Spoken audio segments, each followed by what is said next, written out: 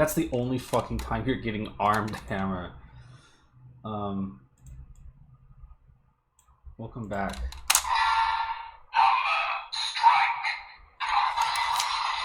Mods beat. Mods draw. Mods. No, draw her telling me that everything's gonna be okay. Alright. Armed hammer. Hi Nova. Mods, draw her using armed hammer. What's your favorite armed? Stop it. Mwah. You don't get to, that's two. Jay's not here. You don't get to do that. Armed hammer. Alright, stop it. Hey! Come on.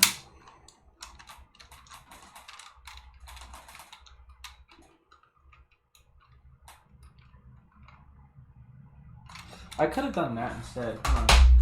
I could be gloomy. Hold on. Shut up! What Corey's not even on screen.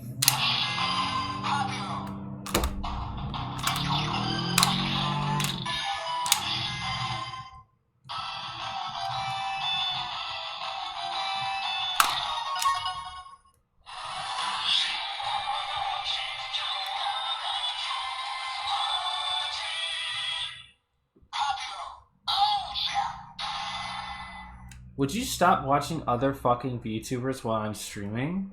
What's your fucking problem, man? Yes, we're gonna watch this video. Fuck you guys. The horrifying genius of System Shock. 1 year ago, 2 fucking hours and 40 minutes.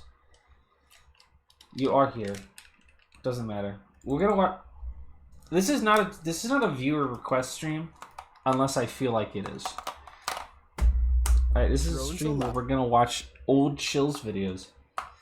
Will you shut the fuck up? I know he is. And I hate that his title is like, it's finally here. Luke from Street. It's finally here. Bitch ass, the game came out a week and a half ago, you dumb twink. It's just, I don't actually really like them. I'm sorry, I didn't mean that. Am I gonna play the new System Shock? Yes. Eventually I will. I don't have any money right now, so I can't afford to buy the game. But when I do have some money, I will buy it, and we'll stream it. Probably, I'm thinking, like, probably, I'll at least play it. Like, we'll probably stream some of it at the very least. But I literally don't have any money right now, so I can't buy it. I spent all my money on other stuff, you know, pornography, OnlyFans, stuff like that. Us to explore areas that we would otherwise never dare step foot in, and as they fly through, we've all seen Chills before, right? Everybody knows what Chills looks like. I mean, who Chills is. Everybody knows that we've literally watched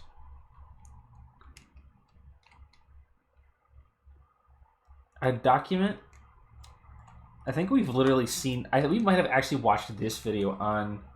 Oh, I've heard Chills rap. Believe me, I used to be a religious Chills viewer back in the day.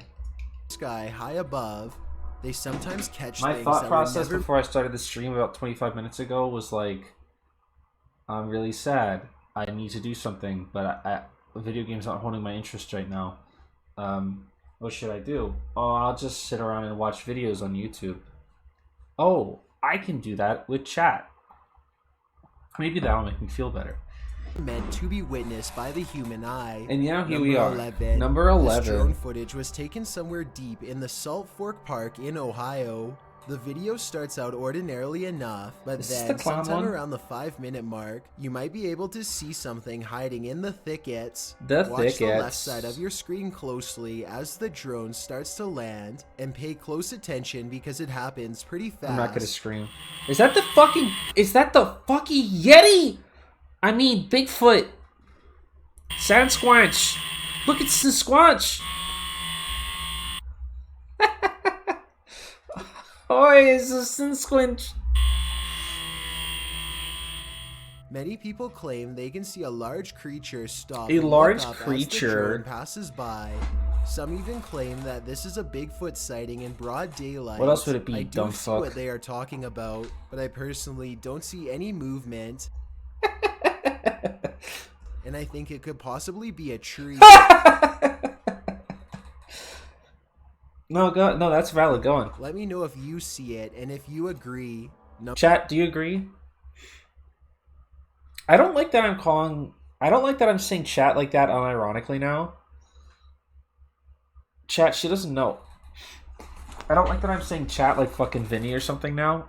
I don't know what to feel about that. Number 10. When a freak thunderstorm sets this large hayfield on fire in Weld County, Colorado, a brave farmer named Eric Howard hops into his tractor and heads straight for the action. He has a wild plan that's about to greatly help firefighters contain the 30-acre... A package is just shipped. Oh, sweet. I can't say what that is. Blaze if it all goes well. Why is it being shipped at like 8:30 on a Saturday, man?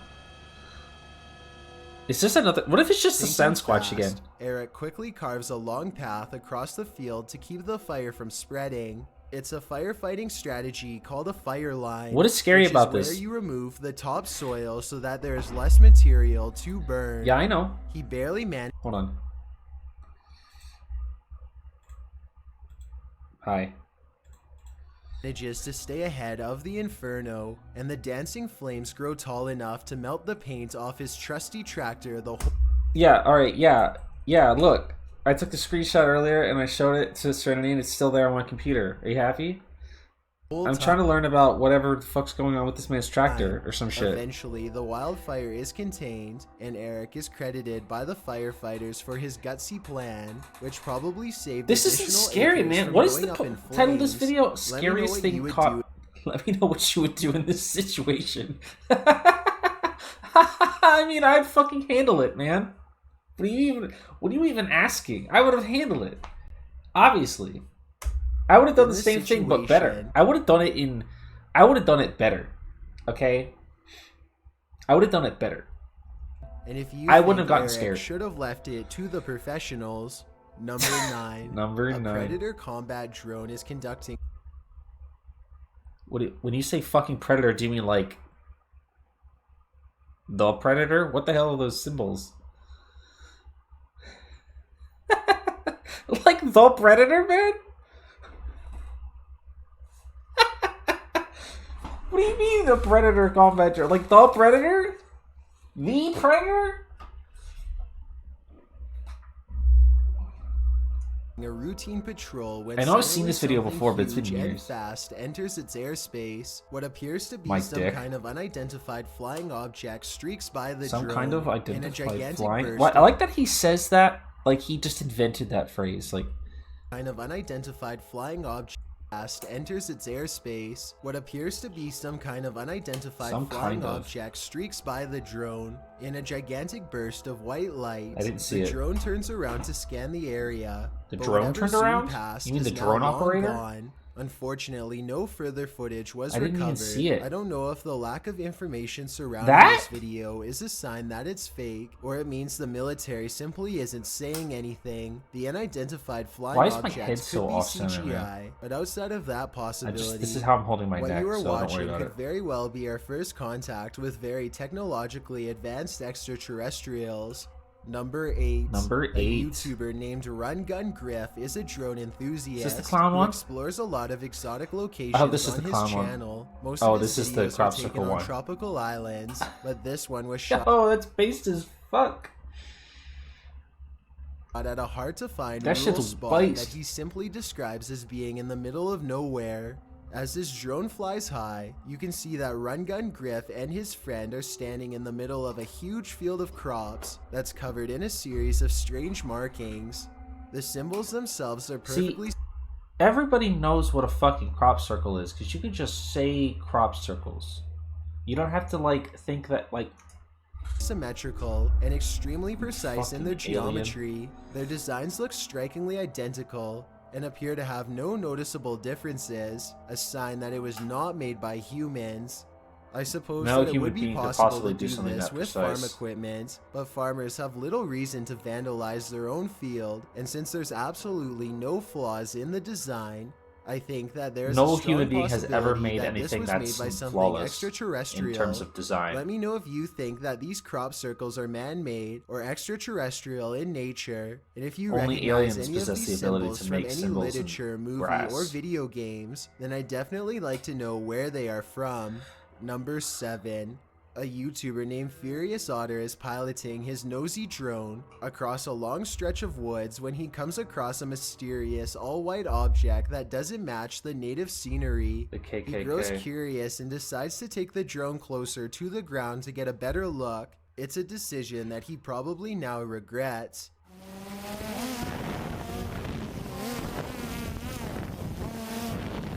It's the Yeti. It's an It alien doesn't look like much at first, spacecraft. but the situation becomes much more clear after he zooms in. Oh my god, it's some kind of thing. A witch-like figure appears to crouch low while watching the drone from the tree line. Hi, Jackie, it is. I can't tell if they are waving at them or brushing something out of Pretty their sure hair, I saw that thing in but Bloodborne either one way, time. this strange hermit just shouldn't be out here this deep in the woods. Why not? This video is terrifying if it's real, but a couple of things make me it's question some weird its authenticity. dude. I know drones can get a lot closer than that, so why didn't he try to get closer to see if they needed help instead of immediately flying away?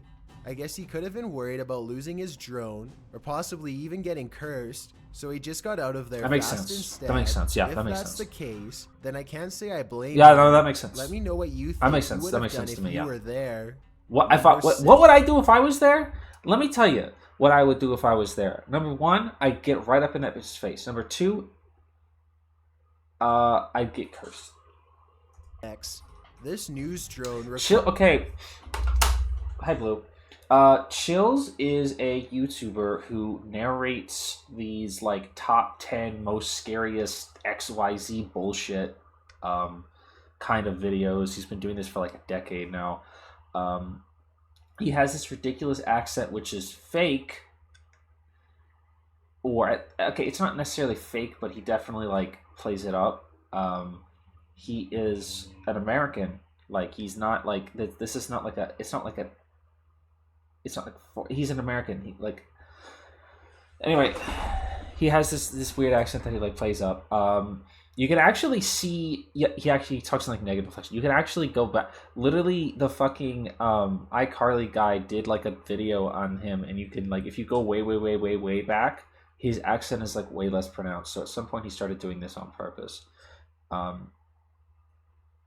He makes these videos, and the thing that he does with these videos is that he will show something that is so obviously fake or just like nothing at all, and he will most of the time not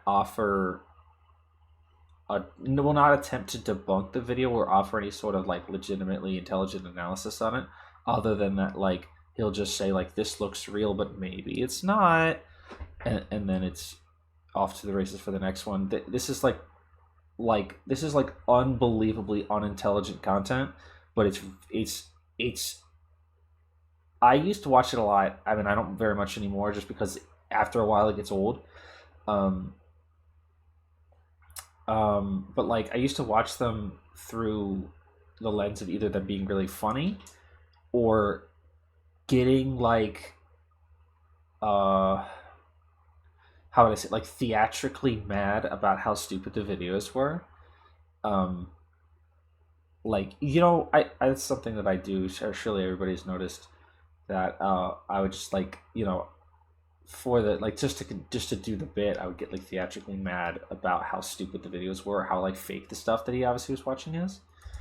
That was my source of enjoyment from these videos. That rocked a residential district in Westminster, Colorado. Why had like 4 of these videos in Colorado, man? You were looking at like the nostalgia critic. That's right, Serenity. As previously discussed in one of the many weeks of podcasts, that is where I learned that fucking bit from, and I still continue it to this day because it is ingrained in my brain when I was like 13.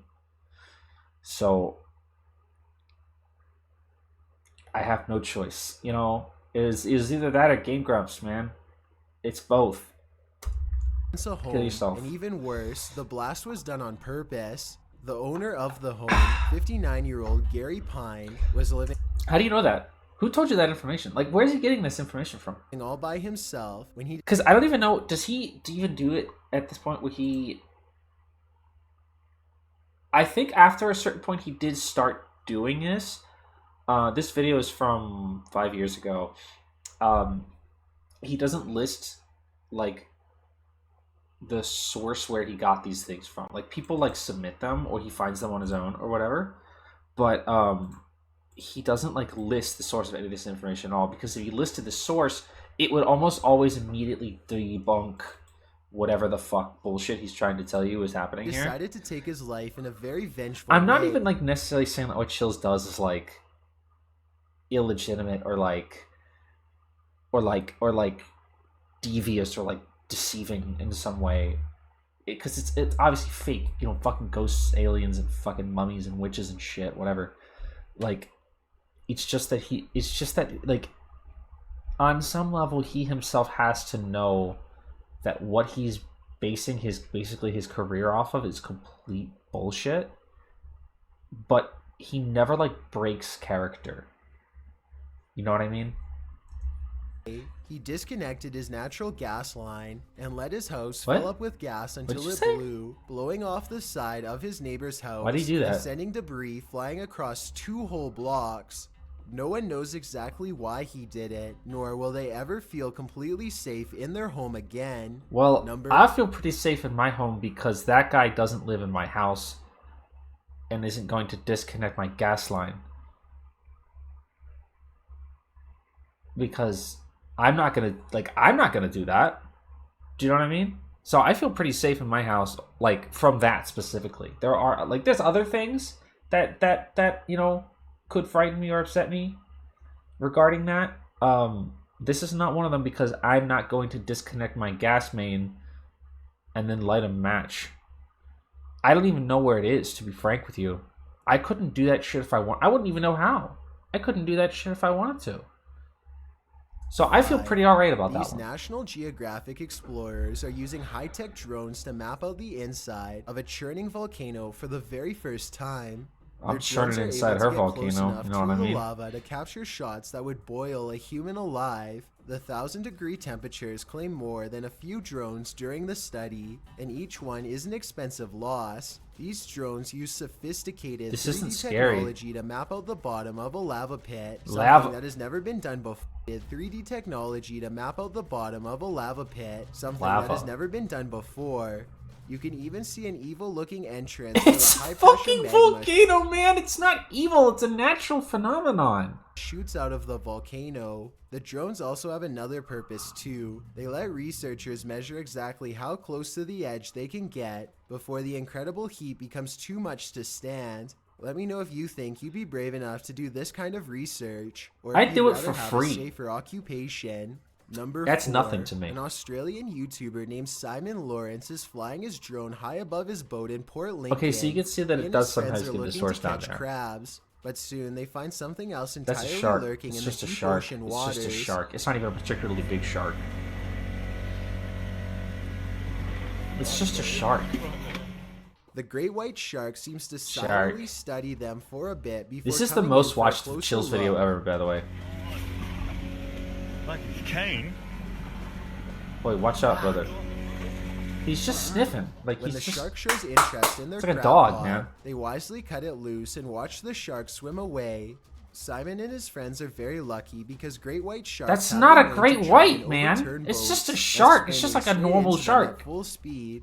Number 3. No, they aren't. This drone video was taken in late 2016. This is it. This is it. This is it. This is it. This is the one I wanted to see. Golden Hour is a YouTuber who is apparently just trying to get some aerial shots of his small town. Apparently, right? I love the logic here. Okay, like this one, I'm gonna like piece by piece this one. Okay. This drone video was taken in late 2016. Golden Hour is a YouTuber who is apparently just trying to get some aerial shots of his small town. Why would you do that?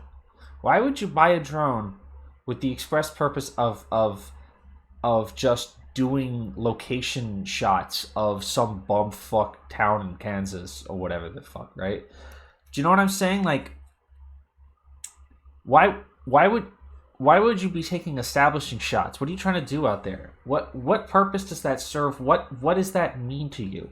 Why do you think that's what he's trying to do? Because you have to operate on the assumption that all of these videos are taken in good faith and not faked at all. When he stumbles upon something that definitely doesn't belong in a cornfield. I would argue that it literally does. I would argue that there are a few places, well, I mean some, but it's in the top 10 places of where scary clowns should be in a cornfield. You used to do the Chill's voice. It kind of looks like an ordinary scarecrow at first. It kind of does. Then you can see it's a clown in a bright orange outfit with equally colorful hair. The strange and unfriendly clown glares at the drone before sprinting away at full speed. It makes its way into the mouth of the forest shortly, and the drone takes off back to safety. I have questions about this video that are similar to number 7. If this video is real, then once again I don't understand why the drone operator didn't pursue the clown further to figure out where it came from. I guess the clown could have just been a friend in a costume. But then again, maybe this was one of the many real clowns caught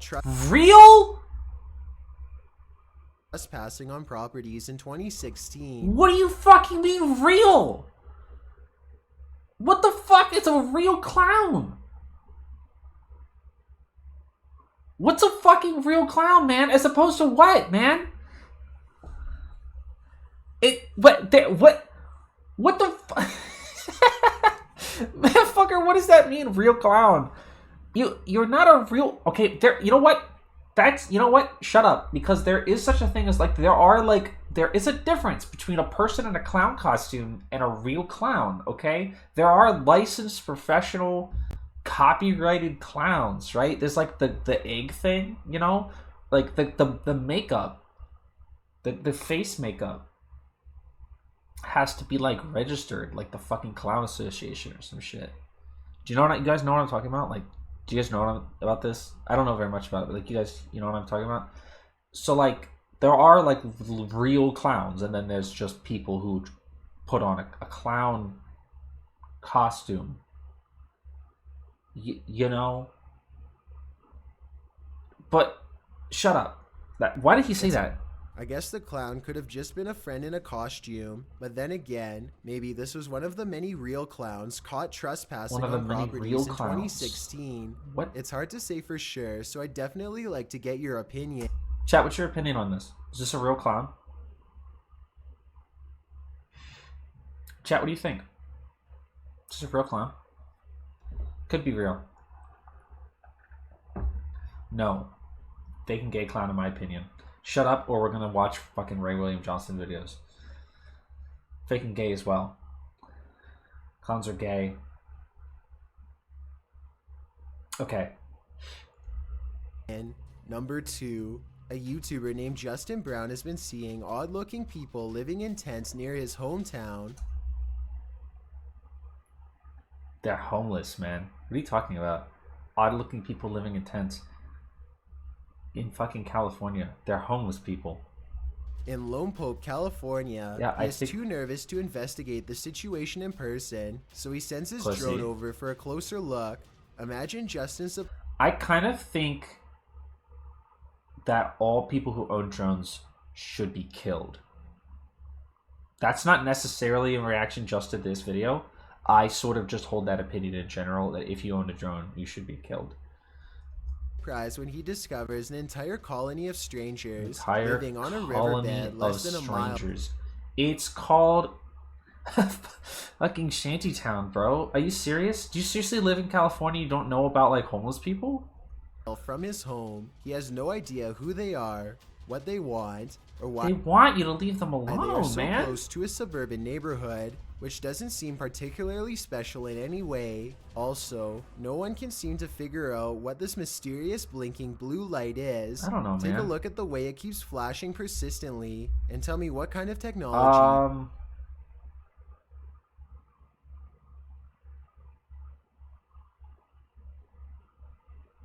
I've seen him. It's just a fire that's showing up weird on the camera. I don't know. I mean, it's some kind of like. It's probably just a fucking reflection or something, man. I think it could be. Maybe together we can figure out. It just looks like a weird reflective, like it looks like some sort of like quality glitch. Get to number 1. My name is Chills. That's what he looks like. If you're enjoying my narration. The wizard is also homeless. About what I look like in real life, then go to my Instagram at DylanIsChillinYT and tap that follow button to find out. I'm currently doing a super poll on my Instagram. What is a super poll? If you believe ghosts are real, then go to my most recent photo and tap the like button. If you don't, DM me saying why. When you're done, come right back to this video to find out the number 1 entry. Also, follow me on Twitter at YTChills because that's where I post video updates. It's a you know where else you post video updates? You fucking moron. On YouTube. Generosity makes you a happier person. So if you're generous enough to hit that subscribe button and the bell beside it, then thank you. This way you'll be notified of the new videos I upload every Thursday and Sunday. Number 1. A YouTuber named Chris Lamb says that he was all alone when he shot this drone footage at Fort McClellan, Alabama, but the video says otherwise. You can clearly see that nobody is in the background at the beginning. Oh, hey, Chris. But when Chris steadies the camera just a moment later, you can see someone standing by the street lamp. Where? There's not enough time for anyone to walk out from behind a building. Yeah, there sure is. Here they are. Oh, fuck. It's just some guy, man. Did you see how they seem to suddenly disappear in plain sight? No. I don't see any editing cuts, so I have absolutely no idea how this dark...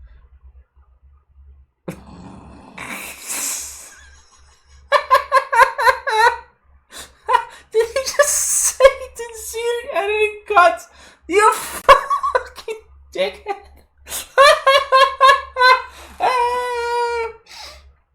You fucking shithead. Come on, man. Oh, fuck, that's good. Ah, fuck, that's funny. Silhouette. Are you... Alright, chat, tell me if you see a cut here. I don't see any editing cuts, so I have absolutely no idea how this dark silhouette... Did you guys see it? Check it out. It's kind of hard to see. Also, so, alright, it happens like really fast. Like, you might have to like... I'm gonna they seem to suddenly disappear in plain sight. I don't see any editing cuts. So okay, here, it's like right here. Okay, it's like right there. Did you see it?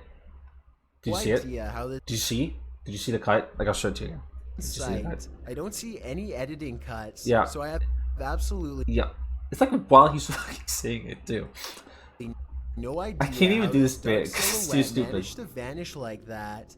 Look again, and you can definitely see them dematerialize. What are you talking about? There's nothing wide enough for them to hide behind.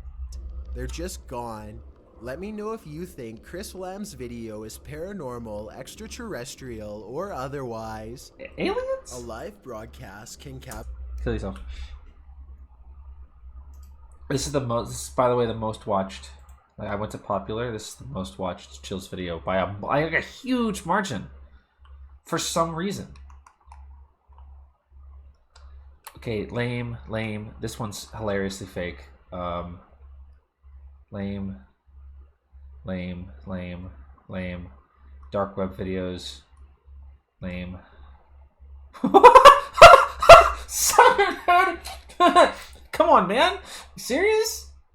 Siren Head? Are you serious? What is this? I'm not clicking on this. It's stupid.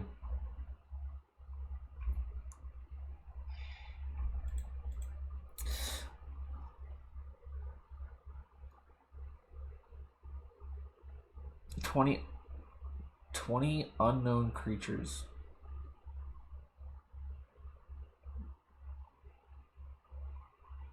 This one of his music videos.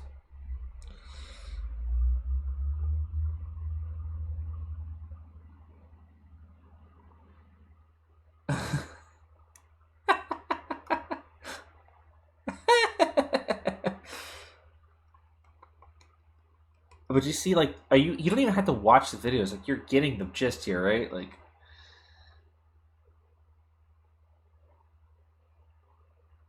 15 creepy humanoids caught on tape. Some of the creatures on this list have been well identified for years, while others remain a mystery. Try to imagine how you would react if somehow you found yourself face to face with each of these That's just giants. an alligator. Or better yet, how would you survive? Chills. Chills. Shut up. Number Are you 10, serious? Lewis checks the mail. Luis Camacho is getting his mail one sunny day with his camera out, as you do. He stops and looks around. Top 5 goblin sightings in real life. Oh man, I don't know what to tell you, bro.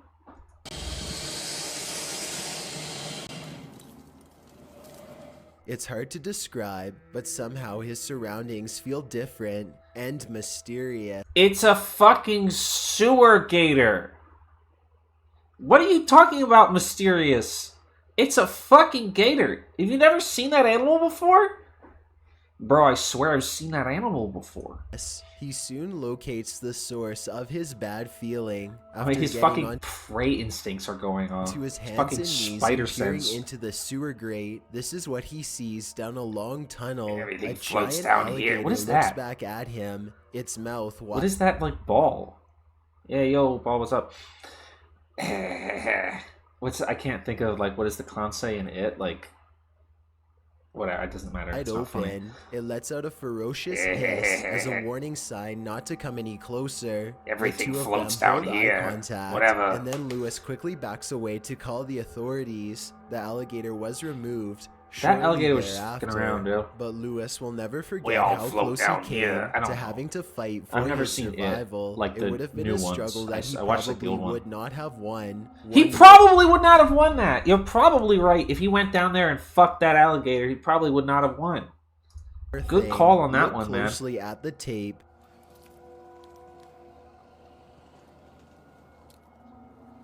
Really? It's a bad film? Like the new ones? I thought everybody liked the new It, like the new ones. Oh, I thought everybody liked the first one. I thought the second, I think I heard the second one was kind of mid. But I thought everybody liked It Part 1. Yeah, I did notice the ball. Do they hiss like that? That sounds like it's edited. And you'll see a small green ball resting by the alligator. I can't help but wonder if, moments before this I wouldn't know. Why do you guys all know small that? Child or dog went to retrieve the ball. A small child or a dog. And this fucking gator ate him? Just like in one big old bite? Or dog. And saw the same thing that Lewis did. Number 9. Dude, I think even a small child or a dog would have enough sense not to jump in there and fuck with that alligator. Blob. This footage, taken from a British oil rig, looks fairly normal until a massive monster slowly rises from the depths of the sea. That's just a fish, you idiot. That's just a fish, man. That's just a fish, man. It's... Oh, it's a jellyfish. It's a jellyfish, you fucking idiot! It's not fucking John Carpenter's Das Ding, you idiot. Is both mysterious and mesmerizing as it glides across the ocean with a silky stride. I mean, it does look like a thing that's moving around to keep the beast in their sights, unable to believe what they are witnessing. That's definitely a thing. The formless monster hangs around the rig for a while before losing interest in Pretty sure I saw moving this thing in Dead When Space. this video first surfaced, most people thought that it had to be part of a whale, but that theory proved incorrect. What? Scientists said that part of the whale was too nutritious to float around the ocean for very long. What and part? That it would be eaten almost immediately. What are you talking they were about? Eventually able to identify the creature as a giant jellyfish called the Deep Staria. Okay, so it's not even a creature; it's just a jellyfish. The largest gator ever. We already saw a gator. Imagine being on a nature preserve and seeing this scaly monstrosity walk directly What did he in say? your on a nature preserve and seeing this scaly monstrosity walk monstrosity. How do you put a ch in there somehow? It's not a monstrosity, bro. It lives there. That's his home, bro. He fucking lives there. It's not a fucking creature. That's an animal. He lives there. That's his house. Directly in your path, One time? nature preserve, and seeing this scaly monstrosity walk directly in your path. This gator had quite the audience yesterday at Circle B Bar Reserve in Polk County. Kim Joyner is sharing this video with us. Thanks, Kim. Nasty bitch. Like, it's just a guy. Why are y'all just standing there? What happened to the visitors of the Circle B Bar Reserve in Polk County, Florida? Fortunately for them, the alligators seem to be more concerned with finding water than finding food. The largest Florida alligators don't eat people, man. I mean, they do, but it's like the same as sharks. Like, they're not just like man-eating monsters. That the alligator in this video could have been larger. The only problem is that they are too afraid to get an official measurement, and I honestly can't say that I blame them. Okay, animal scientists are not afraid of giant animals. Here's a giant. A YouTuber named Leviathan is on a hiking trip. So, a YouTuber named Leviathan, since we're gonna pronounce it like that, Leviathan, just happened to see a giant thing. When he hears strange noises in the distance, just when he seriously suspects that he's not alone in the woods, you very rarely are alone in the woods. Confirms his suspicions.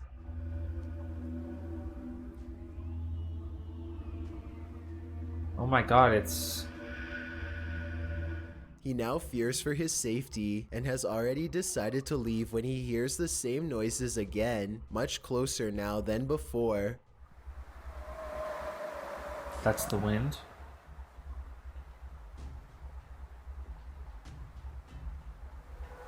That's music. That's the wind, man. The predatory call encourages him to make a quick retreat back to civilization. It's Leviathan predatory? Still has no idea what was making this noise or exactly how large it was. Number 6. The slimy find. These gigantic slimy mollusks.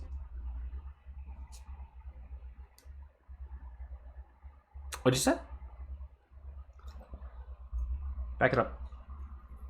One more time. 6. The slimy find. These gigantic slimy mollusks are hunted in the Philippines for their strange shells, which resemble an elephant's tusk. Okay, this is not a creature, it's a mollusk. Scientists have been finding their hollowed out shells for years, but only recently did they get their hands on an actual specimen further study. When they cracked open its shell for a closer look, this is what came slithering out. The 5-foot-long creature flops out of its casing and stinks up the room. It was found in a sulfur-rich mud pool where it had been feasting on putrid bacteria for years. I mean, who knows what else researchers will find at that location. Probably more mollusks. 5. The construction worker discovery. Construction workers in Brazil were performing a demolition job when they came across the flattened remains of a 33-foot anaconda. If you want to get a better feel for how gigantic this snake is, just count how many seconds it takes them to film the reptile's entire body. Not much more information about this story is available, but then again, not much more information is required. This is a gigantic snake that, given the opportunity, would have little problem squeezing your ribs until they cracked and making you its next meal. Well, it's dead, so I don't think it's going to do that. Stalked and eaten. Oh, God. How's he about to say Indonesia? You ever travel to the Indonesian islands? He actually said it right! Look out for these 150-pound human-hunting lizards. The Komodo dragon has a never-ending appetite. The Komodo dragon is not a creature! It's a fucking lizard! Pounds in a single meal. It's just an they animal! Can eat something that's 80% of their own body weight without much of a problem. It's just a fucking animal, man! Eat humans if they become desperate enough for food. Anything will eat anything if it beats anything. They've been known to ambush stray tourists on trails. How did you say that? To ambush stray tourists on trails and have even gone after entire villages. In 2007, for example, an 8-year-old boy was hunted by a Komodo dragon. He did not survive. Other famous incidents include a Komodo dragon who ate the top of a person's foot while they were visiting the Los Angeles Zoo. Number 3. The sky creature. This footage was reportedly taken on a flight somewhere over Zambia. A person is casually recording out their window when a giant humanoid creature starts to materialize in the distance. Oh my god, it's a sky creature. And right alongside them for a moment. It's Ultraman! And twisting away. It's Ultraman. Oh my god. The obvious answer to this is CGI. No. If it's not CGI, however, then what this creature could be is... What if it isn't? Guess. Who knows what it could be, right? The Beijing sighting.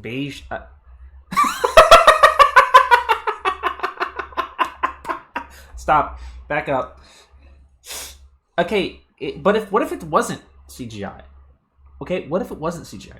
Could be as anyone's guess. He said Beijing a little weird, but he said it Number 2, correct enough. The Beijing sighting. He said it This right. footage supposedly comes from the capital of China, where a massive, slow-moving I creature remember when makes this its happened. way across the polluted city land. You guys remember when this happened, right? Like, you guys remember this? This happened. This happened. This was in 2016 or something. This happened during the presidential election, so everybody was distracted. But this happened.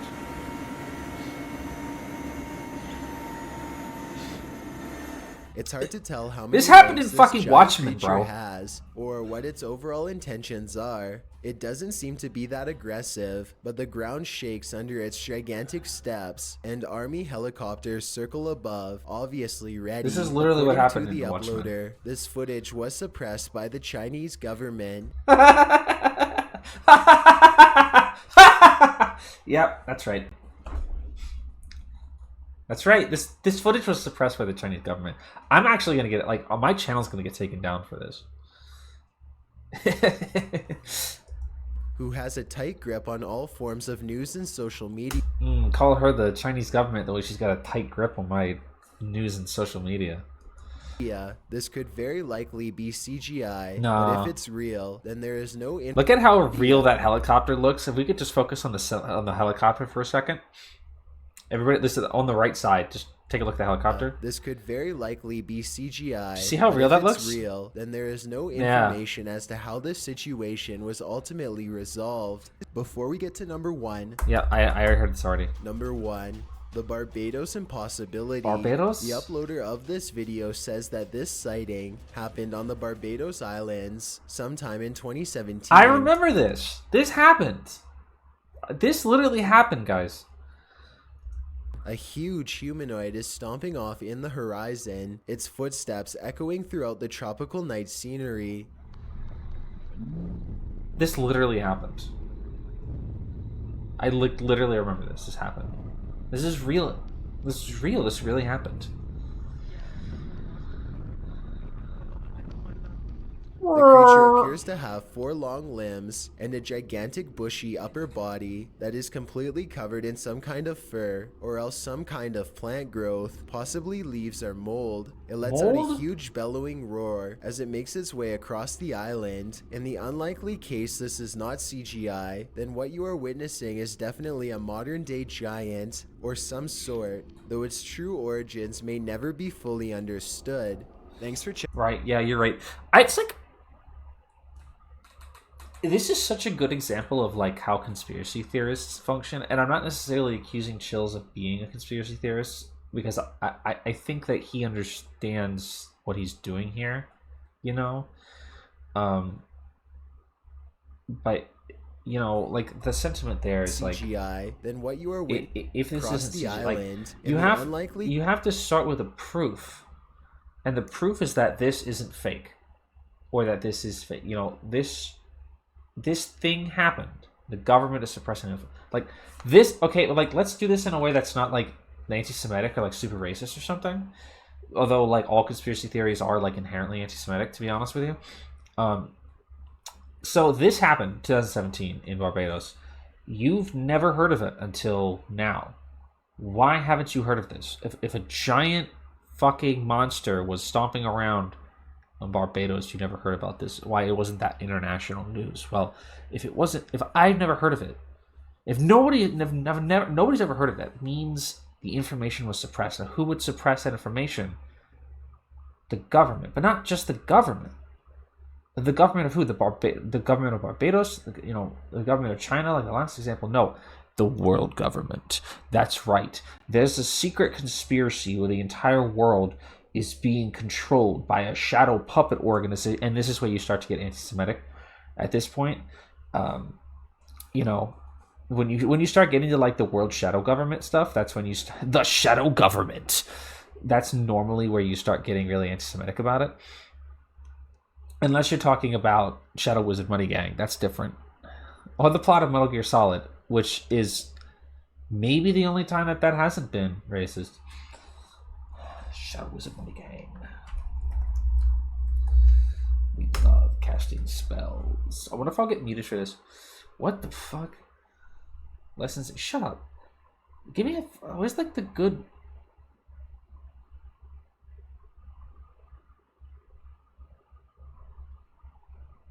Oh, this is stupid. I hate like looking for memes. Where's the one that's like game footage?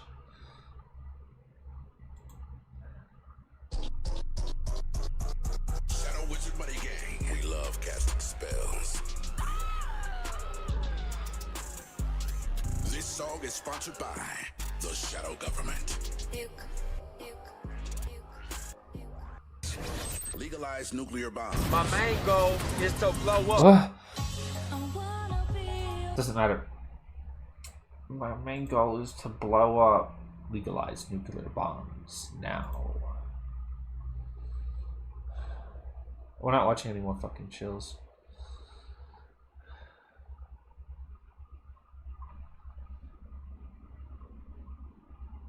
Everybody's posting shit about Mortal Kombat.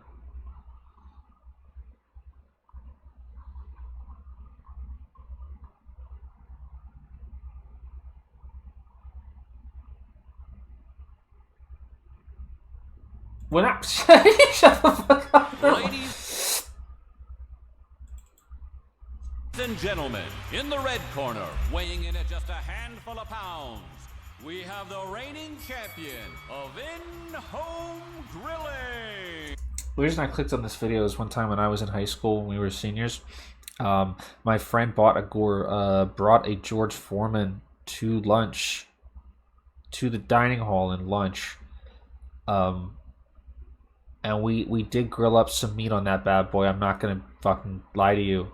We did do that, and they did let us sort of get away with that for some reason.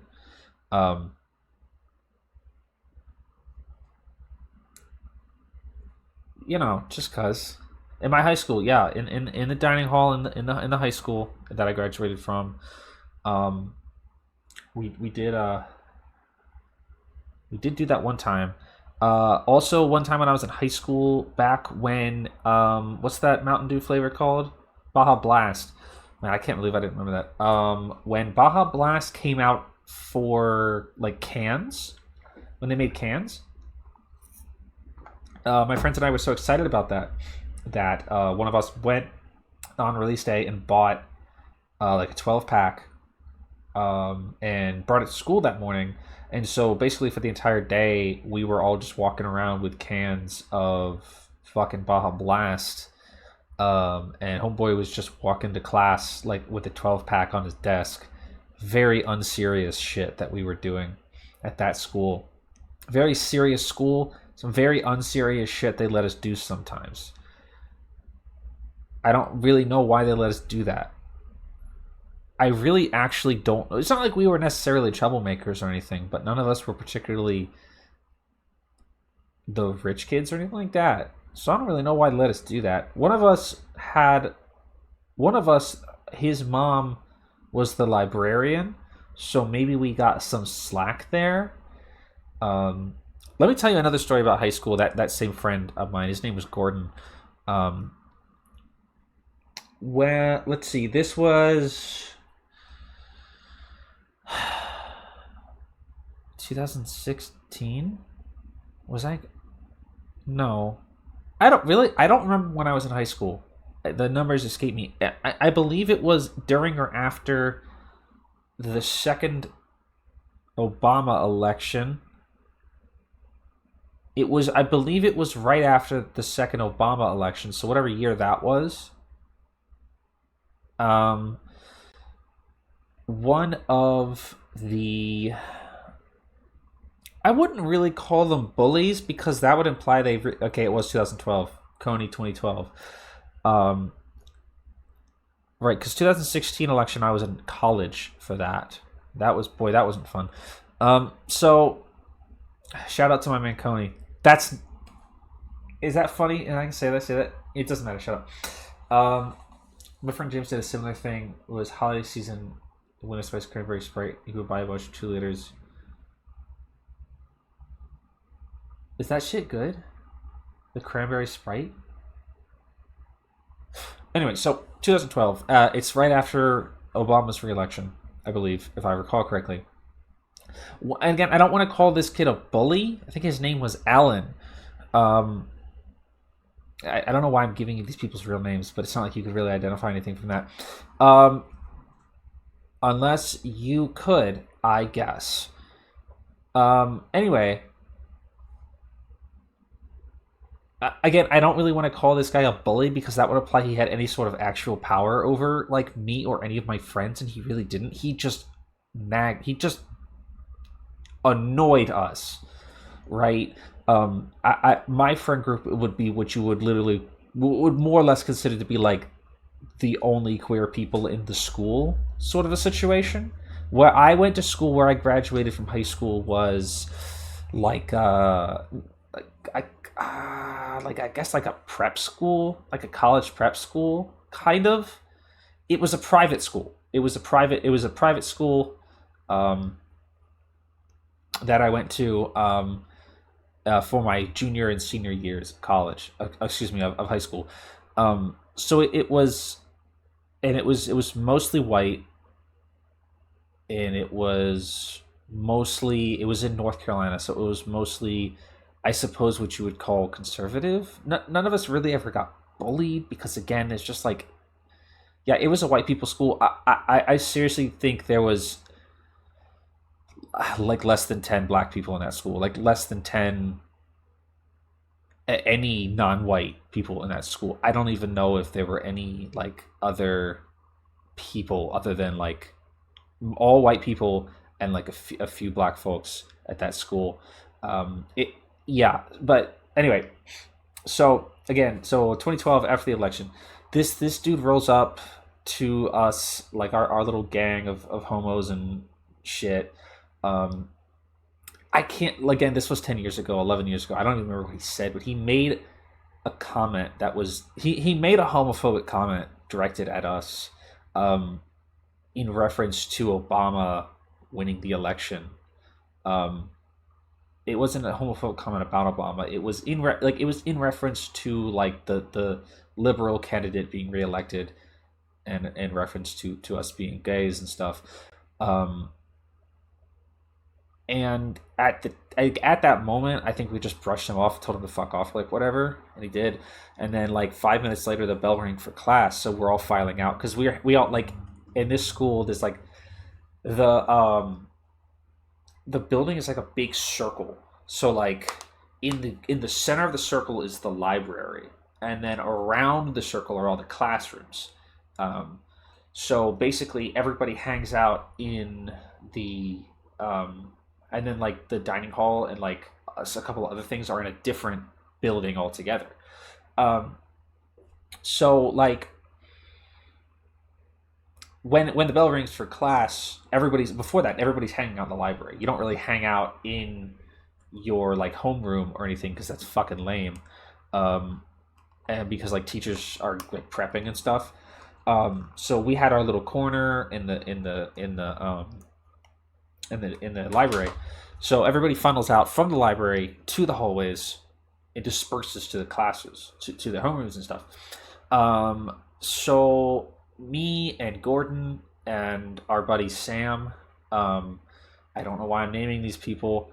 We're doing a normal thing. We're walking, and there's Alan in front of us. I can't tell you, literally none of us were especially bothered by what the man said.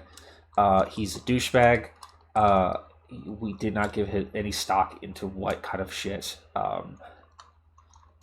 that he was saying or whatever. But my buddy Gordon, the hero, fucking, I guess it just really pissed him off.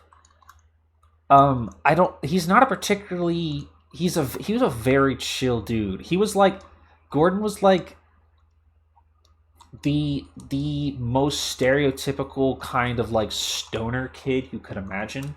He wore those sweaters, like those hoodies. Do you know what I'm talking about? He looked like a stoner. His fucking name was Gordon. He looked like live action Shaggy. Picture that. Okay, that's this kid. He was very tall and everything. But I guess it just upset him. I never really asked him why he did that, to be honest. And basically, homie just like jumped him in the hallway. And I don't mean like he actually beat the shit out of him, although he definitely could have if he wanted to. He just straight up tackled him, man. He basically like sucker punched him in the back of the head and like knocked him to the ground. And it was awesome. It took way too long to get to that punchline, but that's what he did. He didn't say anything to anybody. He just decided to do it and just jumped the motherfucker, knocked his ass down the middle of the hallway. I don't even remember what happened in the moments after that. I do know that in the next day or so, the principal or head, whatever the fuck we call that asshole, he did call us all in to the office and like, you know, ask for an account of what happened. And none of us talked about it beforehand. And I can confidently tell you that every single one of us said that we didn't see shit. I went to that man. I said, I did. I saw it happen. I saw every second of it. Well, I didn't see every. I saw the impact, but I didn't realize it was happening until afterwards. So in the moment, I almost felt like I wasn't lying because I was like, no, I didn't see it happen. I don't know. I didn't see what happened. I did say what Alan said to us. Like, I did make it clear why Gordon would have done that if he did, which I'm not alleging that he did do that, of course. I don't think anybody was really alleging that it didn't happen. I think we were all pretty clear. I'm pretty sure he did admit to it. But I was like, no, I didn't see it. Don't know what happened. None of my business, sir. And I know that me and Sam and like anybody else in our friend group who saw that, they said fucking nothing. He got, I think, 2 or 3 days of suspension. His mother was very proud of him. He did not get in any trouble. He basically just got 2 days off of school for free. What a legend that guy was. That's all I really have to say about that. Something else that I was thinking about. My buddy Sam from high school. A couple of years ago, I realized that people might have thought that we were gay, and now I was gay. And I don't know how many people actually knew that, but I don't think Sam was. I know that Sam wasn't gay. He was like the token straight guy, but he was really cool, so we hung out. But I think that some people might have thought that me and him were gay because Sam was a pretty fashion minded guy. He dressed very nicely. Thanks for coming, Paul. It was nice to see you. Thanks for coming. And so, we would talk about clothing and stuff a lot. He had a very similar affinity for nice jackets like I do. There was a time or two where we would both roll up to school in a nice ass jacket, and he'd be like, "Bro, that's a fire ass jacket," and I'd be like, "Oh, bro, your jacket's fire too." And at one point, he was like, "Dude, let me wear your jacket. Like, I wanna see it. I wanna see what's up with that jacket." And I was like, "That's cool. I'll take your jacket so that you're not just like rolling around with 2 jackets, and also it's cold out." So there was a couple of days there where we were wearing each other's clothing, which I think probably gave many people the impression that we were homosexuals. Which is fucking funny as hell to me. We weren't. I have to tell you for a fact that we were not homosexuals together. It is a little gay. It's pretty gay in retrospect, and I wish that I had thought about it then. I probably wouldn't have said anything because I wouldn't have wanted to like make it weird or anything. But it was a fire ass jacket. One time we switched jackets, he had this nice like white. He had this nice denim jacket that was like white. It was fire. It was fire as fuck. I wish I had one. Like I wish I had that jacket. I should get one. I don't even remember what I was wearing at that point. But it was fire. So, but there definitely were multiple times where people would see us very obviously wearing each other's clothing. I think I would probably assume that we were gay too, because we were hanging out all the time. You know, we were going on lunch. Like we were going on lunch together and stuff. Like when we were seniors, you could leave campus for lunch, and we would go out together for lunch a couple times every so often. And it wasn't just us. Like I would go with other people, and he would go with other people sometimes too. But like a lot of times it was just me and him. We would just swing over to like cookout or whatever. You know, actually, in retrospect, in thinking about it, I don't really know if we were necessarily allowed to leave campus for lunch. We did. I don't know if a teacher had saw us do it, if we would have gotten in trouble for that. I don't really, you know, the thing about that school is that they were pretty light on punishment. I don't really recall that school having any sort of a concept of like detention, you know, academic probation and shit like that. I mean, obviously, like I just said, Gordon and Alan both got like a 2 or 3 day suspension for fighting, basically.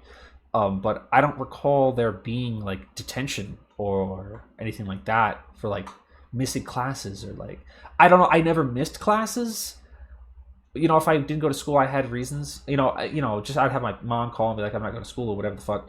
I did skip a class one time in high school. And that school's the only time I ever skipped class in high school because I was a nerd. When I was when we were doing exams, my physics teacher had like a study period, and I was like, I don't have to go to that, man. I'm good. And so I just didn't go, and nothing ever came of it. I skipped class a lot in college. That's a totally different story. I think the reason I didn't fuck around that much in high school is because I've said this a couple times. My first 2 years of high school were at a boarding school in Tennessee. And when I say boarding school here, what I mean is that you can think about it like college for teenagers. I lived in a dorm on campus, away from my parents. You know, I had a roommate, all that kind of shit. It was like college for babies, you know. And they were hella strict about punishments and stuff there. I got detention like 2, 3, 4 times probably. As a boarding student, it was really easy to get punished for things. Day students, those stupid bastards, had it way easier than us because they didn't have curfews and check-ins and shit like that. For us as boarding students, there was on Monday through Friday weekdays. Actually, I think it was just Monday through Thursday. I don't think Friday nights they made us do this. Monday, Tuesday, Wednesday, Thursday. Maybe it was on Sunday nights too. You know, it doesn't remember. It was 10 years ago, 20 years ago, 30 years ago. We had a mandatory 7 p.m. check-in where it's like study hour. It was for like an hour, or maybe it was for 2 hours. So you had to report to your dorm head. You had to be head counted that you were there. You had to give up your phone. Oh, thanks for coming, David. Appreciate you coming by. You had to give up your phone, like put it in the cubby and everything like that, so you couldn't be on that phone. And you had to be in your dorm room studying for those 2 hours. They would occasionally check on you, but they usually really didn't. If you were a problem student like me, sometimes you had to go to like the special study rooms. It was me and a couple other guys at one or two points during my academic career at that school that we wouldn't be allowed to study in our own rooms. We had to go to like a vacant room and study in there. I don't really remember what the point of that was. I don't know. I don't remember. You could ask for permission to go to the library, and at that point, I think you were... No, I don't think you still were not allowed to have your phone on you, but the library was a little less supervised, so sometimes kids would do that and screw around in the library. I used to screw around in the library a lot. I was a very bad student in those years at that school. I was so not ready for the freedom. Even with all the restrictions and stuff in place, I was so not prepared for that. I also stopped taking my ADHD medication at the time because it was stifling me, like mentally, for lots of reasons. And because I wasn't living with my parents, I could get away with not taking it, and I flunked out of that school basically, which is why I went to a different school my last 2 years. But aside from the weekday thing, so if you miss check-in, you get a demerit.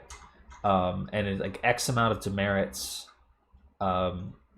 equal a detention, and it takes like 2 weeks for the timer to reset on those.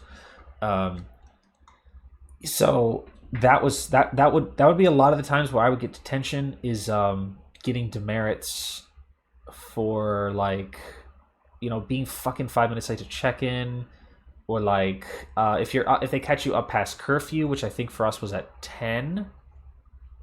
If they catch you up past curfew, you get a demerit. I got caught that a couple of times. On weekends, on Saturday, so like on Fridays, you had to be in the dorm.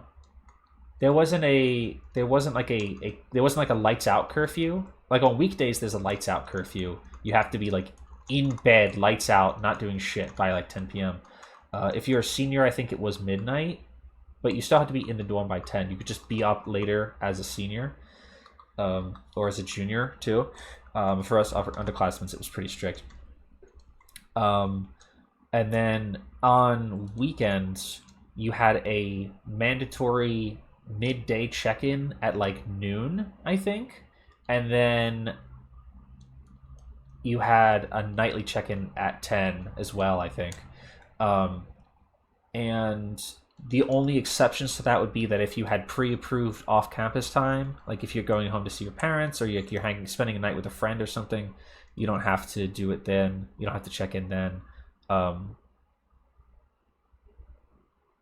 But see, the thing that sucks is that it's really easy to remember to go back to your dorm and check in at noon or whatever o'clock it was, if you're outside of the dorm. But if you're in the dorm, just like sitting in your room, like fucking goofing off playing video games or something, it is so fucking easy to miss that. And that's how I got detention a lot of times, was because I would just be in my dorm not paying attention to passing of time, and then I would realize that I'm 5 minutes late to check in, and then I'd get detention from that. They were so strict about that shit.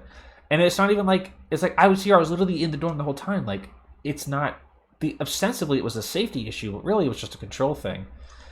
And then you would also get the way that day students could get demerits is if they were late to class. We would also get those demerits too. If you're late to class, if you skip class, if you miss class, unexcused, you would get demerits for that.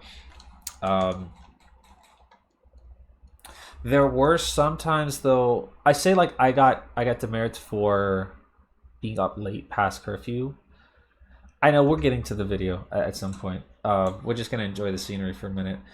There was sometimes where we were up 2, 3, 4 hours past curfew, goofing the fuck off in the dorm. We didn't leave the dorm because, oh Christ, I couldn't even imagine how fucking much trouble we would be in if we got caught outside the dorm after hours. Like late at night. I couldn't even imagine. They would fucking kill us, man.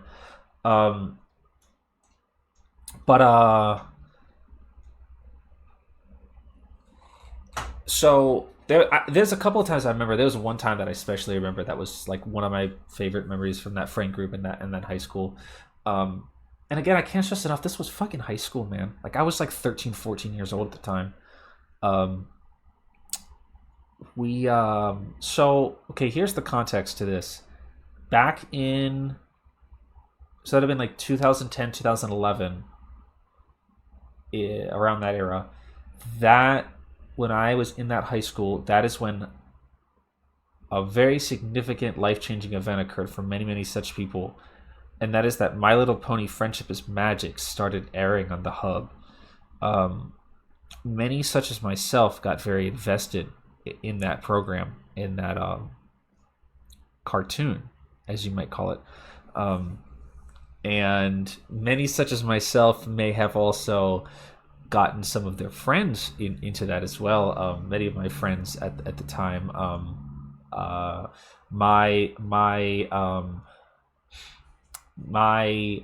in my second year of that school, when I was a sophomore, my best friend was a freshman. His name was Seneca. He and I would watch My Little Pony New every week when it would come out on Saturday mornings. That would have been around the time that season 3 was airing, or season 2. I don't remember. That really part doesn't particularly matter. Anyway, due to those factors, a lot of our free time was also spent watching videos on YouTube. Not just My Little Pony like episodes, but like, you know, memes, content creators, shit like that, right? I'm pretty sure it was season 2 at that point, because I'm pretty sure when season 3 kicked around, I had gotten kicked out of that school already. Because I think I watched season 3 at home, live on the Hub, in the television in my house. Yes, we did have unblocked YouTube, thank God. I watched season 3 actually on the air. For season 2, when we were at the dorm, we didn't have TV. So we would just have to wait for somebody to upload it to YouTube in a decent quality, and then watch a re-upload of it there. You know, on like Equestria Daily and like that. Anyway, there was this group of guys back in like Pony YouTube back in the days. I don't remember what they were called or what their main gig was. But part of what they did was like they did like live reactions to like old My Little Pony content, like the old movies, and like this is where my love of the My Little Pony Christmas Minty special comes from. They did like a live reaction viewing to that, and they put it on YouTube, and I thought it was really funny. That is sort of partly where my love for that movie comes from. The other part of that comes from the fact that my sister had the CD for all the songs when we were kids, so I just sort of in my head. Anyway, those guys did a Let's Play, because Let's Plays were popular back then too. They did a Let's Play of Oregon Trail. We're getting back to the point here. And it was fucking funny as hell. And I loved their video on that. And so I got my friends to start playing Oregon Trail with me also. Just like the fucking Flash version on browser. And we would play Oregon Trail, and for some reason it was obscenely funny to us. Which was good. I'm glad that like the funniness of that carried over from those guys having fun to us also being having fun. But there was a one time where we were all gathered up on my friend's computer, me, Seneca, another freshman friend of ours, and his roommate who was also part of our group, just posted up in his room at like 12:30, 1 o'clock in the morning, man, playing fucking Oregon Trail and laughing our asses off, trying not to be too loud for any of the dorm heads to hear us. And we never got caught on that. We were like up so far past curfew.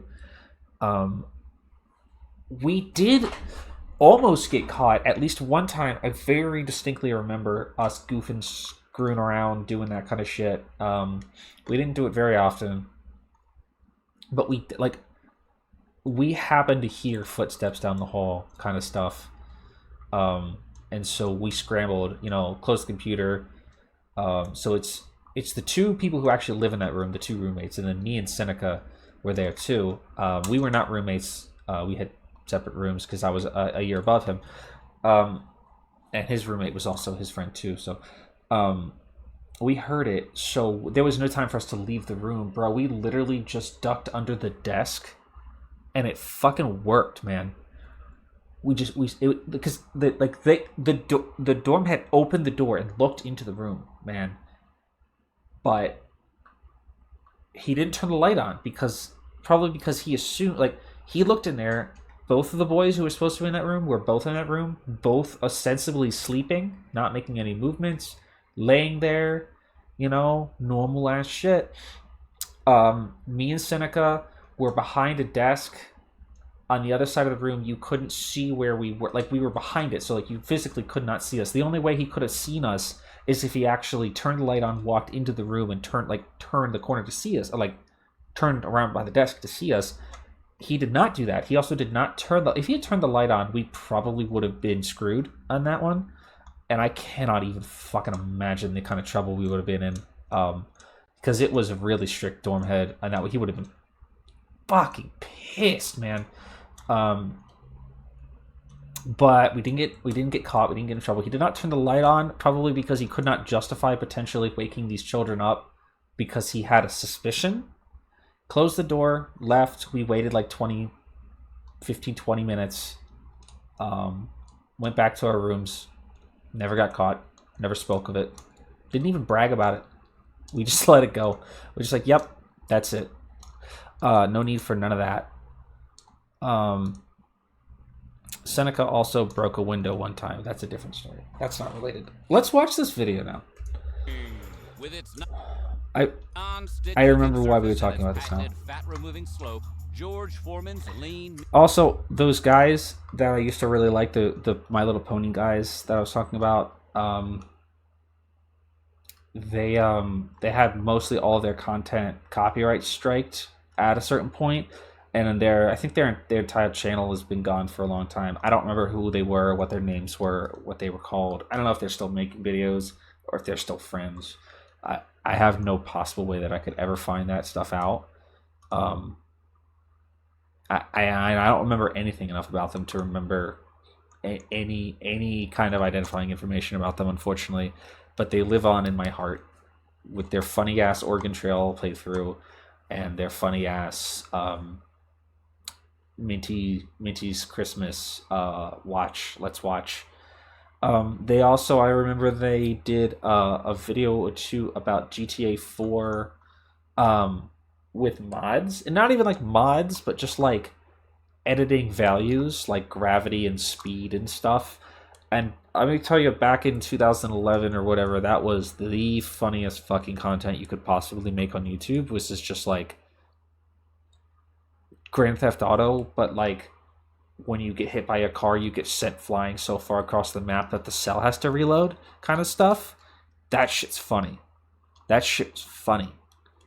Carmageddon type shit. Exactly. It was Carmageddon type shit. That might have literally been what they were doing, but it was that kind of shit. That shit is eternally funny. They did that too. That did not make me love GTA 4 though. I still hate playing GTA. Fat-reducing grilling machine is more man, that was a lot of talking than the heavyweight boxing champ himself. But how did this dream matchup of celebrity spokesman and quality indoor meat cooker come to be? Today, we're stepping into the ring with a heavyweight history of the. Oh yeah, my redeems. I will drinks. And I'll stretch too. Thank you. The George Foreman grill. Does anybody actually own one of these? But before we ring that bell, be sure to subscribe to the Weird History Food channel and let us know in the Pabs does. What other celebrity kitchenware you would like to hear about. Pabs, whip that thing out right now. Touch gloves and get ready for a good, clean fight. Mostly clean. Those grease trays could get pretty messy. This bitch did. On January 10th of 1949, a champion was born in Marshall, Texas. His name? George Edward Foreman. Put Pabs on that Destiny, thing. Indoor grilling. Oh, and boxing, but mostly the grilling. But before he could hope to one day lend his name to a portable appliance, he had to work his way up. Hey, stupid question. Is George Foreman still alive? Is George Foreman did he die? Is he still alive? I know about his boxing career, but I know, oh, he is still alive. Great. Good, okay, good. George grew up and went to school in Houston's 5th Ward district. Known by some as the Bloody Fifth, the 5th Ward was a rough place to be a kid. And young George apparently didn't make life any easier for his community. By his own admission, he had a penchant for bullying other children. And by the 9th grade, he dropped out of school entirely and instead opted to work with... Okay. Now, your dad is not wrong necessarily. Your dad is a Texan, so that does color his opinion somewhat. But your dad is not wrong.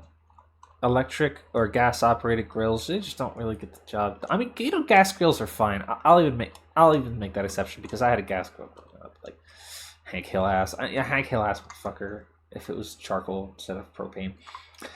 You know, my dad bought a smoker when I was a teenager, and man, we love that shit. It's all we use now, man. Local street gangs, because there's not a lot of money in algebra tests. The victimization of his former classmates. Now, panini, that's different. He needed for a life of crime. A panini that's a different 15, beast. George was making his money as a mugger.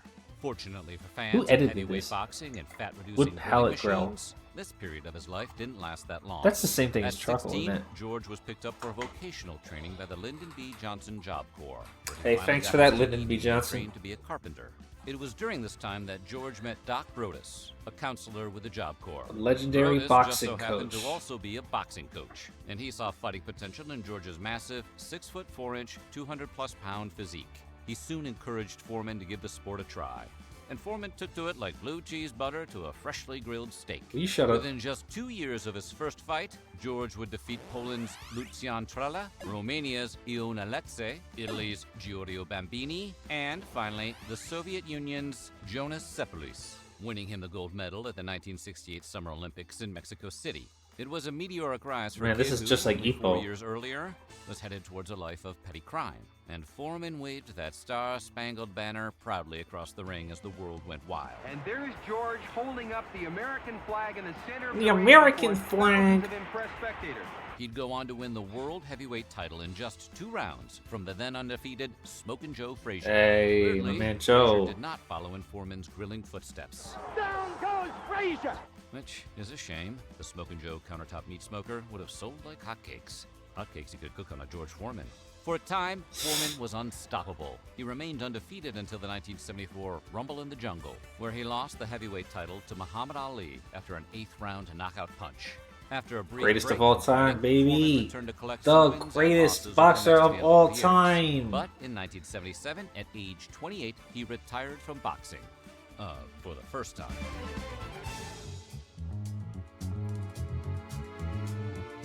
George had a religious awakening after nearly dying of heat stroke during one of his final matches. He became a born-again Christian and, in 1978, began preaching as an ordained minister in his hometown of Houston. In 1980, Foreman even founded his own church, called the Church of the Lord Jesus Christ. Ex-heavyweight boxing champion world. Jesus Christ mean everything. He soon opened the George Foreman Youth and Community Center, a place he hoped would help kids in poverty, just as he had been helped by the Job Corps years prior. But by the mid-1980s, George was running out of money and was facing the potential closure of his youth center. Evangelical preaching is generally more lucrative than boxing, but not when you're George Foreman.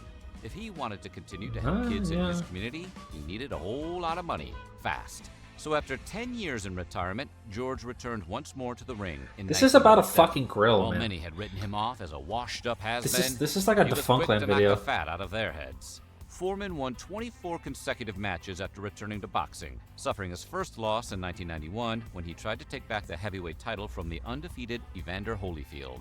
Hey, we get it. We couldn't even beat Holyfield in the Sega game. In 1994, though, George would get another shot. Oof. He entered the ring with Michael Moorer, the decorated heavyweight champion boxer, and not a Pokemon evolution of the guy who made Bowling for Columbine. And at the age of 45, George became the oldest boxer ever to win the world heavyweight title. At last, in 1997, George retired from the ring for good, leaving his final match with a record of 76-5. God damn. So, where the heck do indoor grills fit into all of this?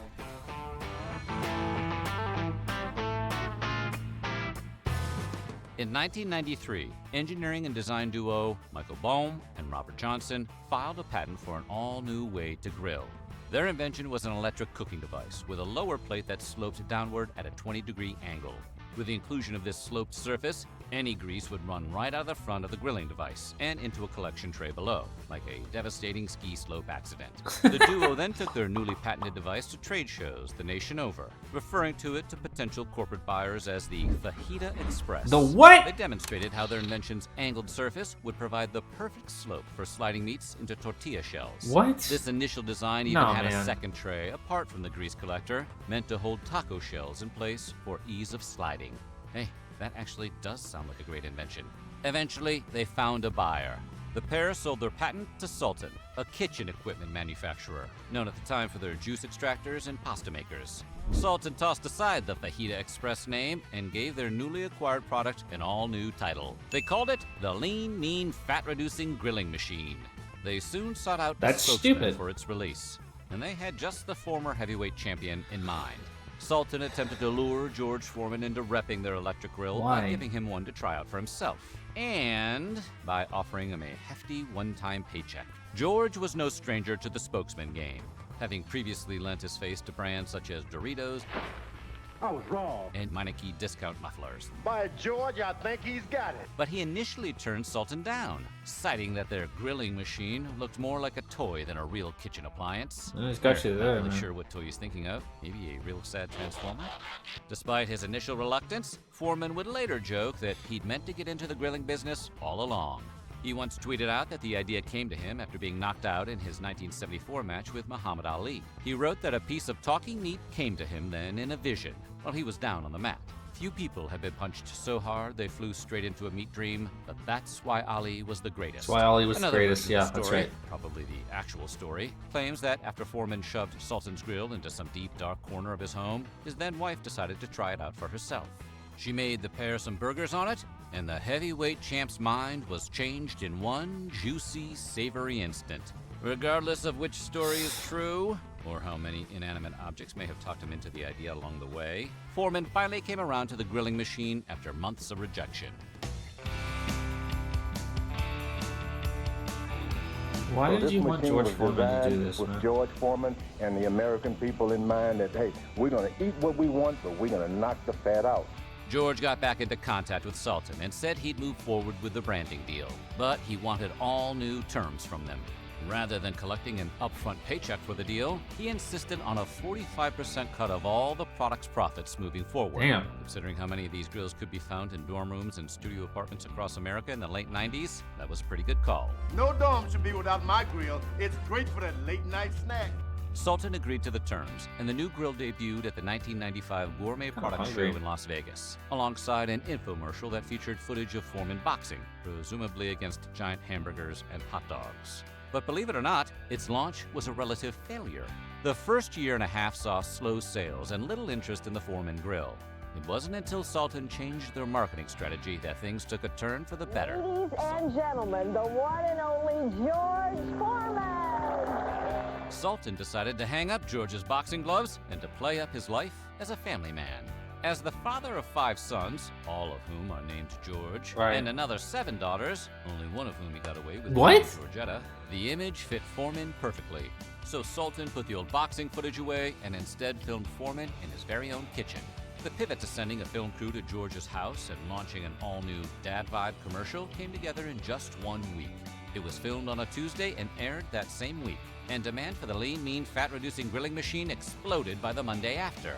Sultan began to sell their grill by the millions. So if you like your food lean, mean, and tasty, don't forget to pick up one. In 1996, they sold $5 million worth of grills. By 1999, that number had risen to $160 million. The runoff from that many grease traps could fill a swimming pool, which is presumably another vision George had while lying on the mat. They began producing different types of George Foreman grills for different markets worldwide, and they even partnered Foreman up with Jackie Chan to try to sell the product in Asia. Meanwhile, Foreman, thanks to his insistence on receiving 45% of all profits, was raking in millions of dollars each month. While he'd gotten back into boxing in order to raise money for his youth center, these cool indoor grilling paychecks gave him a way back out of the ring and into a permanent retirement. But Sultan was worried that Foreman would take his newfound fortune and ride off into the sunset, with dollar bills trailing behind him like confetti. They wanted to rearrange their deal with him to ensure that they could use his name in perpetuity. So in 1999, Sultan bought Foreman out for $137.5 million, more than he ever made as a world champion boxer, and the champ parted ways with the company for good. Okay, fair enough, I guess. George opened up the Foreman Ranch in 1976, a 300-acre property in his birthplace of Marshall, Texas. And he continues to run the ranch to this day. The ranch has Icelandic stallions, Arabian horses, goats, cows, llamas, and even ostriches. Yeah. And Foreman loves his horses like his namesake grill loves a panini. Apart from the ranch, he also continues to minister at the Church of the Lord Jesus Christ. And his Houston Youth Center is bigger and better than ever before. As for the George Foreman Grill, while George Foreman was inducted into the Boxing Hall of Fame in 2002, his grilling machine would receive its highest honor in 2011 when the Smithsonian put its 1995 model on display in the National Museum of American History. By then, the Foreman Grill had become commonplace in households the nation over. Even with a brief hiccup in 2002, when Sultan was successfully sued for price fixing and had to pay out $8.2 million, the grill's popularity remained steady into the new millennium. It even inspired the central joke for an entire episode of The Office, where Michael accidentally steps onto his Foreman grill and grills his own foot. I burned my foot very badly on my Foreman grill. You burned your foot on a Foreman grill. When you're Don't a look at reference the on a camera, Netflix sitcom, asshole. that's when you know you've made it. Rival grills soon started to pop up left and right. One of these was the Real Deal Grill, a grill sponsored by Foreman's former opponent, Evander Holyfield, which hit markets in 2007. Really? While Holyfield may have beaten Foreman in the ring, it seems that Foreman finally beat him back in the appliance wars. But the Foreman Grill, by 2010, Sultan had sold over 100 million units worldwide. Not gonna lie to you. They're still being sold to this day. They now have over 20 different types of grills in their lineup, including basic grills, smokeless grills, and indoor-outdoor grills. And they've even started selling air fryers and quesadilla makers too, which ironically was what the George Foreman started out as. So while the Foreman Grill today may not be as talked about as it was only a decade ago, it's not down for the count. As long as hungry 20-somethings need a way to grill frozen meat in the privacy of their own bedrooms, the George Foreman will remain undefeated. It's a knockout. Dinner's ready, George. So what do you think? Have you ever cooked That's crazy. You know, when I was in college, they wouldn't let us have that shit. They had a ban inside dorm rooms for any kind of, like, cooking appliance. Like, they banned rice cookers very specifically. I don't know why. Hungry now.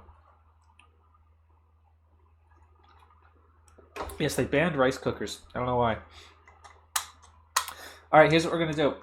Alright, we're going to take 5 minutes because I'm going to go find something to eat, and then we're going to watch another video or something. I'm hungry now. I'll be right back.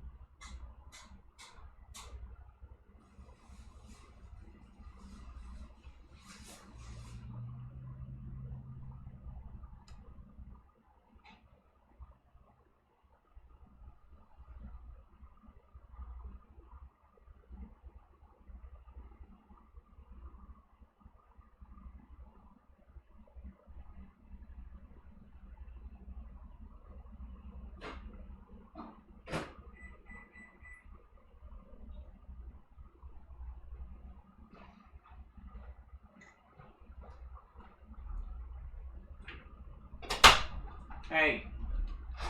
What are you guys doing? I couldn't really find exactly kind of something I was looking for, so I just made some noodles, but I have to wait for them to heat up now.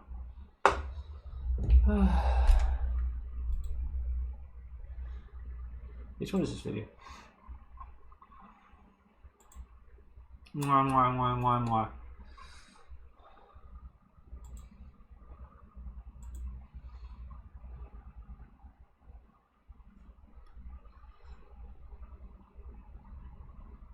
Delicious history of I've seen some. I've seen most of these videos. I'm gonna be straight with you.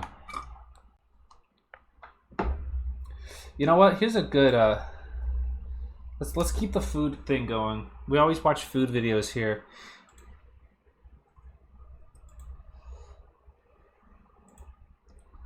This is inevitable.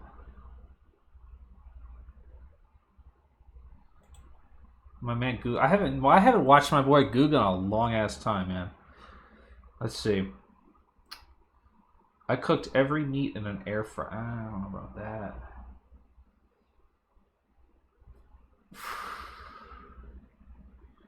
Deep fried Wagyu steak.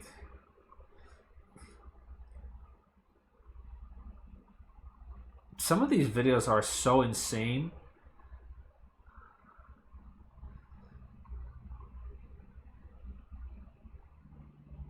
Alright, let's watch the cheeseburger one, man. It's always just him doing insane shit to food and then making his goddamn cousin eat it. Or his nephew, I mean.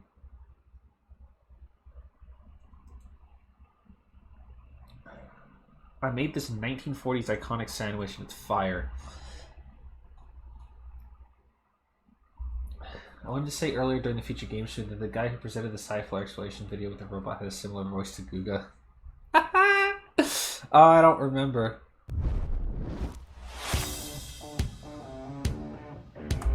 Oh my god. Oh, Jesus Christ. Oh, yeah. Oh, yeah. Hey, do you guys think there's going to be a Raid Shadow Legends thing in this one? It is good. It is juicy, cheesy, and absolutely delicious. I love Guga. I love his narration. Just editing this video, I'm telling you right now, it makes my mouth water. But most importantly, this is history. I love Guga so much. He's just like an excellent accent. He's such a real dude.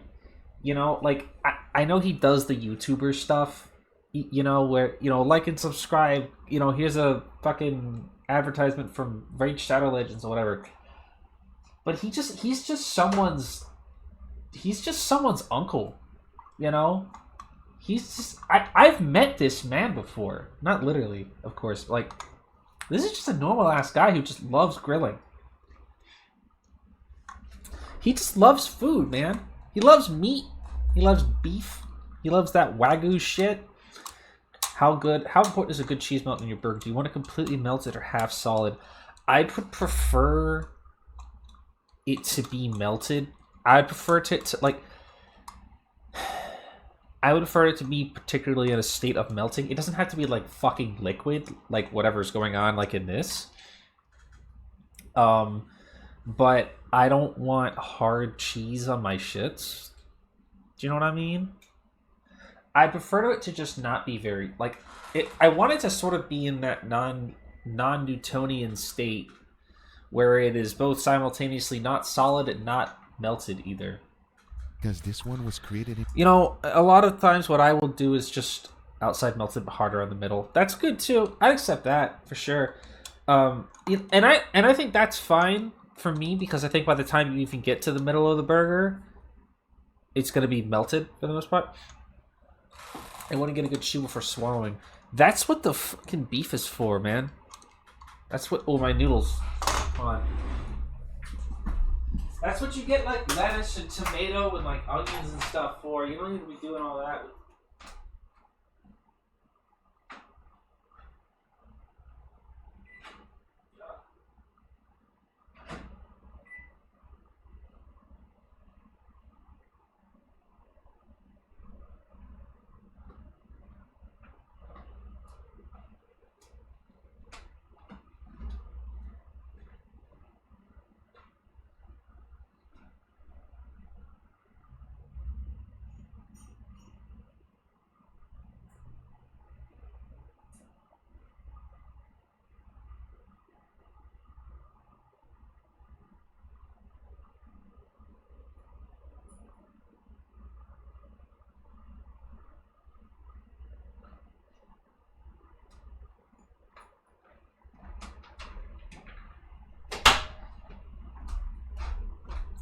Just put some sauteed onions on it. Don't be afraid. Put a little bacon on there too. You know, I think you're insane if you put raw onions on like a sandwich or like a burger or something.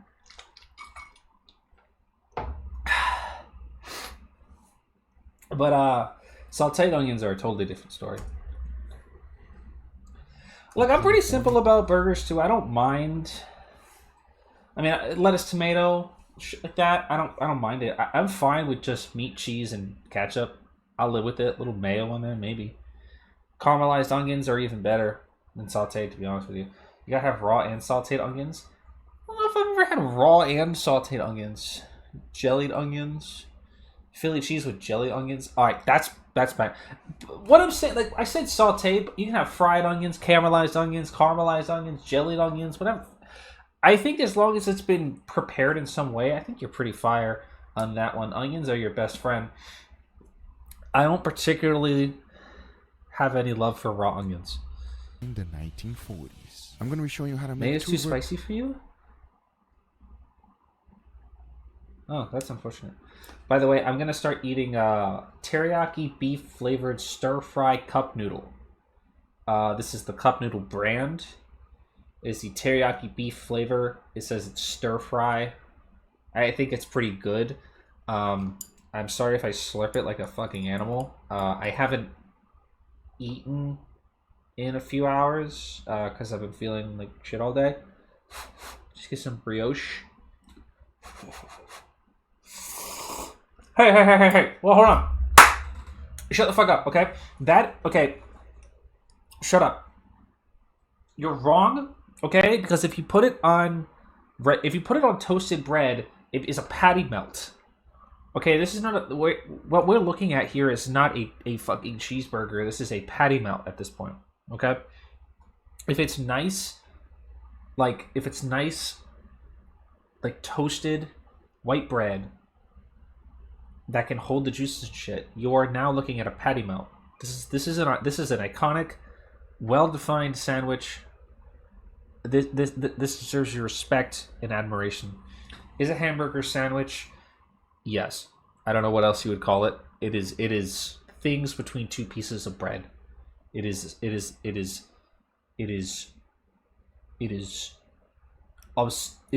undeniably a sandwich. Ideal burger from top to bottom is toasted buns, sriracha mayo, tomato, onion, cheese, lettuce, dried cranberries? Dried cranberries? Huh. I've never really tried that. I don't really like sriracha very much, to be honest. It's a little outside of my palate. Let's talk about grilled cheese with some meat. Get the fuck. You just don't understand. You don't fucking understand. You know what? That high school that I went to that I got kicked out of, the boarding school one, there was a student center that we had, and they had a cook there, like a chef or whatever we would call her. You could get food from there. It was different than the food at the dining hall, and they had fire ass fucking patty melts over there. Versions of this iconic sandwich. One can be done indoors and the other one is this a cheeseburger or not? Because I'm seeing ground beef. Today which way is best. And to start off, we're gonna do the indoor version, and I can't wait to share this recipe with you. So let's do it.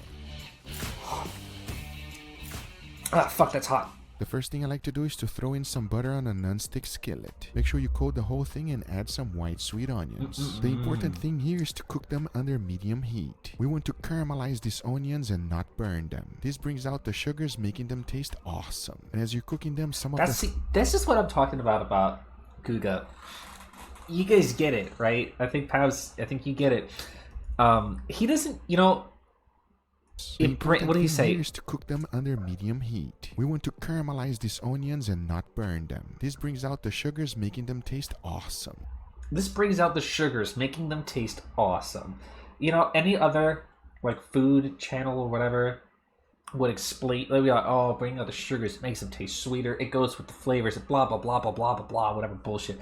It tastes fucking awesome. Yeah, no bullshit. This is just a dude making food. Fuck off." Not that there's anything wrong with those, but Guga's just, the vibe is totally different. It tastes fucking some awesome. Of the fond will get stuck in the pan. To deglaze it, just throw in some water. I also like the borderline like ASMR voice that he uses for these like for the talkover segments.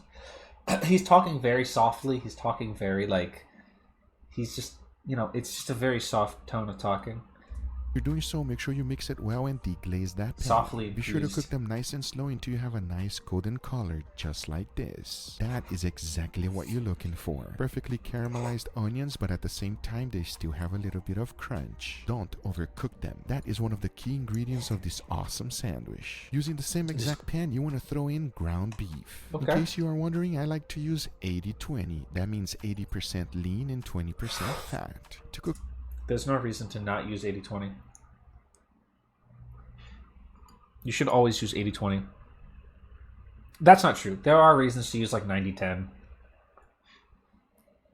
I always feel like it's best to use leaner meats if you're making like meatloaf, because it's going to be greasy as fuck. And if you can cut down on the fat, I feel like that helps a little bit. If you can't find 80-20, just make something else.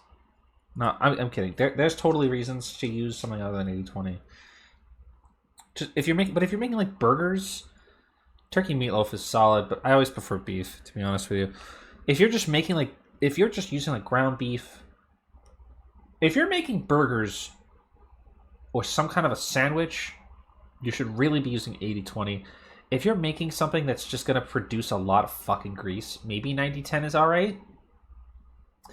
Again, meatloaf is a good meatloaf is a good example of something to use 90-10 for. I don't know. I can't think of anything else, really. The ground beef, I like to keep the pan under medium high. That's a white people food, so that's all I can really speak on. Some of the pieces. And remember to break everything down to little pieces. You don't want big chunks. Keep cooking your ground beef until it's 100% fully cooked. As the water is evaporating, remember that you're also going to be forming some crust. And that is definitely a plus. Once fully cooked, you want to season it. Start off with a little bit of salt, followed by freshly ground black pepper, garlic powder, Korean chili flakes, Korean chili flakes. Onion powder. Remember exact amount and ingredient. Did they have Korean chili flakes in the 1940s, man? I'm not complaining, I'm just saying. I should get some Korean chili flakes. Always on the description down below for you. Now mix it well until everything is fully combined. And as you can see by the end, I'll be using a mix of beef and taco for pork. I'm sorry, I'm using a mix of beef and pork for taco salad, and that shit hits. That shit hits. You know what you should try, BZ? I'm dead serious about this. Do burgers like that. I've made burgers with like 80% beef, 20% pork. It's fucking good.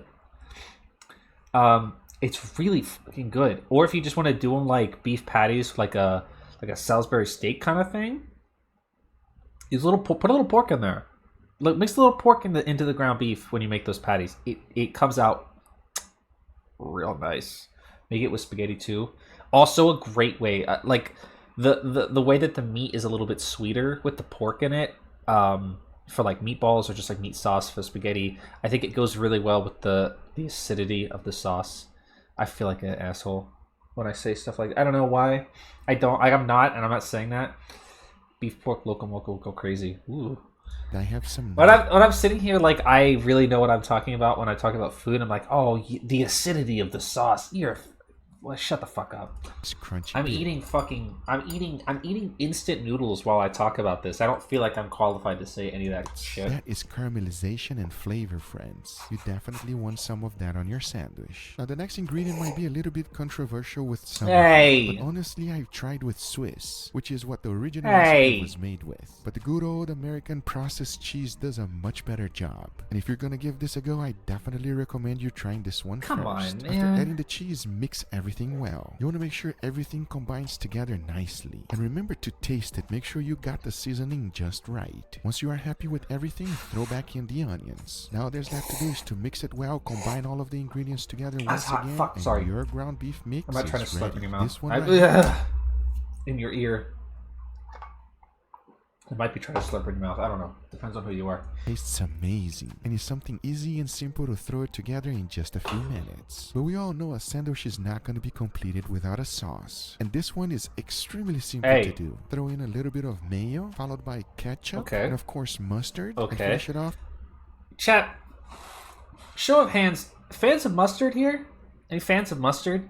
Any mustard enjoyers in chat today? Me. Not a fan. Love mustard. I don't like mustard. I don't like it. Bit of a mustard head. Enjoyed I'm understand that I'm a bit of an outlier here. I'm not a mustard liker. I'm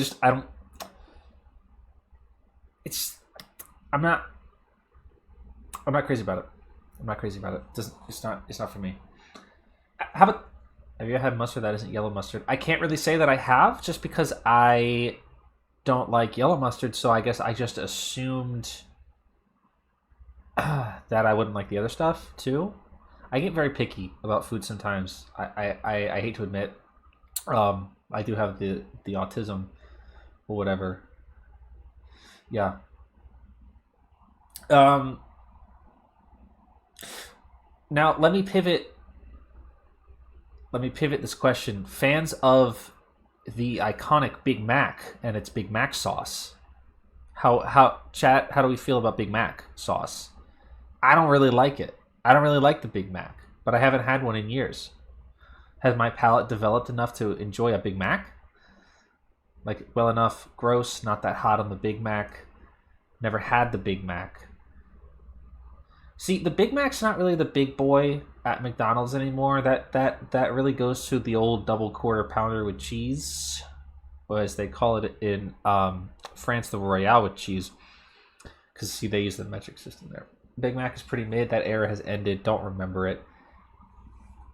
You don't remember it? I mean, you could go get one. I had a Big Mac once, years ago. I can't remember the flavor if I liked it. Pulp Fiction. Like, what am I supposed to do when I say quarter pounder with cheese? Everybody knows. Now all there's left to do is to mix it well, and your sauce is ready. Now, double cheese to a double quarter. Double quarter is my main man. I'm always going for the old double quarter when I'm there. Here's the true star of the show, and that's white bread. Sure, you can replace it with other breads if you like, but to be honest with you, this bread works like a charm, and I'm 100% sure you always have it at home. Now, if you've never tried this single method, quarter girl, well, you're British, so it's it's American. A little bit of mayo so that we can get a nice golden brown color. Sorry, that was gross. I call it a double quarter because half pounder sounds stupid. And because there's a quarter pounder and then like two patties, it's called the double quarter pounder. Don't even know if we have the double quarter as an option at the time. Do you remember when they used to have like a third quarter pounders? Like a third pounder? Third quarter. They had like a 1/3 pounder. But they got rid of it because people were too stupid to realize that it was bigger or something.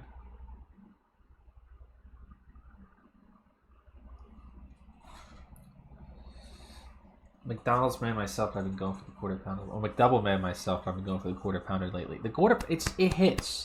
You know, I've actually been hitting that dollar menu shit a lot lately. I've been getting like 2 McDoubles and some nuggets, kind of stuff when I'm fucking around. We getting like 2 McDoubles, like a 6-piece of nugs and like a drink, and just calling it a day there. What the fuck are we talking? What the fuck are we talking about? Trust me, the first time I heard about this, I said, man, this is absolutely ridiculous. But don't knock the mayo until you try it. So for the assembling the junior chicken, you know, I've never had chicken from McDonald's. I mean, I've had chicken nuggets. I've never had like a chicken sandwich from the old Mickey D's. To be honest with you, you know, for the longest time, I always thought, why would I buy a fucking chicken? Why would I buy a chicken sandwich at a fucking McDonald's? Like, it's a burger restaurant, not a fucking chicken restaurant. If I wanted chicken, I'd go to like Chick-fil-A. I mean, I wouldn't, but I had a chicken crispy recently and it was mid.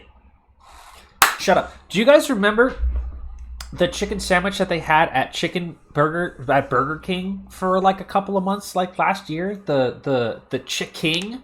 Do you guys remember the Chick-King? It wasn't like the McChicken, or like it wasn't like the chicken. You know, like okay, like you know, Burger King has the normal chicken sandwich, which is basically like the McChicken, which is just like a chicken patty. Like it's just a flat chicken patty, but it's like long. The Chick-King was like the crunchy chicken patty, like the crunchy chicken burger, like they've got at KFC. That shit was fire. It was fucking fire. I'm not fucking kidding. It was fire. It was crazy good. For one, they had like a. There was like a specific kind of. They had like garlic mayo on it. It was fire.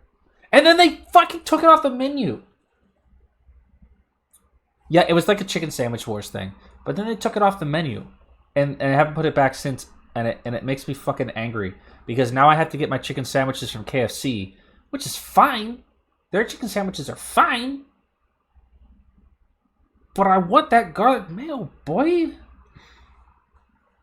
Did anybody get the Spider-Verse burger from Burger King? Does anybody actually like Burger King except me? Am I the only person in this country that likes Burger King? Do they even have Burger Kings in Britain? Sorry, likes Burger King. Wanting KFC to bring back the Wicked Sticks. What the fuck are Wicked Sticks? Stuff is too salty? Huh. I never really thought about it like that. I'm okay with Burger King. I like Burger King. I like their burgers. They got those, the chicken fries are good.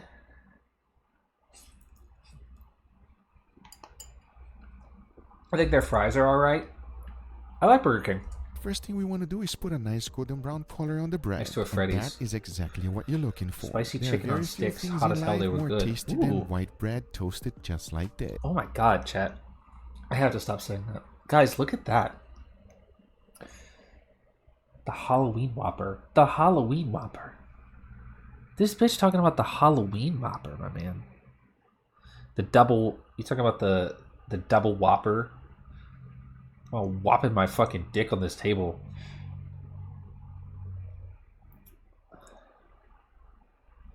Look at that, man. I could just... Now we add the good old American cheese. Will you stop putting... It's fine. Ground beef mix. Of course, another slice of cheese. Man, you're being a little excessive. There's already cheese in there.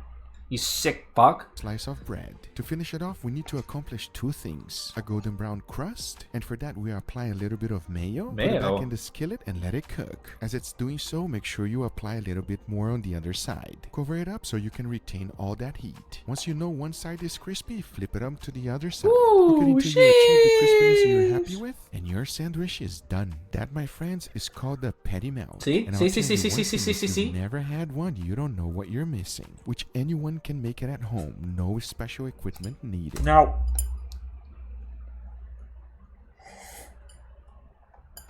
I know. I don't know why I said mayo questioningly. Like, I don't know why mayo is on that. I don't know why I said that. Like, I know. Posted the Halloween.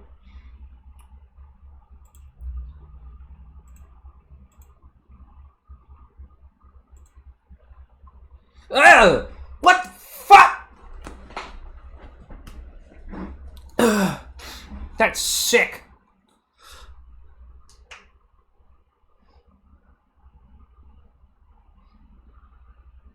Jake, do you want to be... Do you want to come on stream? Do you want to come in here? You could have asked. I didn't ask you because it's 4 p.m. Do you want to come in here? Can't because I'm drawing. She can't because she's drawing. Chat, she's drawing. Don't ask her to come on stream because she's drawing right now. And as you... Voss is on the computer. Oh, you think Voss sleeps at night? No. Seems unsafe to slap Discord up on stream.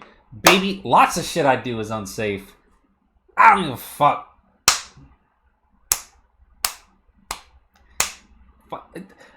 You have to, I don't give a fuck. You have to understand that my most popular streaming category is fucking watching fucking like television on I'm not opening my DMs. We watch like television on Twitch, which is super def. Like we watch copyrighted material live. We've been doing this for 2 years, and I've never gotten caught. And then right now my stream just goes dead. You can see this one is. Yo, send me porn. I'm not gonna look at it on stream, but I will look at it. See the outdoor version. Okay, no, I just want to say, just for the record, I have never actually seen a patty melt where the burger is like ground beef instead of like this. I've never seen a patty melt in this fashion. To me, a patty melt is just. To me, a patty melt is cheese burger, like a burger with cheese on it, like a cheeseburger, and then there's it's on toasted white bread and there's sauteed onions on it. That's a patty melt to me in the most traditional sense.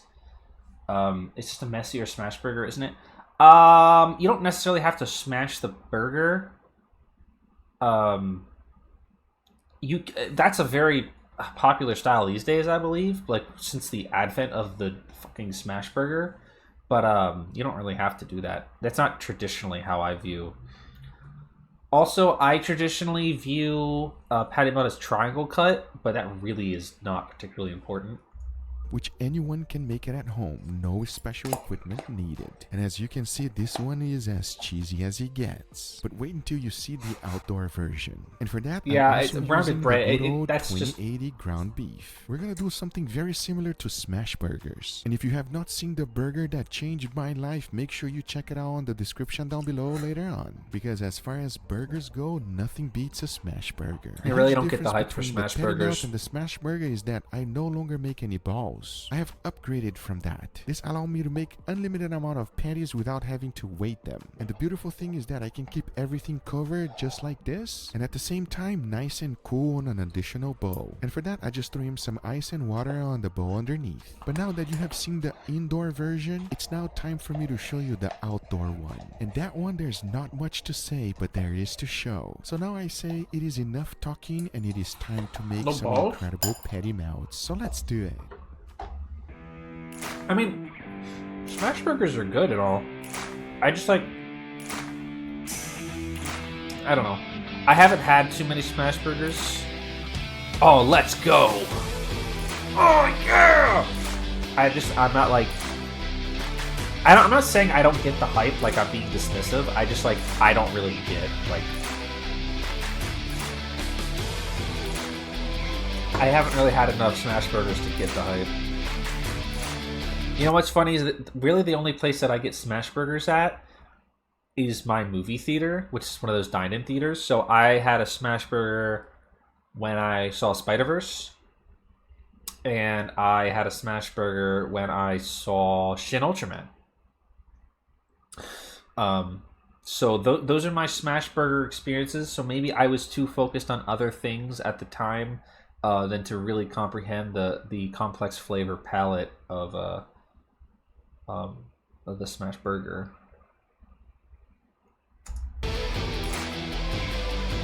See, like, so explain to me. It's like what I'm looking at here is two smash burgers stacked on top of each other. What is the benefit to this over than just a patty that size? Like, what's the benefit of smashing the burger? Like, what does that do? You know, when I was a kid, my dad would advise me against doing these things because he would tell me, and I'm not saying my dad was necessarily correct about this, is my dad would tell me that if I pressed down on the burger, it would run out all the flavor. It would kill the flavor of the burger. But I guess that's not necessarily true.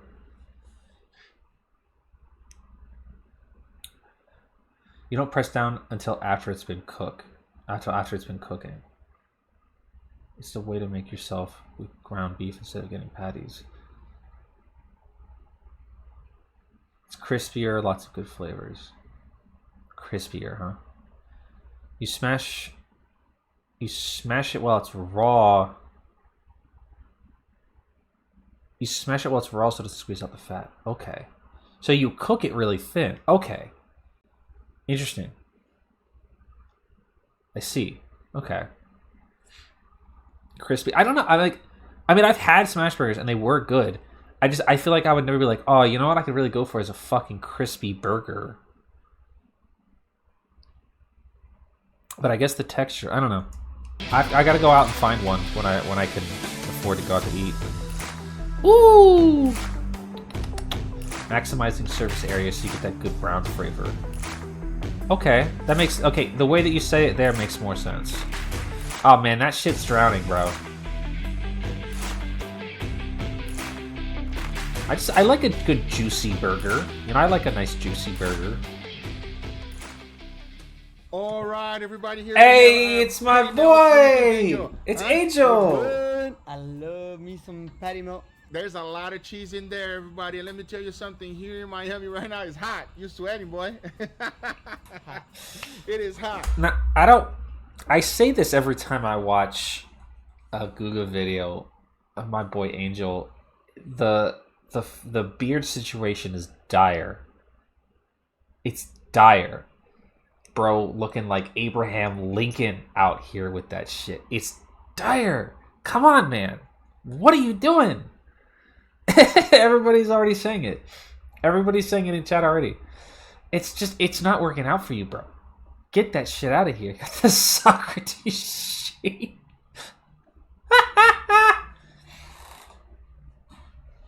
Extra weird Al video ass beard. Come on.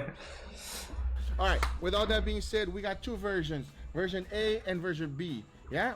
The hair's on point though. I think I have an just idea. Probably looking like Abraham Lincoln. Oh, okay. Let's go. Let's go the right. First? Right first. Yeah. This one is super easy to do it at home, everybody. Anyone can make it. You don't need anything special. You just got to. It's gonna probably like a $16.99. Cheers. Cheers, everybody.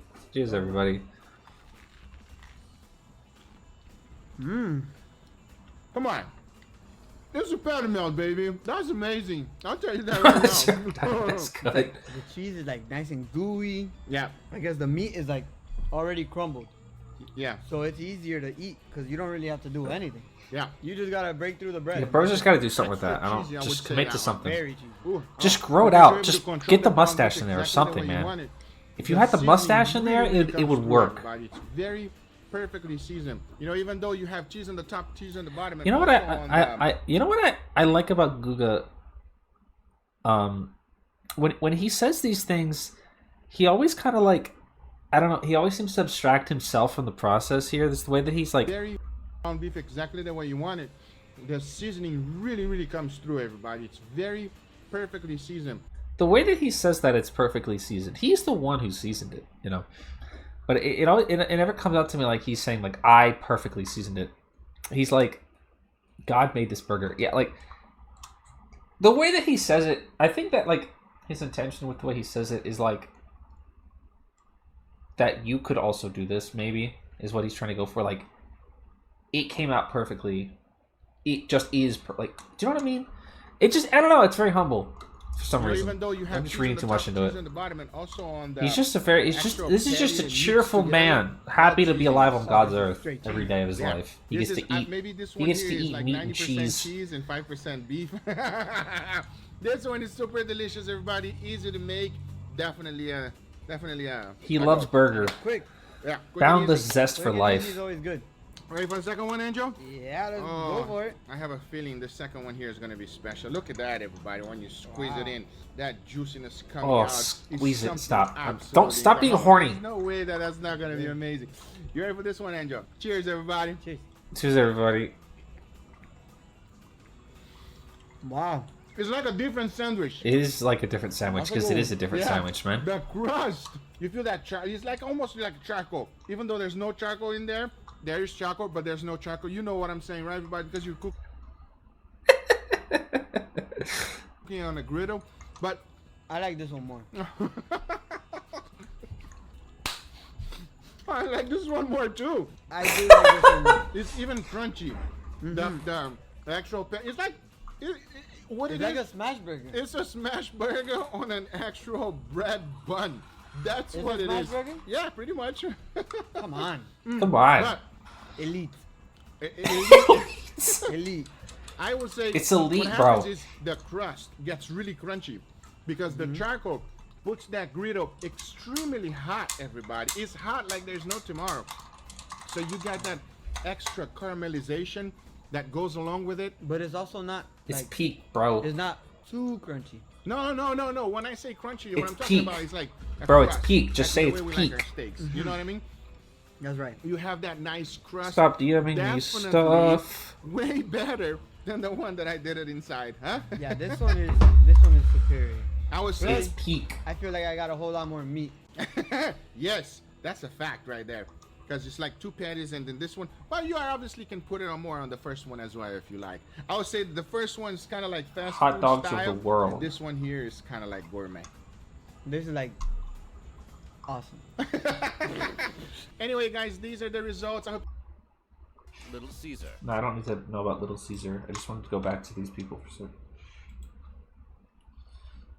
Fun facts about your favorite 90s food.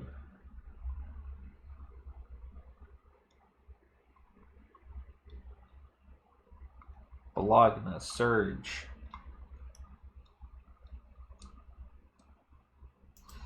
You know what? I haven't seen what.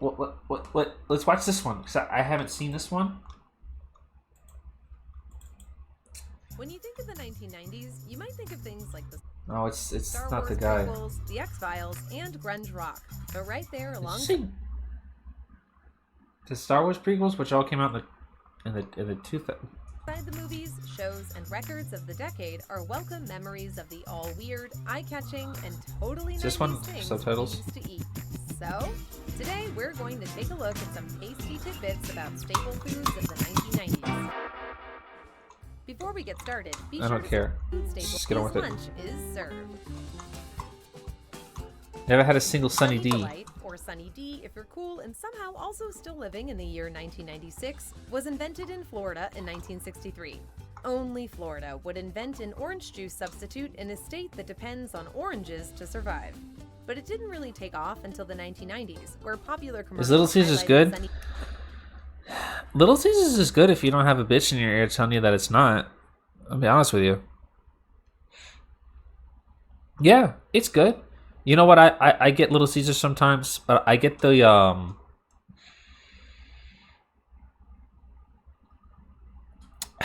what you call it? There's like a square, like a box pizza thing. You know what? We'll go back and watch that other video because it has it in it. I've never gotten like the circular round pizzas from them. I get like their square like pizzas.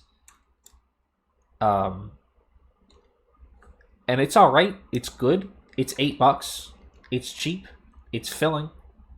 It tastes just as good. It tastes, you know, comparatively similar to the other places. DD's superiority to inferior drinks like purple stuff. OJ, purple stuff, Sun Delight. This was Purple especially true stuff. in the United Kingdom, where the drink became the 12th best-selling grocery product pretty much overnight.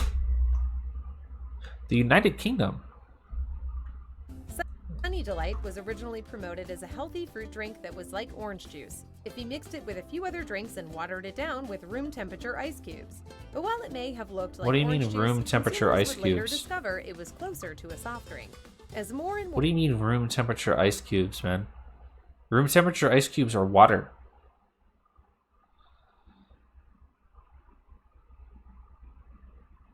Yeah, like Little Caesars, like, hey, like, all right, here, let me lay it out, okay? Top pizza chains, okay? Number one, and before anybody says anything, I'm not talking about local shit. I'm talking about national food chains, okay? I'm talking about national only here. Before you be like, oh, well, the place, you know, fucking Dick Squatters down on 5th is way better. I don't care, okay? Because I've been there, all right? Invite me over, and we'll go to Dick Squatters on 6th. International even, yeah. I just like national, but yeah, international food chains. Number one is Domino's. Okay, they're the best. They're the best international food, international pizza place. It's Domino's. Number two is Pizza Hut. They're all right, but they're not Domino's. Okay, number 3 is Little Caesars. And number 15 is Papa John's. Because their shit sucks. badly. Papa John's sucks bad. I would never eat that trash. What about CC's? Does CC still exist? Are you serious? You know what? Domino's and Pizza Hut, we can agree to disagree on that one. I grew up in a Domino's home. All right, so we'll agree to disagree on that. Pizza Hut. What the fuck is Pizza Hotline? Pizza Hut. What the fuck is Pizza Hut? What the fuck is Pizza Hotline? I prefer if you didn't show my location.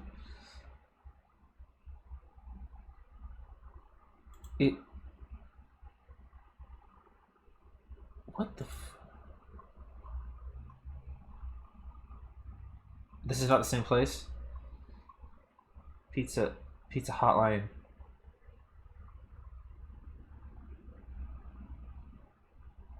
Pizza Hotline. Okay, so it seems like this is a Canadian thing.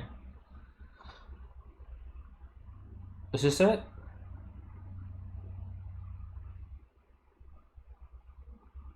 Okay, I've never heard of this before. This seems like it's a Canadian thing.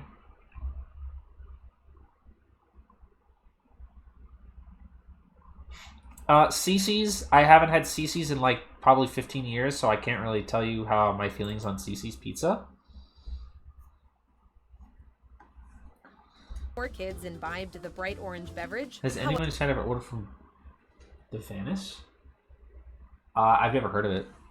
However, a slightly more unnerving problem arose. In 1999, a toddler in Wales who drank Sunny D in large quantities began to turn yellow-orange. The skin color alteration was due to high levels of beta-carotene, the additive that gives Sunny Delight its characteristic hue.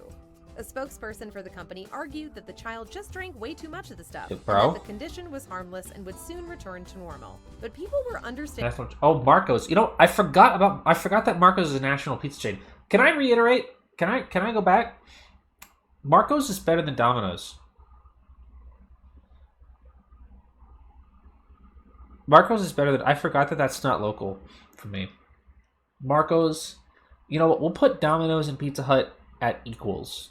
Okay, it's Marco's, then Domino's and Pizza Hut, then it's Little Caesars. I guess CC's is fine.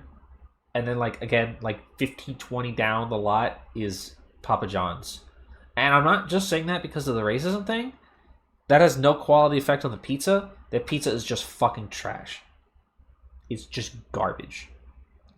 It's shit. Understandably a little freaked out anyway. You can't just give a baby the complexion of a Simpsons character and not upset anyone. Anyone who lived in the same space as a microwave probably ate their weight in SpaghettiOs in the 90s. But despite their overwhelming popularity in the decade of Friends and ER, the Campbell's Soup Company actually introduced SpaghettiOs in the market way back in 1965. Invented by Donald Cork, SpaghettiOs were created to be less messy than traditional spaghetti, which they kind of are, as long as you eat them with a spoon and not, like, your hands. In fact, early marketing material touted the canned pasta as the neat round spaghetti you can eat with a spoon. Interestingly, the famous catchphrase jingle, "Uh-oh, SpaghettiOs," was also part of the initial marketing. The relentless earworm was loosely based on shit in a pot? Falling in Love Again by Jimmy Rogers. You cook SpaghettiOs in a pot? Just like one can of SpaghettiOs or like a bunch? My grandpa, his favorite pizza was Papa John's. We would have it so much every time we hear Papa and John in the same sentence, I would make a disgruntled face. Yeah, that'll do it too, I guess. Also sang the jingle. Bologna. Bologna, which is not spelled anything close to how it's pronounced because the world is a cruel place, was a lunchtime staple for every kid who ever ate lunch out of a paper bag with their name written on it. But the mystery meat actually traces its origins back to Italy, where it is intricately linked to the traditional Italian sausage called mortadella. No shit. Mortadella originated in Bologna, Italy, and its ingredients aren't a mystery. It's made of pork. Like many other types of cured meats, it was popular by the Middle Ages, and during the 17th century, counterfeit versions appeared. As a result, making mortadella was officially tasked to a guild associated with the meat, and they were super serious about it. The meat Anyone guild? else that tried to make mortadella could reportedly be issued a fine or even stretched on the rack, presumably. Bro, they put my ass on the rack because of the meat. Because I was trying to make bologna. They put my ass on the bologna rack, man. It's fucked up. strip of mortadella. Bologna is similar to mortadella, but it's made of chicken, pork, beef, or other animal products. According to some, Italian immigrants brought bologna to the US, while others claim it has German influences. But that may be due to the popularization of the lunch meat by Oscar Mayer, who had that catchy jingle about their bologna having a first and second name. My bologna has a first name, it's O-S-C-A-R. Oscar Mayer, who was a real guy, arrived in the US with his German family when he was a teenager. Alongside his brother, he sold bologna at a meat shop in Chicago during the early 20th century. What? Because bologna was more affordable than other cured meat, it was especially popular during the Great Depression. Thanks to the invention of sliced bread in 1928, a bologna sandwich became a convenient and Can you cheap imagine way to being eat. alive So, before it sliced bread was literally invented? the greatest sliced meat since the invention of sliced bread. What do you mean? How did that need to be invented? So, like, nobody in the Middle Ages ever thought about taking a knife to that bad boy? They didn't have sandwiches back then. Bro, I would have invented that shit. If I was in the king's court chomping on some bread and cheese, a little bit of mutton, some shit like that, I'd have taken a knife on that bad boy, put that shit all up in a thing, and then they'd fucking hang me for being a witch. They just meant you could buy bread pre-sliced. I still feel like that could have been invented before 1928, man. The industrialization of sliced bread. Yeah, I guess they industrialized it. Like, the sandwiches were invented in 1928. Hey, it's Hamburger Helper. People in the 1990s loved Hamburger Helper. It provided an easy way for latchkey kids and brutally hungover adults to make a complete meal using only an inexpensive box of noodles and seasoning, and a pound of fresh to gently spoiled meat. But it actually came from an effort to combat rising meat prices and a general lack of supplies during the 1970s. Companies like Betty Crocker looked to make a buck helping people stretch their meat supply. Figuratively. But maybe also I'm always literally. stretching my meat, Rationing man. was a weird time. This new aim towards thriftiness led to several new products. Of course, when it comes to making meat last longer, the options are pretty limited. You can either freeze it or, bury it in a time capsule, maybe. The only other thing you can do is make meat-centric dishes that use as little meat as possible. Not enough to fill any bellies, but just enough to make everyone vaguely sad. One of the methods they came up with was to mix the meat with noodles and other carbohydrates, which were more affordable. And it was in that spirit that Hamburger Helper was born. As the name suggests, Hamburger Helper was a way to, well, help hamburgers. A hamburger assistance program, if you will. Except the help in this instance was to help consumers feed their entire household using a relatively small amount of meat, but it also offered additional perks. It was I don't easy have to that prepare problem. and only required one pan, making cleanup a breeze. And with the initial 5 hamburger helpers being beef noodle, potato stroganoff, hash, rice oriental, and chili tomato, it offered enough variety to keep meals interesting. Today there are more than 40 varieties. And how much more help can you really ask for?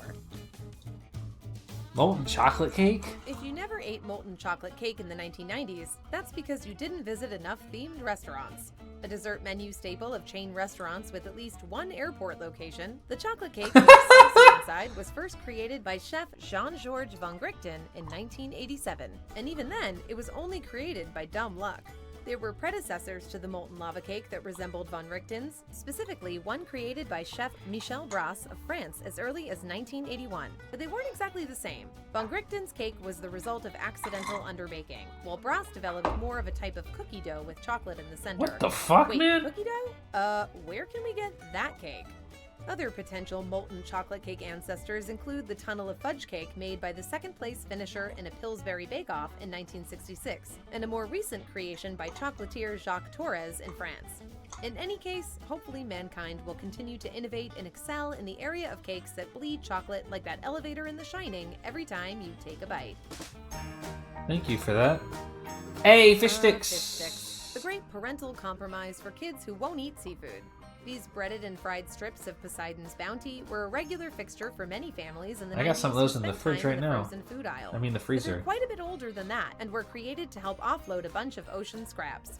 Historian Paul Josephson, Oh, who's boy. apparently completely unconcerned with protecting anyone's appetite, calls the development of fish sticks the result of a need to process and sell tons of fish that were harvested from the ocean, filleted, and frozen in huge solid blocks. His article on the topic, which has the fantastic The title, Ocean's The Hot Ocean's Dog. Hot Dog, The Development of the Fish Stick, highlights how the breaded slabs of pressed fish met the needs of fish suppliers as well as...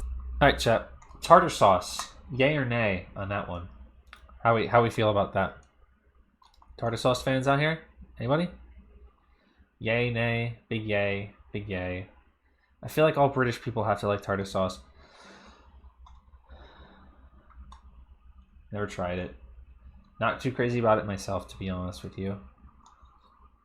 ...a growing consumer culture during the 1950s.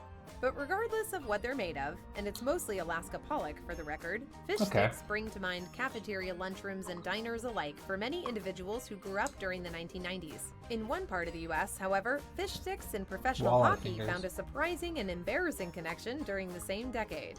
The New York Islanders hockey team introduced a new mascot in the mid-90s that bore a striking resemblance to the Gorton's fisherman, the mascot of Gorton's Seafood, who, among other things, produces a whole bunch of fish sticks. So when they saw the new mascot, fans of opposing teams would start chanting, "We want fish sticks." Islanders fans also hated the mascot and created banners that said "Fish sticks are for dinner, not our logo." The mascot wasn't actually inspired by Gorton's. It was a tribute to the Billy Joel song "The Downeaster Alexa," which the team felt personified the Long Island coastal experience. But apparently obviously just made not. everyone think about fish sticks and not the Piano Man. Fish and chip Despite the sandwich? negative reactions, What would you put... Now, why would you put breaded fish on bread? British folks. The British people will have to answer to that one. Smack bottom pay way ass kind of bitch. Breaded chicken burger. Okay. Alright, I'm gonna have to give you that one. I'm gonna have to give you that one. Islanders objection for withdrawn. more than 2 years before rebranding to their original logo in 1997. Objection withdrawn. Salisbury steak is typically associated with 1990s cafeteria lunches and 1950s TV dinners, and no other period in between. It is a temporal anomaly of budget meal preparation. One taste of its signature mushroom and onion sauce will instantly transport you back to middle school during the Clinton administration. Whoa! Gaming during the Clinton years. Gaming during the Clinton years. Steak originated as a way of curing digestive issues during the 19th century, an exciting time in which gravy-soaked meat could still be considered medicine. Dr. James Salisbury was an American physician who was after a cure for chronic diarrhea. The cure wasn't for himself, though. It was for the troops fighting the Civil War, which gives the Battle of Bull Run an entirely new meaning. As part of his efforts, Salisbury developed a diet of broiled meat and clear liquids, but devoid of fruits, vegetables, and acidic additives. He found the diet reduced bloating and diarrhea in test subjects, and again later when he distributed it amongst members of the military. Salisbury didn't serve his ground beef plain, but rather covered in butter, salt, pepper, and gravy. After all, the man was a doctor. He even published a book on his diet and attracted some fairly dedicated followers, sort of like a 19th century Dr. Atkins. The dish was a staple for the military well into the 20th century, but according to reports, in the cookbook of the United States Navy of 1904, it was listed as hamburger steak. This name was later considered too German-sounding, so it was classic! Named after the diarrhea chef PhD himself, James Salisbury. Stuffed crust pizza. Pizza Hut changed the world forever in 1995 with the introduction of the stuffed crust pizza. The Hut was... Yay or nay, stuffed crust pizza? Yes, seeing a lot of yeses already before I even said anything. Love a stuffed crust. I'm very impartial. Thanks to tie-ins with the Teenage Mutant Ninja Turtles and the Uncanny X-Men. But jamming their crust with delicious melted cheese made it a destination for adults as well. Unless you believe Angelo Anthony Mongello, who claims to have patented the style in 1987. The New Jersey pizza maker actually sued Pizza Hut over the incredibly valuable idea, but because his patent was for stuffing shells rather than for the style of crust itself, the suit was dismissed. Loser! When stuffed crust pizzas hit the market, the concept really took off. Around the world, people even started stuffing crusts with different fillings that reflected local palates. In Australia, Vegemite, made from yeast... Fuck you. Extract, vegetable flavoring, and spices was stuffed into pizza crusts, while Hong Kong enjoyed crusts full of fish eggs. Fish Sure, eggs? I guess you could do that to a pizza. No, God! And in Japan, stuffed crust pizzas with pockets of shrimp, sausage, camembert cheese, and mozzarella cheese was introduced in 2015. Like we said, stuffed crust pizza changed the world. Hey! Kid cuisine frozen dinners were TV dinners created specifically for kids in the 1990s. So much so that their mascots were a skateboarding penguin and a polar bear wearing sunglasses. They featured kid-friendly meals like pizza, chicken nuggets, hamburgers, and macaroni and cheese, alongside side dishes and... I ain't never seen no damn hamburger ones. What the fuck?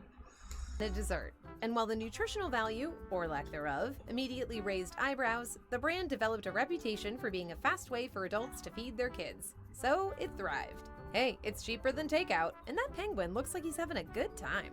Kid cuisine was particularly shrewd with its marketing.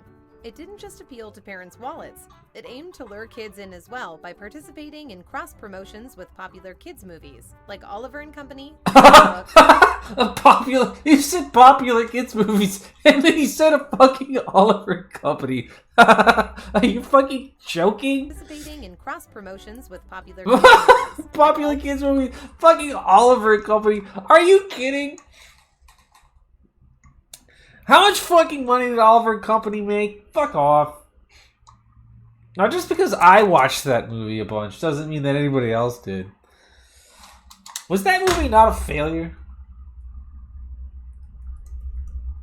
I hope they make a live-action reboot of Oliver and Company. Oh my god, look. There he is, man. $5 name one person who watched it. Me! The film has garnered a cult following? What? What are you fucking talking about? Following the release of The Black Cauldron, which for those of you who don't watch Defunctland, or that other channel that I watched that I'm something like the name of, was one of the worst financial failures of the Walt Disney Company ever.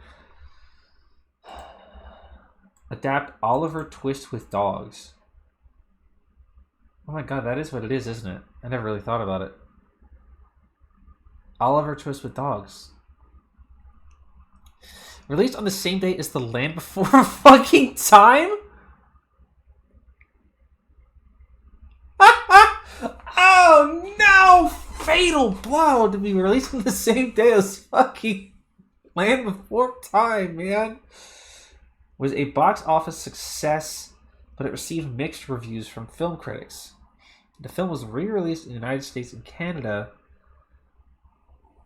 on 1996. Okay, so that is curious to me because I thought that Oliver and Company, it says it's a 1988 movie, but I remember it being a 1990s movie because it was re-released in 96. Like it was released on like home release in 96. Because like that makes more sense. Because it always seemed like a 90s movie to me, but it totally was an 80s movie. Budget of $31 million. Box office of a little over $120 million. That's great, man.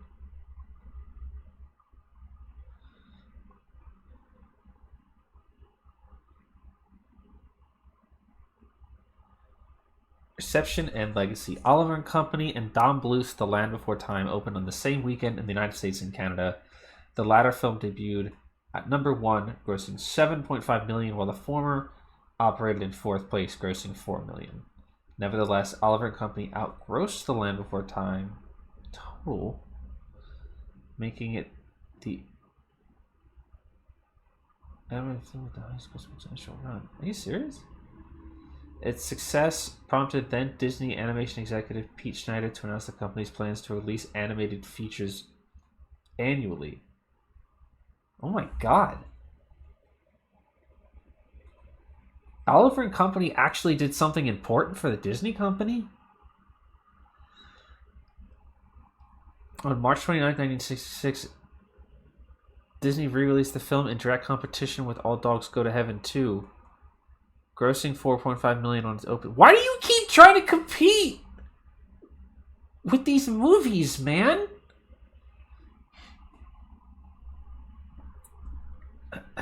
Siskel and Ebert gave the film a thumbs down. When you measure this film to the company's legacy of classics, it doesn't match up.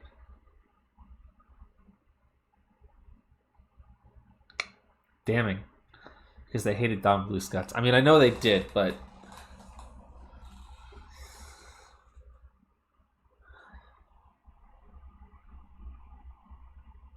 Ren and Stimpy show creator suggested the film was derivative. Shabby transitional work. Lacks the sophistication of today's tunes and doesn't hold up to the Disney classics. Unfavorably viewed as another talking dog and cat movie. Anyway. Oliver and Company, The Jungle Book, and The Swan Princess. Their commercials were also heavily geared towards children, as the company embraced what is known as the pester factor. That's essentially the likelihood that a kid will annoy their parents to death if the kids don't buy them whatever cool thing they saw in a commercial. Kid cuisine is still around and still includes foods like chicken nuggets, corn dogs, macaroni, french fries, and brownies with sprinkles, in the company's continued effort to make mealtime fun. It's unclear whether they still have that pester factor, but that penguin probably has a TikTok. So what do you think? Which of these staple 90s foods were your favorite? Let's watch the pizza video. Since we spent 15 minutes talking about pizza. Little Caesar. It's our way. Y'all remember El Dorado? Oh, everybody remembers El Dorado. Now, that's a genuine cult classic right there. And that article was saying some shit about Oliver and Company being a fucking cult classic or some shit. Road to El Dorado is a genuine cult classic. That is a genuine... You know of it? You guys never watched it? You should watch it. It's fun. It's good. It's well animated. It's pretty fun. People like that movie. I think a lot of people consider that movie to be sort of that 2000s era like cult renaissance of animated films that never really did well financially, but were very successful with the audience. Like it really resonated with the audience. I'm talking Treasure Planet, Atlantis, the Disney movie Atlantis. Oh, thanks for coming, Winter. Have a good night. Prince of Egypt. I'm pretty sure Prince of Egypt was very financially successful, though. We get a lot like Treasure Planet, Atlantis, El Dorado. I think a lot of people like have those movies in their minds together. At least I do. Although I never really watched Treasure Planet very much. I did have VHS copies of El Dorado and of Atlantis. I was really into Atlantis when I was younger. When I was a little kid. I really loved that huge lobster thing that they had. I did not have a copy of Treasure Planet, so I've really only seen the movie about once. The Leviathan. I really liked El Dorado, of course. Lots of people like El Dorado. That's not like everybody likes El Dorado. I don't think I've ever heard anybody say anything bad about El Dorado. Everybody liked Atlantis. That movie was what some Indiana Jones movie wish they could be. Atlantis also got a direct-to-video sequel that was not good. Pizza. No, that's not a misquote of our favorite mid-90s pizza mascot, Little Caesar. It's our way of remembering that period of time when more meant more in the pizza industry. More slices, more toppings, and more cheese. Never was that more apparent than in the early 90s, when America's three biggest pizza chains launched out. Atlantis is canon to Gargoyles via a crossover episode of the unmade sequel cartoon. Okay. I don't know what I'm supposed to do with that information. How the fuck am I supposed to process that? You've just like said that to me, and now I have to like carry that knowledge with me for the rest of my life. I never really watched Gargoyles very much. I was not a Gargoyles head. I know a lot of you guys are Gargoyles heads out here. I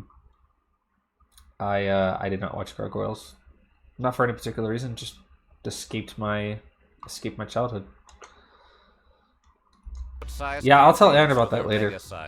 See if she can make sense of that. Today on Weird History Food, we're talking about the giant pizza war of the 1990s. But before we get started, be sure to subscribe to the Weird History Food channel. And Weird History let us know Food in the comments below channel. What other deep dish dives you'd like to hear about. Okay, grab a napkin and a plate and put down that fork.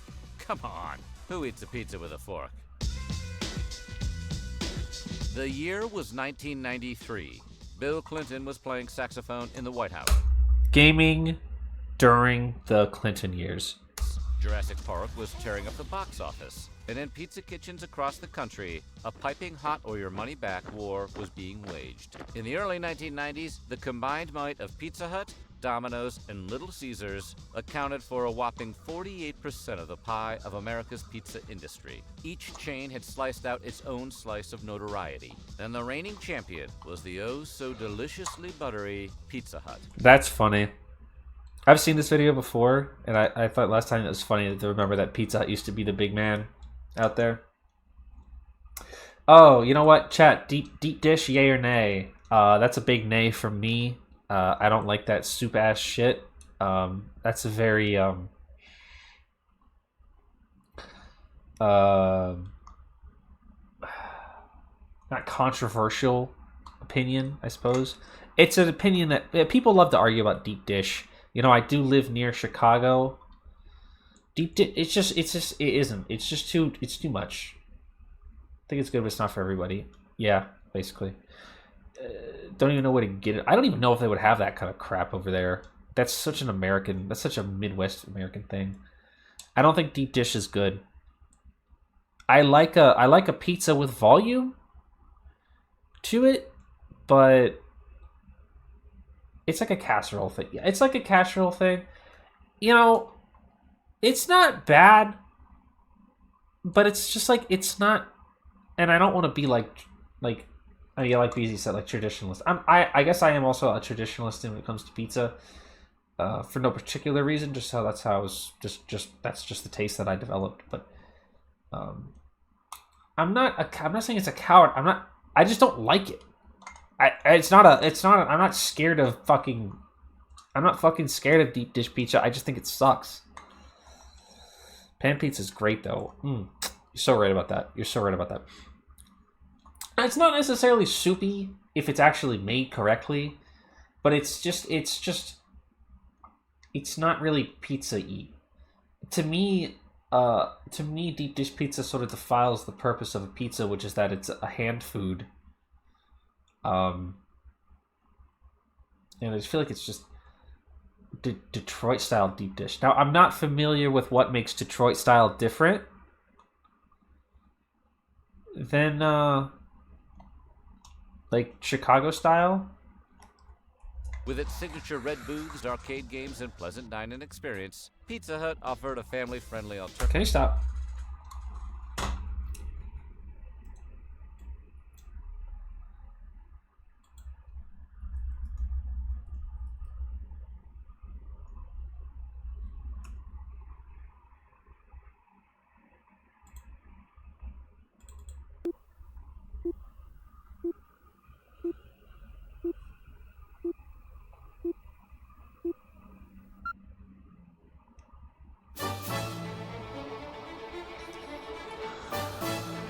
Have we all seen this video?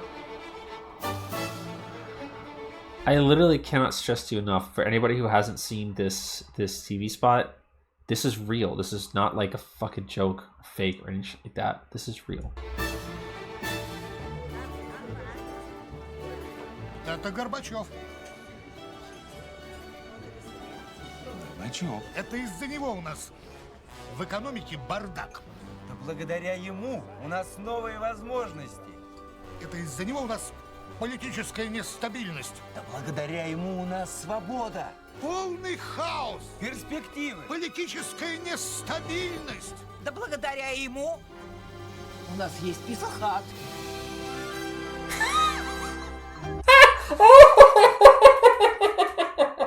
Well, that fucking gets me every time.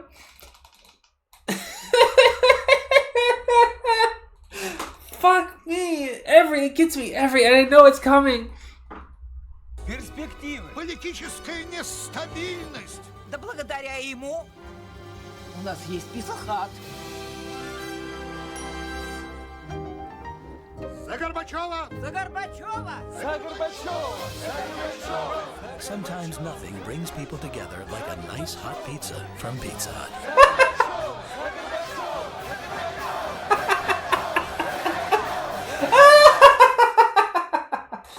Fucking best video ever, man. Oh my fucking Christ. I hate this world we lived in. Detroit style is cooked in a buttered pan with cheese all the way to the edge and then lines of sauce across the top. Huh. I've never had it, so I guess I don't really have an opinion on it, to be honest. But I mean, that sounds alright. Who just said something about chili flakes? I fell in love with chili flakes in Pizza Hut in 2003. Ooh, you know we love those chili flakes here at the base. You know we love here in chat. You know that we love them. You know that we love those flakes. We're all flake lovers here. Even if you don't like them, I don't care. I'm saying that on your behalf. You know we all like fucking pizza with those chili flakes on it. Alternative to the pickup counter. As your leader, I'm saying that on your behalf. Meanwhile, Domino's. Anyway, what's going on in the 90s? Offered a family-friendly alternative to the pickup counter. Meanwhile, right. So, okay, Winter. Good night. Have a good night. Thank you for coming by. I really appreciated it. I like having you here. I don't know. Some of you may be a little younger than others in this chat. Definitely putting a little crushed red pepper on that boy. You got to. Some of you may be a little younger than others here. Some people, I don't know if there's anybody young enough to not know this at all, but Pizza Hut was not always a delivery joint like Domino's and like the primary thing. The video is going to talk about this in a second.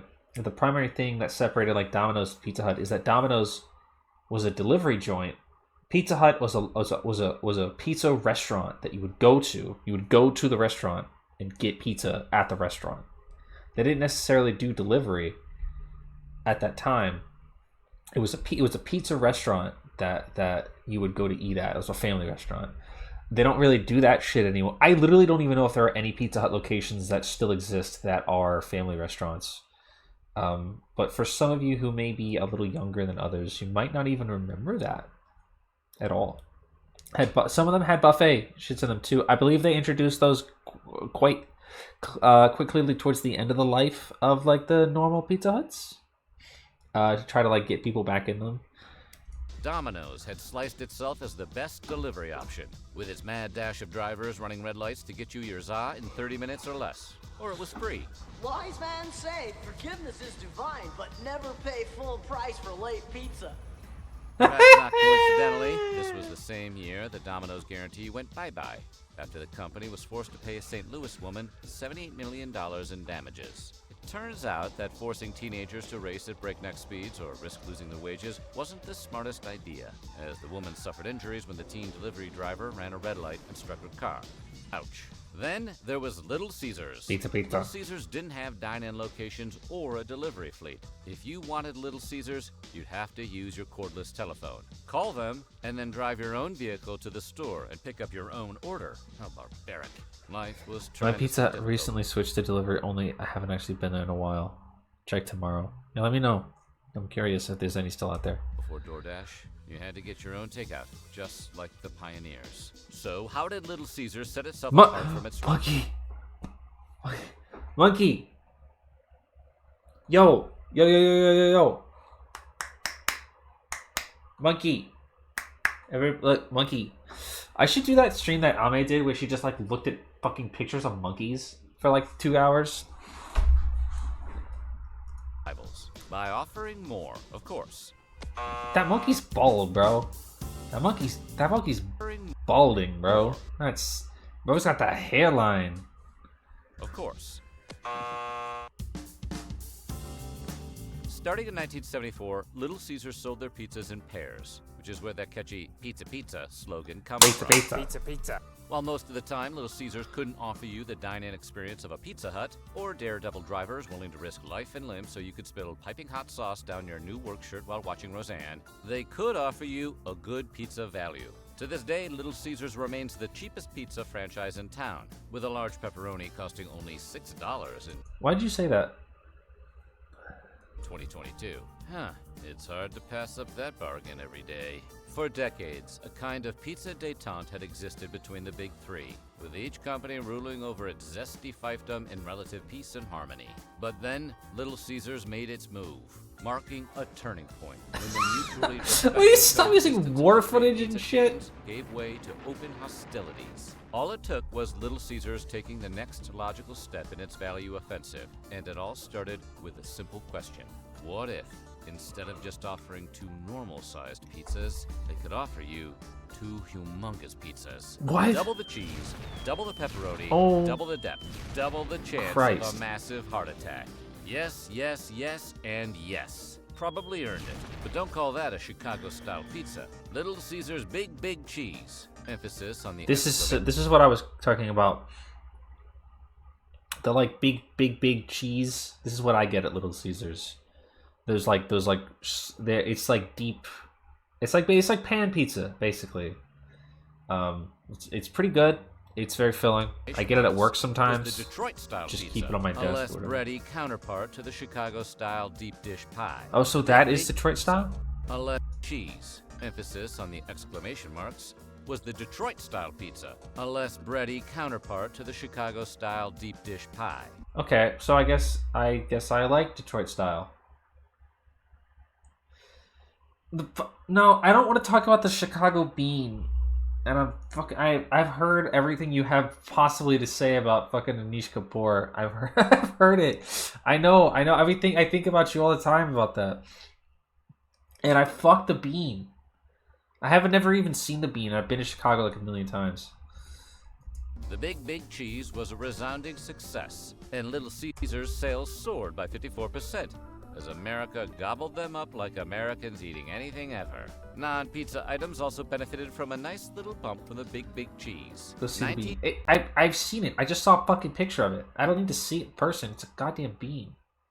It's a stupid-ass reflective bean. I don't give a fuck. 1993 was the year that... Monkey! Fuck art.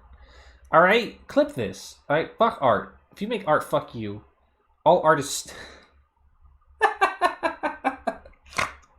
Don't clip that. Girls who hate bean. Go stand next to it. Why do I have to stand next to it? What is so fucking important about the bean? I will go, you know what? Next time I'm in Chicago, I will find that stupid-ass bean and I will fucking lick it. Little Caesars introduced the world to the spaghetti bucket, which was exactly how it sounds bucket? and tastes. After years of ranking third in the pizza triumvirate, Little Caesars' Big Cheese gimmick looked like it might finally put them ahead of Domino's. But the Big Cheese, which, not to split hairs, was a pepperoni pizza, was about to face stiff competition for its greasy crown. Pizza Hut could see this Little Caesar gaining ground in its rear view. The #1 pizza restaurant had a choice: either ignore the underdog or copy it pretty much exactly. The Hut chose to A2 Brute Little Caesars, and America was introduced to the Bigfoot Pizza, a massive 12 by 24 inch, 21 slice rectangle. Does anybody remember? I don't think anybody here is really old enough to remember this one. For only $11. Yes. It was 1 foot wide and 2 feet long. By the way, the same genius marketing team went on to come up with the idea for stuffed crust several years later. Oh, well. No one really remembers how the Bigfoot tasted, but anyone who survived the Great Pizza Wars remembers how aggressively Pizza Hut advertised it, spending millions on television, newspaper, magazine, and billboard ads featuring a smiling, cryptic mascot in a green tank shit like top. this. Only Crystal Pepsi could compete with the sheer amount of media saturation. Hello, Pizza Hut delivery. Yes, we've got Crystal Pepsi. Yes, we do. No, we don't have Crystal Pepsi. This is Domino's. And both Pepsi and Pizza Hut were owned by the same parent company. Giant multinational corporations. Hey, come on! I'm And trying to if have the fun brand's here. First ever national product campaign. Unclip that. Pizza Hut got really adventurous and leased a $4 million blimp to fly over cities with a cartoon Bigfoot and Pizza Hut's logo. But Pizza Hut was trying to fly too close to the sun, because on July 4th, 1993, the Bigfoot pizza blimp crashed into the roof of an apartment building on the west side of Manhattan, injuring 2 crew members. Honestly, it might have been the most important 4th of July celebration in the nation's history. The chain's vice president said at the time that while the situation was unfortunate, it did succeed in heightening brand awareness. Might want to keep that thought to yourself, bud. I don't believe you just said that. For Pizza Hut, there was no such thing as bad press, only big and Bigfootier press. So the Bigfoot marketing juggernaut slothed along. Could you get that out of my TV face? ads parodying Bigfoot sightings ran on every channel, one of which featured a pre-Sixth Sense Haley Joel Osment. The new ads for the Bigfoot took direct aim at the competition, causing Little Caesars to come up with her own TV spot, in which a monster truck with the brand's logo runs over a much smaller monster truck, while 2 old ladies look on.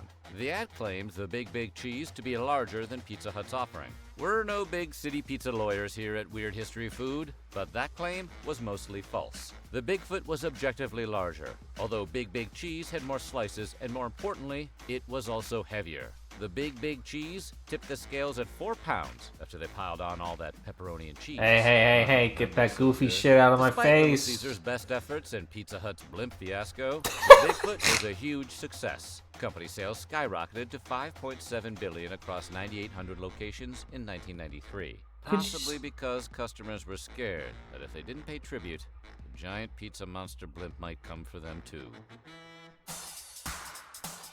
And here's where Domino's fucks up. Last to a pizza war, and you certainly don't want to be the least equipped either. Unfortunately, the Dominator was both. Domino's debuted its You hear that Giga fucking Pizza music, only bro? a few weeks after the Bigfoot arrived to challenge the Big Cheese. There was a lot riding on its success, since Domino's was the only one of the big three pizza families whose earnings had been down for the last several years. Don't call them In a pizza mad families dash like to it's a beat the fucking competition, Domino's pizza scientists mafia. defied the laws of nature and created a monster known as the Dominator, the hands-down winner in the dough measuring contest. It was the largest and, thanks to its shape, the girthiest pizza on the market. What did you and say? who doesn't want a girthy slice of pizza? But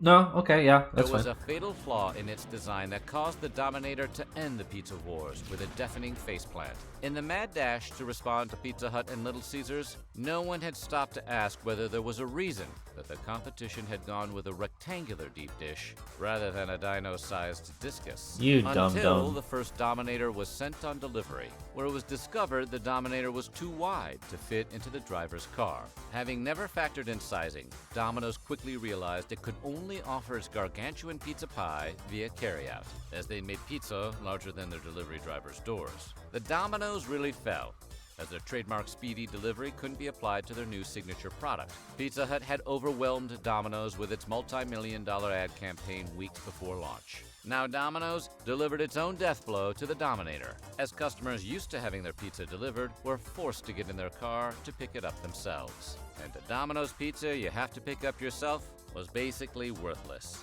And since Domino's delivery drivers were piloting the same size vehicles as everyone else on the road, customers who ordered a Dominator for takeout quickly found that the behemoth wouldn't fit into their cars either. Maybe if they tied it to the luggage rack or had a big enough trunk. But who wants trunk pizza? Well, any kind of pizza is actually pretty good. Yeah, just put it in your trunk.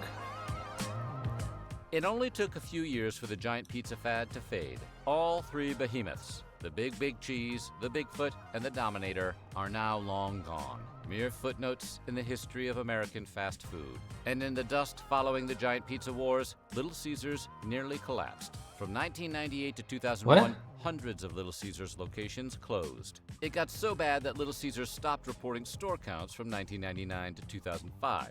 In recent years, Little Caesars has been able to claw its way back to bronze in the national pizza list. But compared to its former Ugh. rivals, it has less than half of the gross sales as the #1 contender. Pizza Hut, the once gold standard of greasy pizza delight, has fallen to second place after cycling out the Bigfoot in favor Yeah, it's the of deep bigger, dish bolder now. It's menu called the items. deep dish now. It took some trial and error, but eventually, a woman named Patty Scheidmeyer from Pizza Hut's product development focus group was struck by divine inspiration. What if they put cheese inside See, the I like crust? that It Papa was John's just is not a crazy part of this enough to work. conversation right The now. stuffed crust pizza is still on Pizza Hut's menu today, one of the only pizza innovations to endure across the decades. Ironically, it's the former also-ran Domino's who now rules the pizza empire. While Pizza Hut focused on the gimmicks and Little Caesar floundered on its definition of value, Domino's went back to doing what it did best, delivering pizzas, and trying to get anyone killed in the process. Stop it.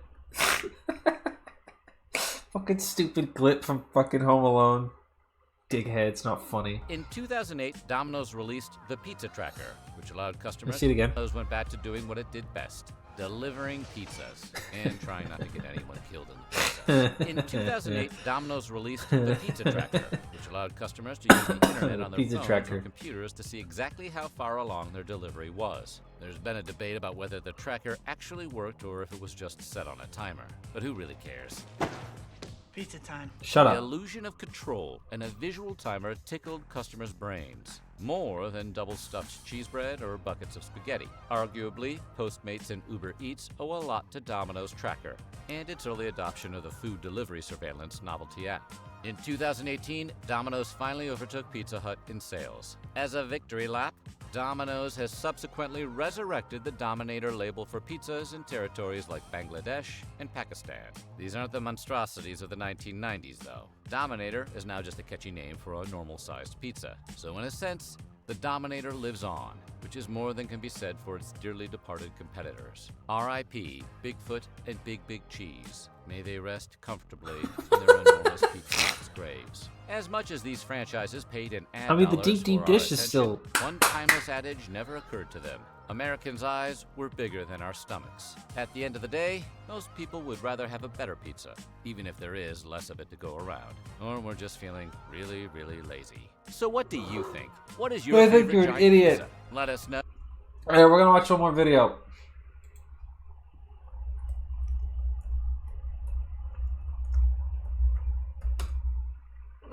And then we're gonna go home. And then we're all gonna go to bed. It is the cinematic... No, just one more video in general. We're just gonna watch this one video about the Teenage Mutant Ninja Turtles movie. Because the only the only rational segue is from pizza to the Teenage Mutant Ninja Turtles. And then we're gonna go home. Unless I feel like watching the video about TMNT too. The cinematic time anchor for an entire generation. We'll watch the Hero Quest video for 6 minutes. Hero Quest is the best game ever made, and anyone who says otherwise is wrong. The best thing about Hero Quest is the miniatures made in the glory days before Games Workshop had been destroyed from within. There is not an inch of pretentious overcomplexity about them. Any man can tell what they are from 500 yards away, and I know this because I've tested it with a team of Russian ex-Soviet scientists. Because they weren't destroyed by idiotic oversculpting, many a young lad got their start in miniature painting, making their first delicate steps with these fine figures. Never mind that one. I ruined that one. Never mind any of that. The best thing about Hero Quest is the gargoyle. It is the finest miniature in the land. Compared to this is rubbish. This is brilliant. This is an abomination. This is a gargoyle. When a young lad saw this miniature, do you know what he said? He said, "Ooh, I've got to get in on that Hero Quest action." And he was right. The best thing about Hero Quest is this tiny furniture. It is unequaled in all the realm. Anyone who owns this furniture but doesn't use it every chance they get, even in unrelated games, is a fool. I myself have begun replacing all of my furniture with Hero Quest furniture. Even the doors. Oh no, Mormons! The best thing about Hero Quest is the cards. What you see before you is the exact optimum number of cards required to play a heroic adventure game. No more, no less. Why, just the other month I was Fuck, playing he kills in the local mic when he did that. poker tournament, and when it came time to reveal my hand, bam, heroic brew, and I took home all the winnings, because after all, who's gonna argue? The best thing about Hero Quest is the board. Look at its beautiful, vibrant colours and its perfect square-ish shape. Oh yes, there was never any doubt as to how much space a game of Hero Quest was going to take up, was there? No, sir. But what do modern games give us? Oh, they're obsessed with modular dungeon tiles, and that's terrible. Half the time, it's a complete disaster, as the dungeon immediately veers off the nearest table edge. The other half the time, it expands into a colossal labyrinth far larger than any reasonable table owned by mortal men. Play it on the floor, you might say. Well, what about people with back, neck, and face problems? You didn't think of that, did you? The best thing about Hero Quest is the quest book, jam-packed with cracking sword and sorcery scenarios, each more different than the last, and none more different than the dreaded blank map, which is used to make your own deadly scenarios. Of course, the only natural response to this is to put a monster in every square, as is the right and privilege of every Hero Quest owner. The best thing about Hero Quest is the box art. Look at it. Magnificent. Painted by the great fantasy illustrator Les Edwards. And it features grand prominence in this particular art book of the man. And well it should, for it is, without doubt, the best piece of art he ever produced. Now, in the 90s, he did argue against that point, but he was quickly shouted down by key luminaries of the era, such as Prince, Bob Hawke, and Reggie Bennett. So it turns out that this was a cracking reboxing all along. But is a single reboxing enough to cover the grand majesty of Hero Quest? No, sir. No, it is not. And that means it's time for another cracking unboxing. of Hero Quest. Let's get started. Well, the best thing about Hero Quest is the inside of the box. Look at these cracking instructions for heroic miniature assembly, what with their clear pictures and words, by God. When I was a lad assembling these miniatures, I would have terrible nightmares about an apocalyptic time when highly convoluted miniatures, much more so than this, would come with instructions without words at all, and terrible, grainy little pictures, and only the loosest interpretation of the word instructions. Oh, it's a good thing that never came to pass.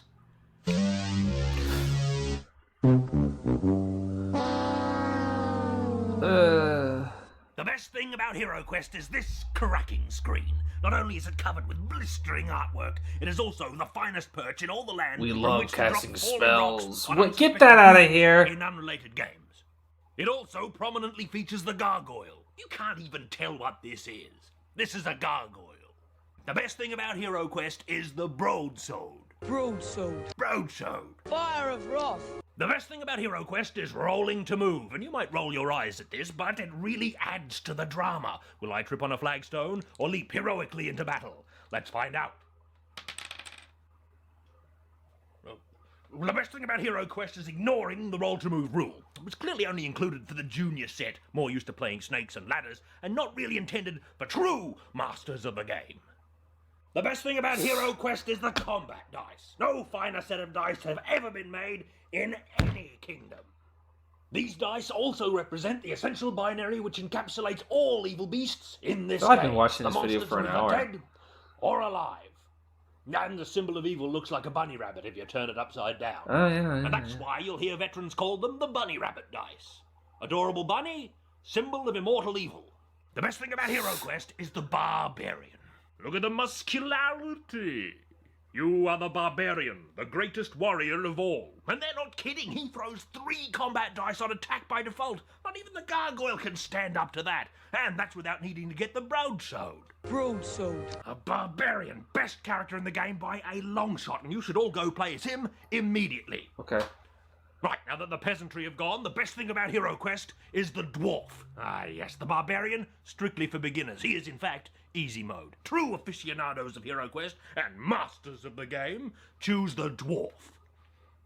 The best thing about Hero Quest is the expansions, which you should immediately discard, because the only true way to expand Hero Quest is with more Hero Quest. It's the only way you can experience such cracking custom scenarios as the dreaded Fortress O' Peril and Gravity Land. And that's why Hero Quest is so great.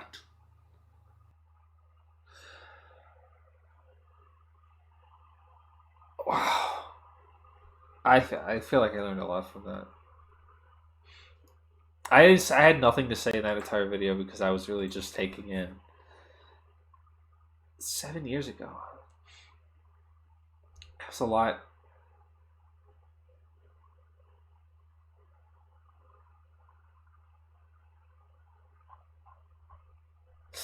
All right. All right. All right. All right. You know where and Turtles, go. It is the cinematic time anchor for an entire generation. You know where and when you saw it, what you had to eat for lunch that day, and how many things you ninja kicked in the lobby afterward. It is responsible for helping jumpstart a silver age of comic book movie adaptations. Can I pause? Peep the fucking Sun Vulcan mask over there next to the fucking Fortnite Nerf gun and the My Little Pony. That's really all I had to say, is just peep that. Homeboy here, I don't know if anybody knows my guy here. This is a great channel. I really love all of his stuff. Homeboy here loves Sun Vulcan because he grew up in Japan when that shit was airing. So he watched it. And super boosting what was already one of the most popular franchises. We'll, you know what? We'll watch the Sun Vulcan video. We'll watch that one first. Let's watch the Sun Vulcan video. He was in the trenches, okay? This is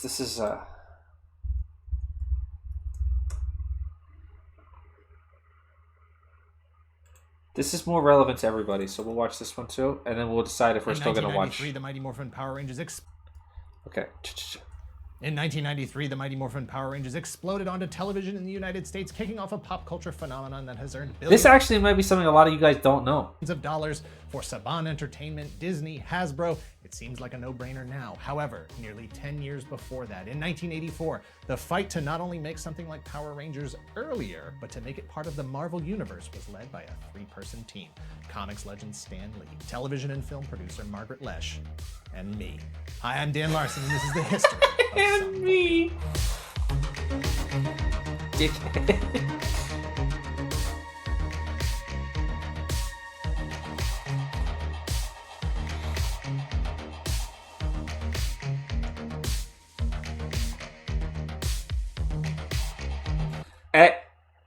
You know what it is. You know what it is. You know what it is. You know who it is up there, my boy Max.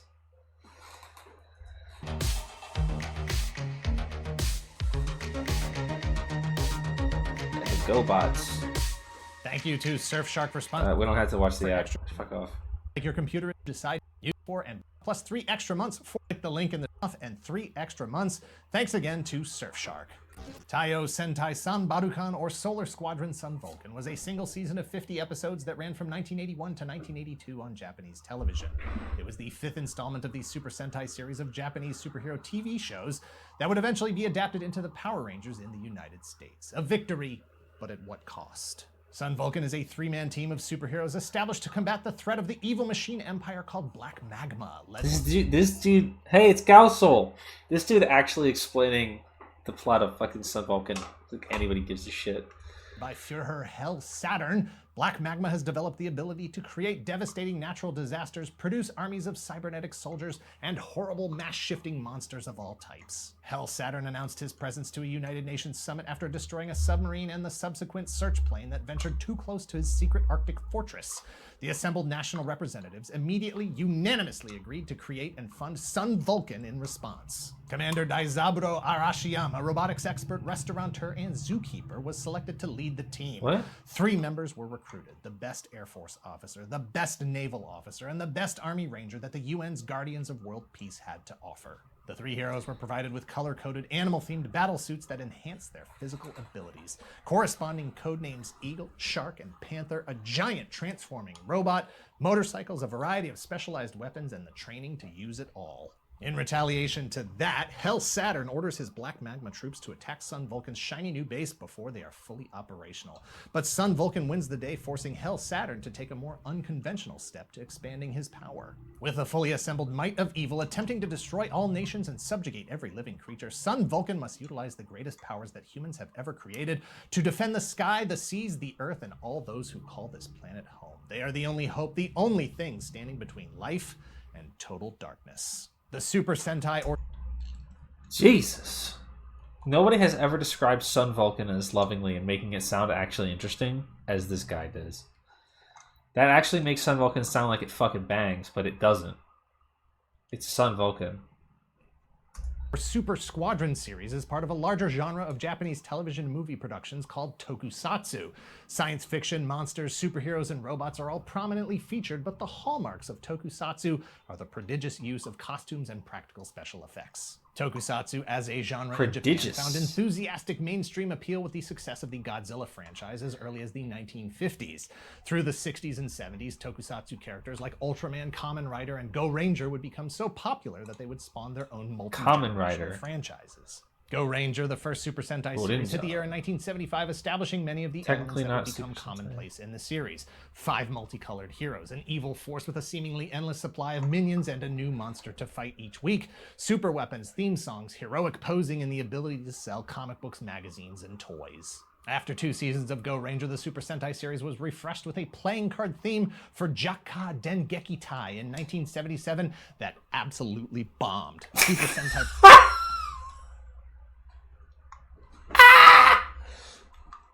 Yeah, I mean, it did.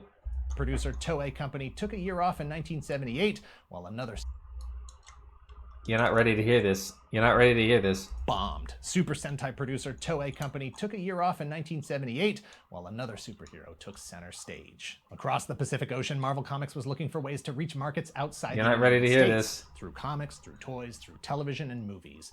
In 1978, Marvel and Toei swapped licenses on some of their characters within their respective markets. Marvel got Combattler V and Vanguard Ace, which they featured alongside another Japanese property, Raiden, in their comics as the Shogun Warriors. Toei got the crown jewel of the Marvel Comics. You're not ready to hear it. Amazing Spider-Man.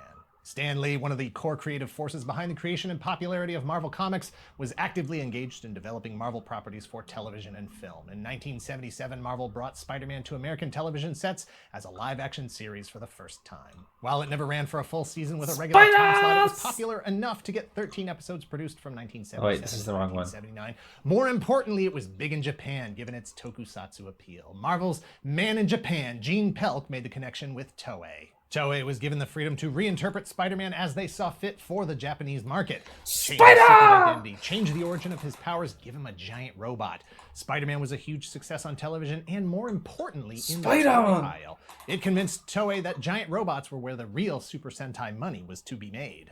You're probably asking yourself, is this real? What I think you mean is it canon? Yes, on both accounts. The Shogun Warriors were a part of the Marvel Universe proper. If the license hadn't expired, they might still be there today. And this version of Spider-Man has been featured in the comics during and after the Spider-Verse event in 2014 and is rumored to be in the next Spider-Verse movie due out in 2022. After Spider-Man... It didn't happen. It didn't come out in that year. Yeah, well, so this video was made in, well, it says a year ago, but this video was made in 21. They denied, they delayed it for a bit. He's probably gonna be in Spider-Verse 3 because I think they hadn't split the movies up at that point. I don't know. And Marvel and Toei collaborated on 2 more series. 1979's Battle Fever J, a very loose interpretation of a team of international Avengers, which featured a Captain Japan, if you will, flanked by captains from the Soviet Union, Kenya, France, and America. And 1980's Denshi Sentai Denjiman. Taiyo Sentai Sun Vulcan was the 4th and final collaboration between Marvel and Toei. In and of itself, it wasn't that much of a departure from what came before it. In fact, thanks to the inclusion of Queen Hedrian, it is a direct sequel to Denjiman, the only time in the history of Super Sentai that 2 seasons have been connected by a continuing story. That's still technically true, to be honest. Denjiman was a team of multicolored superheroes imbued with the technological powers of the... Sun Vulcan is very, very loosely a continuation. Like, nobody from Denjiman shows up other than that one antagonist character. Like, it's not like you need to watch Denjiman to understand what happens in Sun Vulcan, kind of shit like that. I don't even know why they did that, to be honest. But it's just like a one-thread connection. It's not really anything important. Denzi people. See, it's like that. 3,000 years ago, the Vader clan invaded and devastated the world of Denzi Star. Why the fuck are you talking about Denjiman now? Denzi denizens managed to relocate an island called Denziland to Earth, where their descendants would wait for the eventual arrival of the Vader clan. Denjiman was a ratings and toy sales bonanza. Toei obviously wanted to build on that success, but where to take it? A second season of Denjiman? Could they get everyone back? Would they be able to refresh the characters, the designs enough to please the real critics? The kids asking their parents to buy the toys. Yeah, it's the same way Spider-Man Unlimited is an entirely new concept with some carryover. Initially called Plasma Man, they settled on Sun Vulcan after being unable to secure the name Plasma Man. The new theme was Air, Sea, and Land with Red Eagle, Blue Shark, and Yellow Panther suits. Some episodes touch on previously existing concepts of the Denzi descendants, but aside from the resurrection of Queen Hedrian... Okay, apparently I was wrong. So there's some slight The majority of the series proceeds as though it is a unique creation unassociated with the previous material, like Phil Coulson on... Okay, so it's like, so we're on some Black RX kind of shit here. Shield. Sun Vulcan was both a refinement of the Super Sentai formula and a break from it. Previous teams had 5 members, Sun Vulcan only 3. Previous teams had at least 1 female member. Sun Vulcan was all dudes except for Commander Arashiyama's daughter, Misa. This did not go over well with fans. While Misa is a highly valuable member of the team and even makes an appearance as her alter ego White Rose, she never gets a proper Sun Vulcan battlesuit, codename, or seat in the giant robot. Spider-Man was the first to bring a giant robot to the fight, a trend that continued with Battle Fever J, but Sun Vulcan was the first to have a combining giant robot, a trend that would continue through today. Combining giant robot.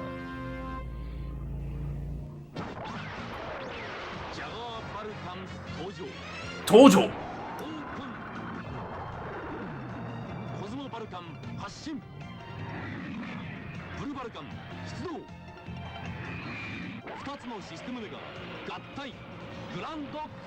Grand Cross!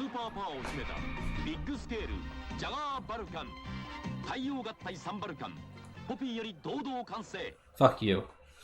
Sun Vulcan sold a lot of toys. Their iconic giant robot Vulcan Robo in multiple scales, their iconic giant robot transport vehicle Jaguar Vulcan in multiple scales, highly articulated 4.5-inch die-cast action figures of Eagle, Shark, and Panther. 4-inch Star Wars style action figures, their base, their Jeep, model kits, wind-up toys, role-play accessories, gashapons, soft vinyl. If kids were playing with it, if it could be licensed with Sun Vulcan, they made it. Sun Vulcan characters and logos appeared on clothing, puzzles, coloring books, stickers, whistles, candy, chopsticks, dishes, cups, handkerchiefs, and honestly, internet, if you have pictures of any of these things, post them now because there ain't much out there. A Sun Vulcan movie was released in July of 1981 at the Toei Manga Matsuri Film Festival, the same day episode 24 aired. I say movie because it's the same runtime and follows the same general format of the regular TV series. If anything, it's essentially a 51st episode. 1981 was also the year that Stan Lee officially moved to Los Angeles to work with Marvel Productions, the film and television development arm of Marvel Entertainment Group. Stan had a lot on his plate,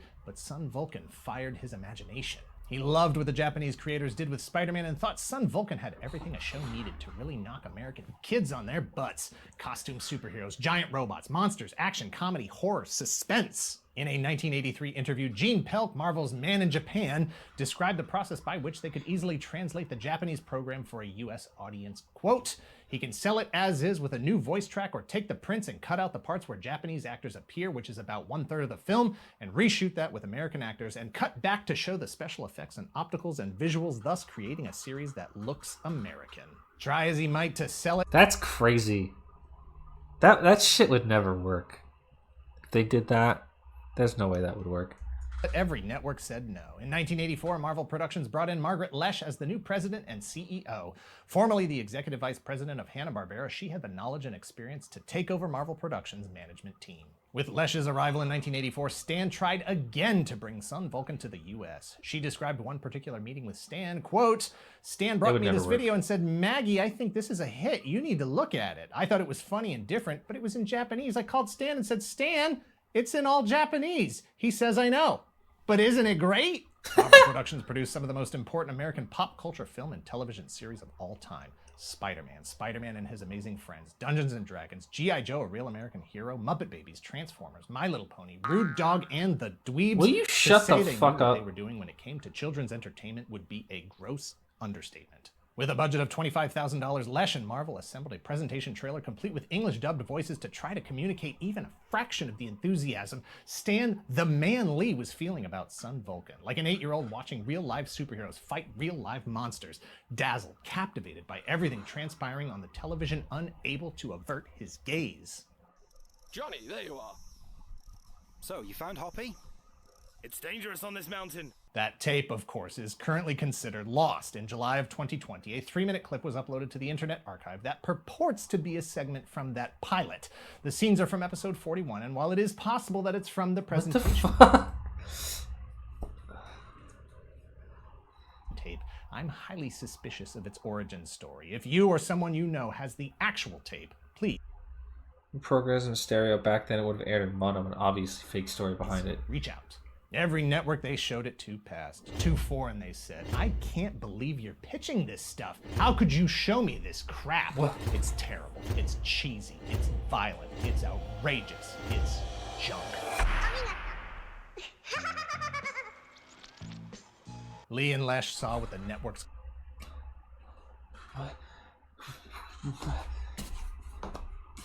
What?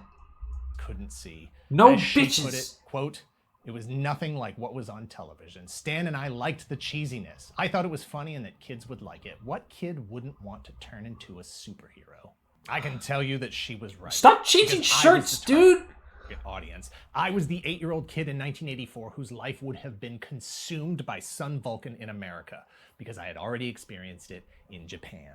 My family moved to Japan in the summer of 1980. Despite speaking no Japanese whatsoever, the second half of Denjimon was a fully engaging television program for the discerning 4-year-old that I was. Colorful, dazzling, terrifying, mesmerizing. At 5 years old, I got to not only watch the entirety of Sun Vulcan, but to witness the flood of product onto store shelves. Live the anticipation from week to week. I saw performances in real life twice, once on stage and once at a mall. I watched Vol Eagle with my own eyes jump off a soda machine and kick a black magma soldier in the face.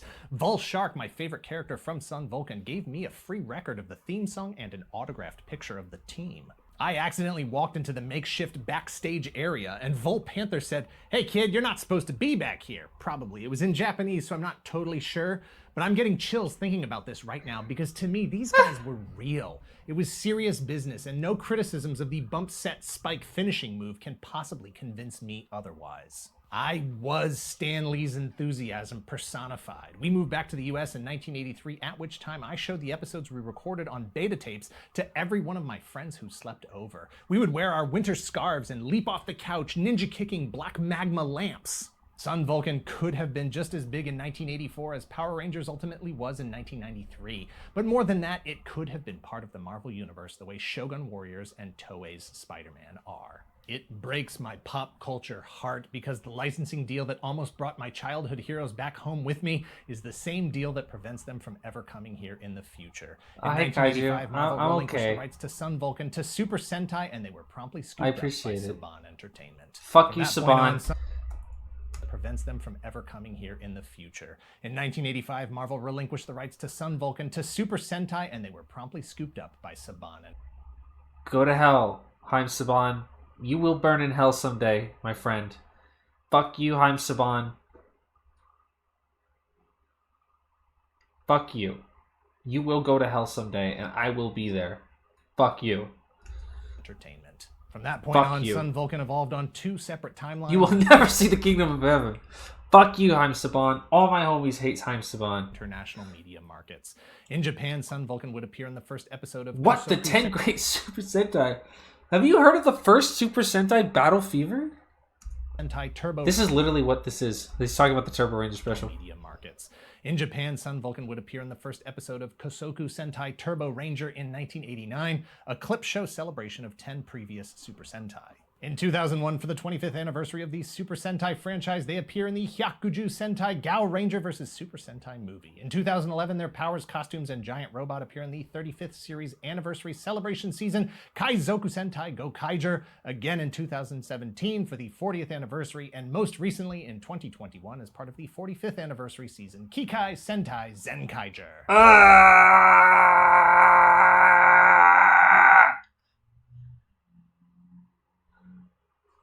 Zenkaiger mentioned.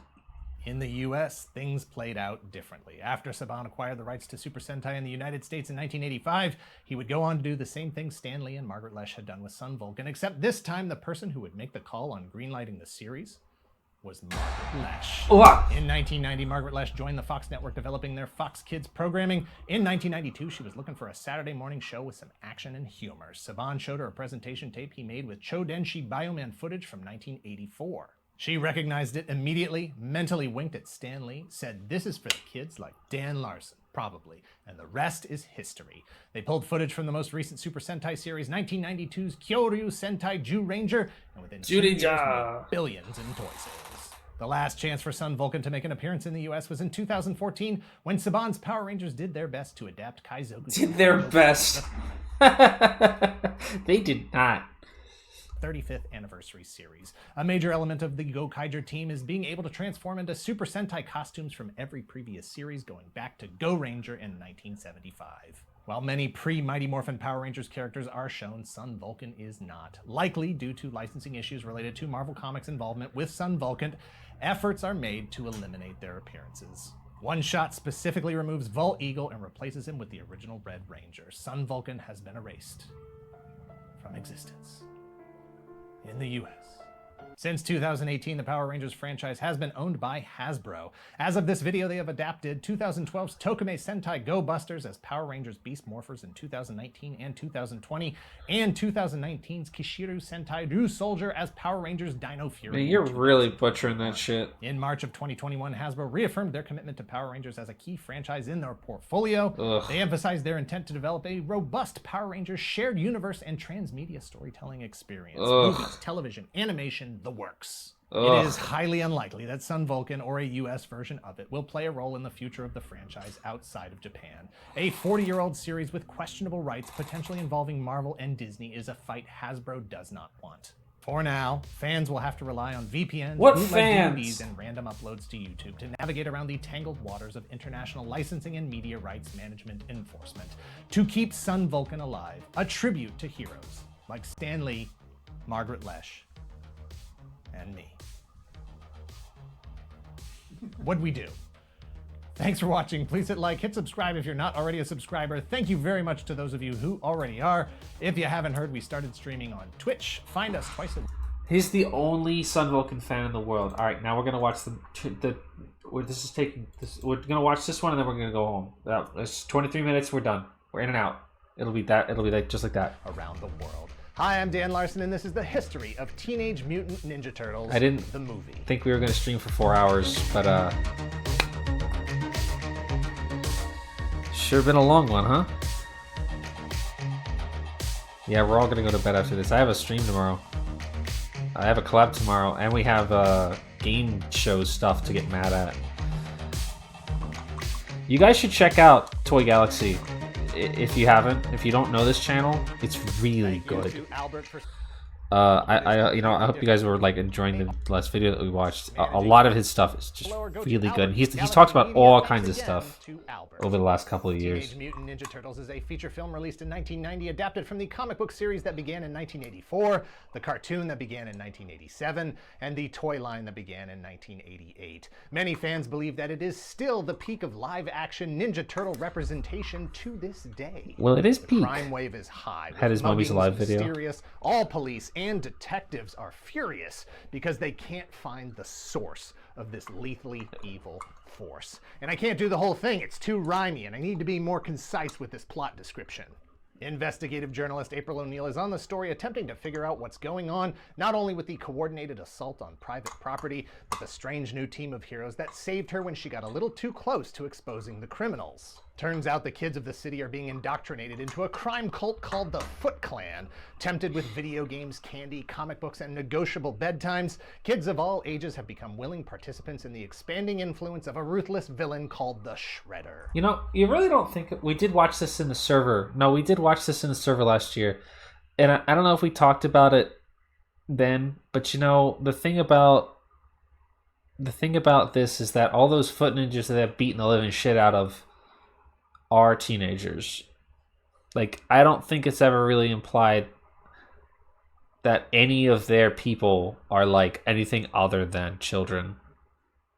So not only are they beating the living ass out of these kids, but these kids nearly beat those turtles to death a few times now, come to think of that.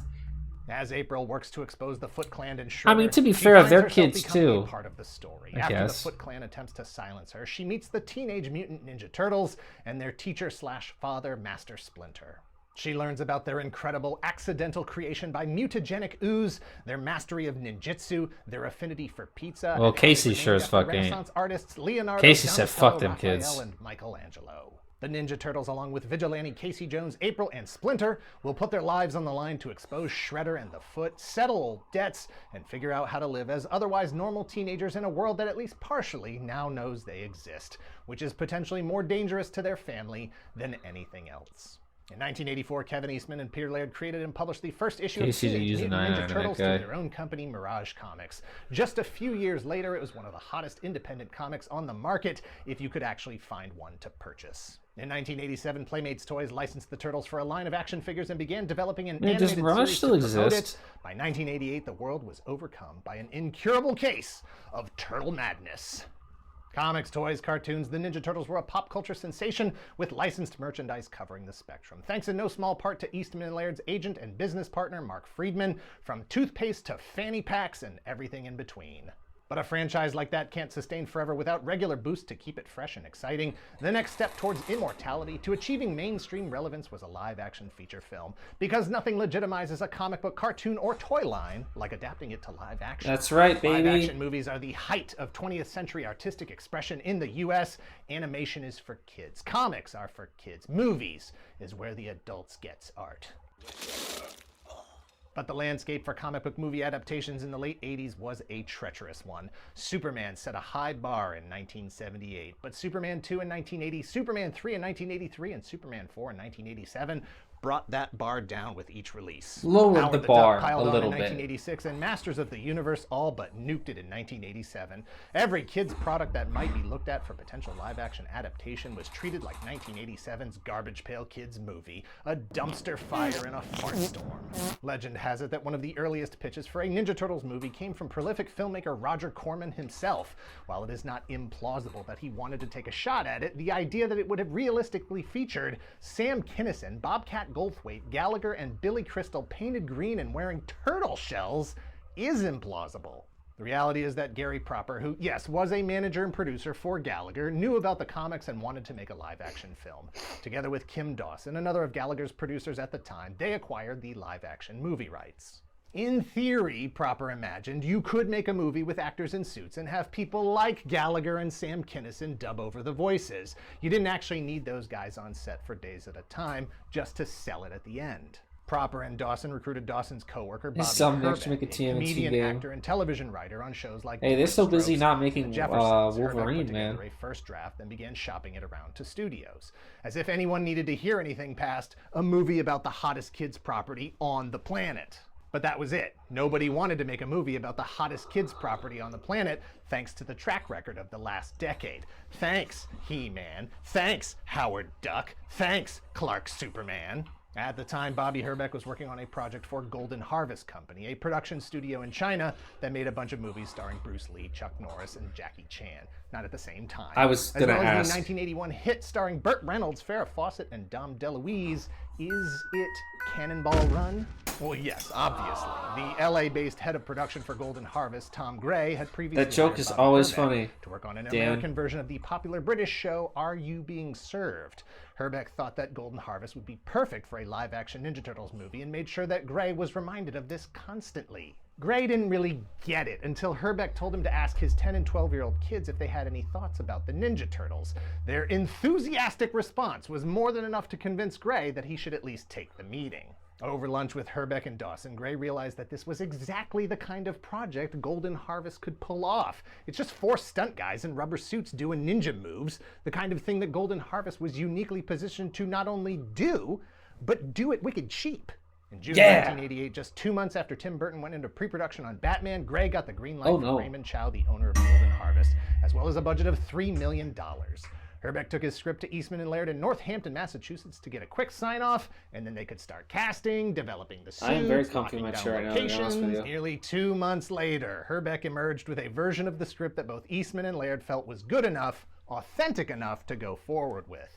Meanwhile, a director working on a film for Golden Harvest heard about the Ninja Turtles project and recommended Steve Barron as a director for it. Yawn. Barron had made a name for himself directing music videos. Michael Jackson's Billie Jean, Damn. Aha's Take On Me, Dire Damn. Straits' Money for Nothing, Damn. and the video for Supertramp, Is It Cannonball? It was. Barron was interested but didn't want to make a regular old kung fu movie. Stop. And he certainly didn't want to make a regular old comic book movie. He wanted to make an authentic Ninja Turtles movie. What does that mean? Grounded, real, but not as bloody and violent as the comics. True to the spirit of the comics. Something tonally like Ghostbusters.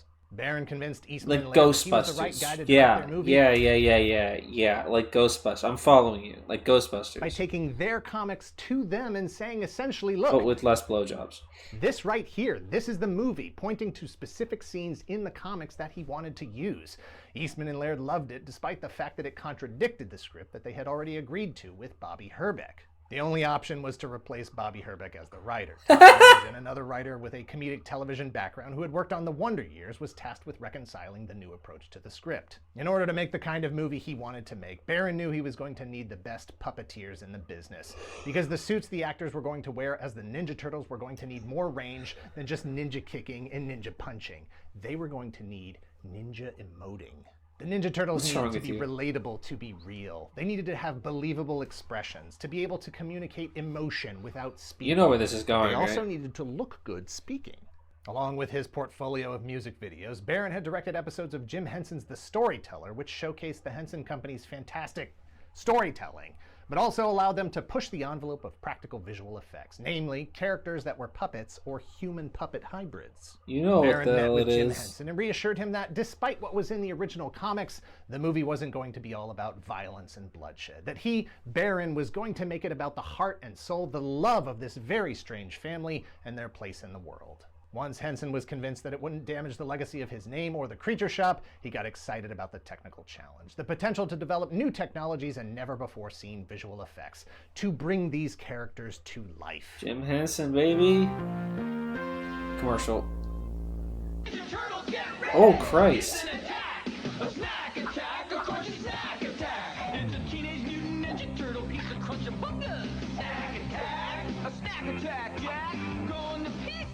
Crunchy little pieces of snack attack. Pizza crunch bunga snack. Sounds like a crunchy snack attack, dude. I take a That's the Shredder! crunchy food. Pizza crunchy bunga. Want some? Got some. Awesome. Crunchy bunga. Awesome! Barron and crew were going to need more money. The $3 million they had was about what it was going to cost just for Henson to do the suits. On top of that, just a few weeks before they were supposed to start shooting, the distribution deal they had was canceled when Barry Diller replaced Leonard Goldberg as CEO of 20th Century Fox. Uh-oh. The production scrambled. The $3 million budget had become $6 became $8. It would eventually settle in around $13 million. They managed to pull in New Line Cinema, more money from Golden Harvest, and Jesus. whatever else they could find laying around to get the cameras rolling.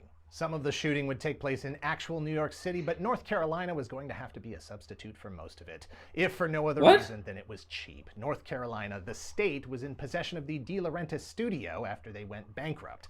The state wanted to get any production in there as soon as possible. The Ninja Turtles were the stars of the film, and they were going to be played by suit actors and stunt people. The feature human roles would go to actors that were right for the roles and, more importantly, right for the budget.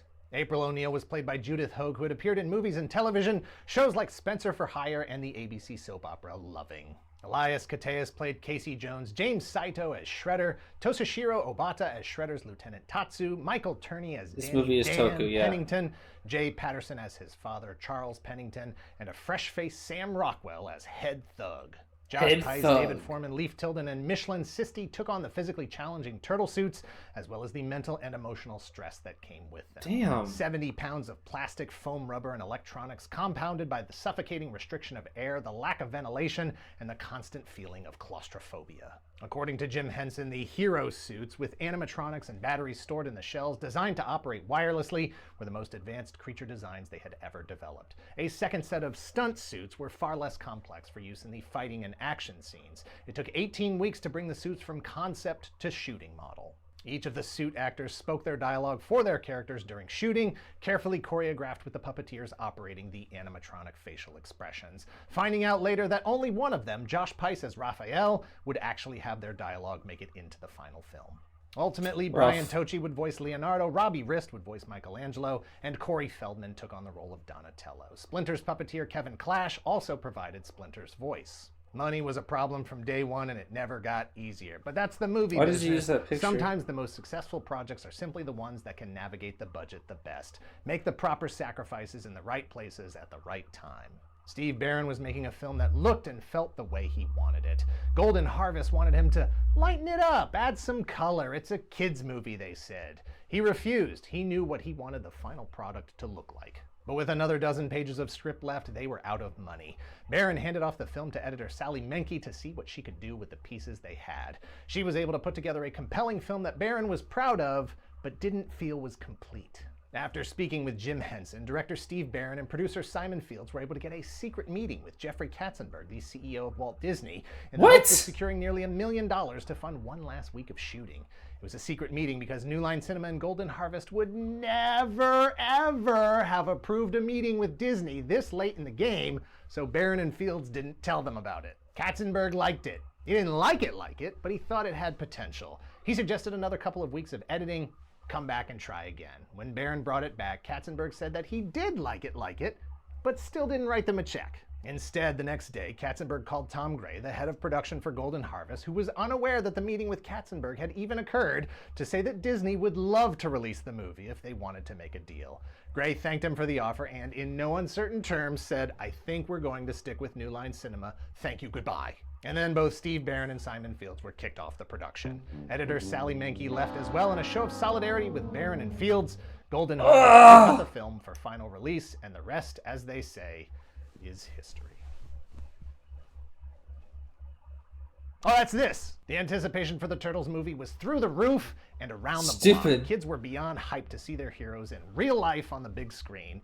Early buzz prompted producers to double the amount of prints they had ordered to expand the number of theaters it would run in. Teenage Mutant Ninja Turtles opened on March 30th, 1990, a mere 9 months after Tim Burton's Batman starring Jack Nicholson and Michael Keaton changed the game with respect to the potential for live-action movies based on comics, cartoons, action figures, all of it. Many people have believed for a long time that the Ninja Turtles movie was a reaction to the success of Batman, but that's not the case. The two films were in production at the same time and cooperatively helped fast-track any other comics properties that might have been in consideration by other studios because Batman and the Turtles were making a lot of money. I'm sorry, I read that wrong. They were making a lot of money! Teenage Mutant Ninja Turtles was the #1 movie at the box office over the weekend, raking in more than $25 million, breaking the record for the biggest opening weekend for an independent film ever. It did $135 million in North America, over $66 million everywhere else, for a total of over $200 million against a budget of $13 million. It was the highest grossing independent film at the time overall as well. Reviews were mixed, with Roger Ebert giving the film 2.5 out of 4 stars, calling it nowhere near as bad as it might have been, and probably is the best possible Teenage Mutant Ninja Turtle movie. It supplies, well, he was right about that, more or less what Turtle fans will expect.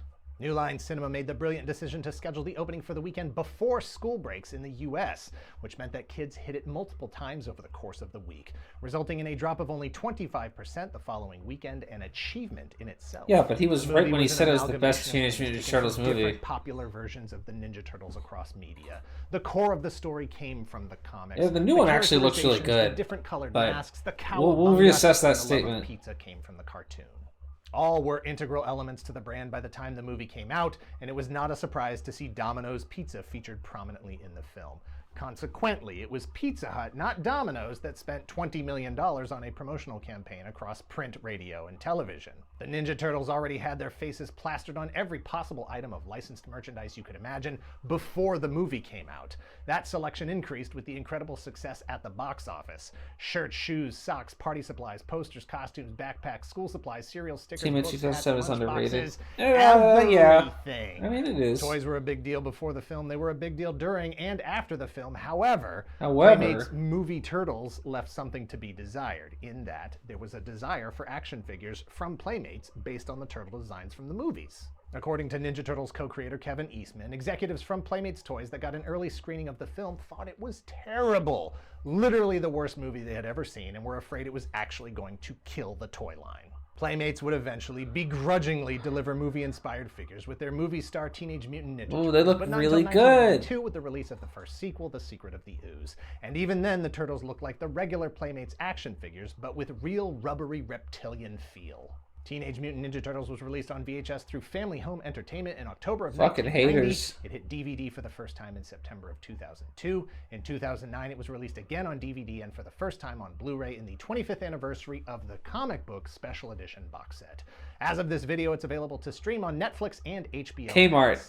The success of the film meant that a sequel was likely. But before that happened, in October of 1990, the Turtles went on the road with a live-action concert tour. Oh, no. The Coming Out of No. We don't really have to talk about that, like, ever, man. Does Kmart still exist? No, I'm pretty sure they declared bankruptcy like 5 years ago. A whole thing in and of itself that we aren't going to get into right now. Oh, thank What you. we will say here is that the technology pioneered for the suits in the films and the resultant boiling over of the franchise gave birth to all that. Teenage Mutant Ninja Turtles 2: The Secret of the Ooze opened in the US just 1 year after the first film. Super Shredder! Bringing home $78 million against a budget of $25 million. Familiar but different, a few faces from the first film were missing. Judith Hoag, who took issue with the amount of violence in the first film, thought that the movie suffered because of it. And she spoke to the producers about it. And they disagreed. About that and they disagreed. A lot of other stuff. And April was recast with Paige Turco for Secret of the Ooze. A third film followed 2 years. To be honest, I didn't ever realize that she was recast for Secret of the Ooze until this video told me that she was, and I was like, oh, okay. After that, in March of 1993, with predictable diminished returns, making only $54 million on a budget of $21 million. 3 years later, in 1996, the original animated series ended. The next year, in 1997, the Ninja Turtles showed up in a live-action series using simplified versions of the movie suits and a fifth turtle named Venus de Milo. Let's not talk about that, everyone please. to take a step back for a bit and let this whole Ninja Turtles thing cool down. There have been multiple comics and cartoon series based on the franchise since then. Thousands of action figures, Oh my a new God. fully Can we not talk about this feature film either? in 2007, and a new live-action movie franchise kicked off in 2014, starring Megan Fox as April O'Neil, Will Arnett as Vern Fenwick, and Can we Tony not Schiavone talk as about this Cedric. one? In 2016, Playmates revisited the 90s movie franchise for a set of deluxe action figures using the molds from their classics collection. While certainly more screen accurate than their previous releases in 1992, they fell short of fans' expectations. Those dreams finally came true in 2017 when NECA Toys released 18-inch quarter-scale versions of the Turtles as they appeared in the 1990 movie, highly detailed, incredibly accurate representations with articulation and their weapons. A year later, they offered scaled-down 7-inch versions of those same designs as a San Diego Comic-Con exclusive set that came packaged in a box that looked like the original VHS tapes from 1990. They would later be offered at regular retail. The figures are so good, my ideal Turtles, that they prompted me to stop collecting Turtles altogether because, for me, nothing could possibly top them. In November of 2020, Slash Film reported that the original writer of the 1990 Ninja Turtles movie, Bobby Herbeck, was having conversations with original director Steve Barron and Jim Henson's son Brian about potentially producing a new live-action movie set in the same universe as the 3 previous films. On the 30th anniversary of the original 1990 film, drowning in a movie market that is dominated by reboots, sequels, and adaptations of comic book superheroes, it makes sense. On top of that, in August of 2021, Deadline reported that Colin and Casey Jost are writing a new live-action movie for Paramount Pictures to be produced by Michael Bay, Scott Mednick, Andrew Form, Brad Fuller, and Galen Walker. That also While didn't it's not happen. impossible that the original live-action universe could continue, it is highly unlikely.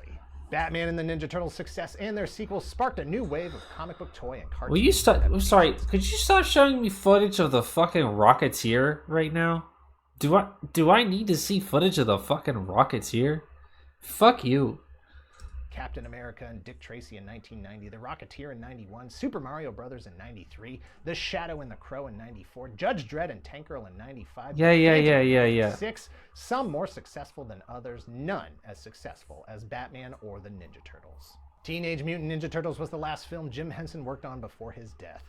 He passed away in May of 1990. Any concerns he had about the project damaging the Creature Shop or the Henson name were thankfully unfounded. The movie is beloved by the fans that grew up with it. The visual effects created by Henson and his Creature Shop deserving all the credit possible for allowing kids to get lost in the world of the Turtles and for 93 minutes believe that they are real. The seemingly Did he leave out Blade? I mean, I guess he left out a lot of stuff. If even for a short time, in the face of previous failures and the stigma associated with comics-based content to begin with, not to mention the inherent silliness of the specific title itself. Teenage Mutant Ninja Turtles worked because the presentation was believable. It worked. You've never seen the 1990 TMNT movie? You really should. Thanks for watching. Please hit like, hit subscribe if you're not already a subscriber. Thank you very much to those of you who already are. Thank you again to Albert for sponsoring this video. Check us out on Who's Twitch Albert? twitch.tv/ToyGalaxy. If you're in the position to help the channel grow, if you would like early access to the videos ad-free, please visit our Patreon at patreon.com/ToyGalaxy. And let us know in the comments down below if you remember the first time you saw this movie. I know where I was, and what I remember the most is that the theater emptied out into a bowl bowling alley with an arcade, and the crush of humanity that was gathered around the 4-player Konami arcade cabinet was impenetrable. Hundreds of people crammed into a space that could only barely accommodate them, watching people play this game, waiting for their turn. Absolute insanity. Worked out great for me, though, because I had bad dudes all to myself for the rest of the night. I'm bad. We gotta save the president. Idiot. What do their streams look like? I have no fucking idea. I've never seen any of the Twitch streams. I think that they just goof around with toys and shit. I don't know. Alright, it's time to end for the night. It has been 4 hours and 42 seconds. This is not as... I did not mean to stream this long. But I had a lot of fun. I feel a lot better than I did 5 hours ago. Is there any pony on Twitch right now at literally midnight?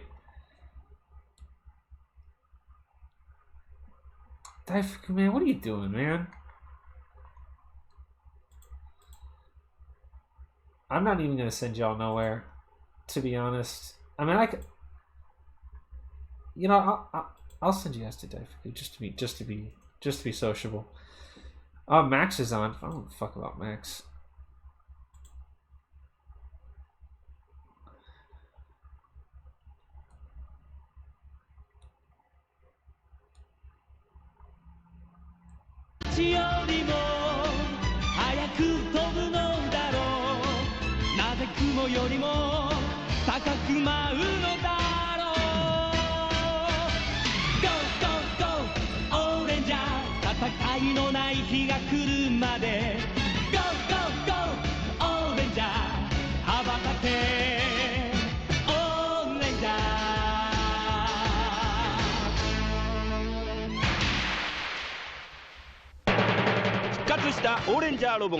レッドパンチャーと共にレッドパンチャー今こそ2体のロボの秘密が明かされる超砲撃合体バスターオーレンジャーロボ Please not Buster Orange Robo. 合体丸い指令調理検診オレイオレイ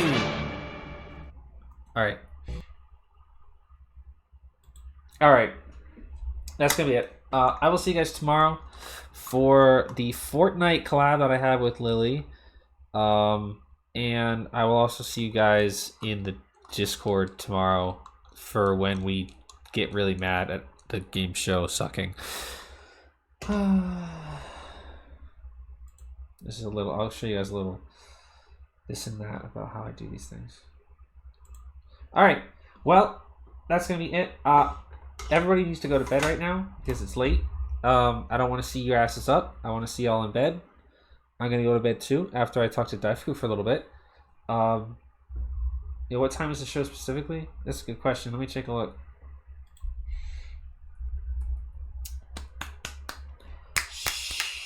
Summer Games Fest.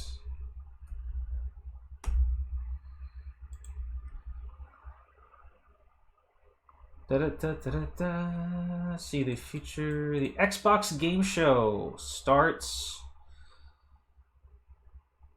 at noon Central, so it's at 10 a.m. Pacific, 1 p.m. Eastern, 7 p.m. whatever the fuck that is.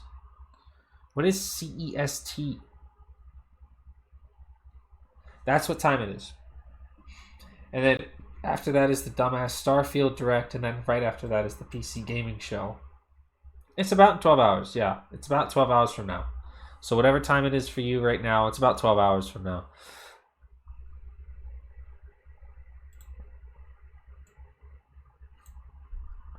Why did he censor Twin? Alright.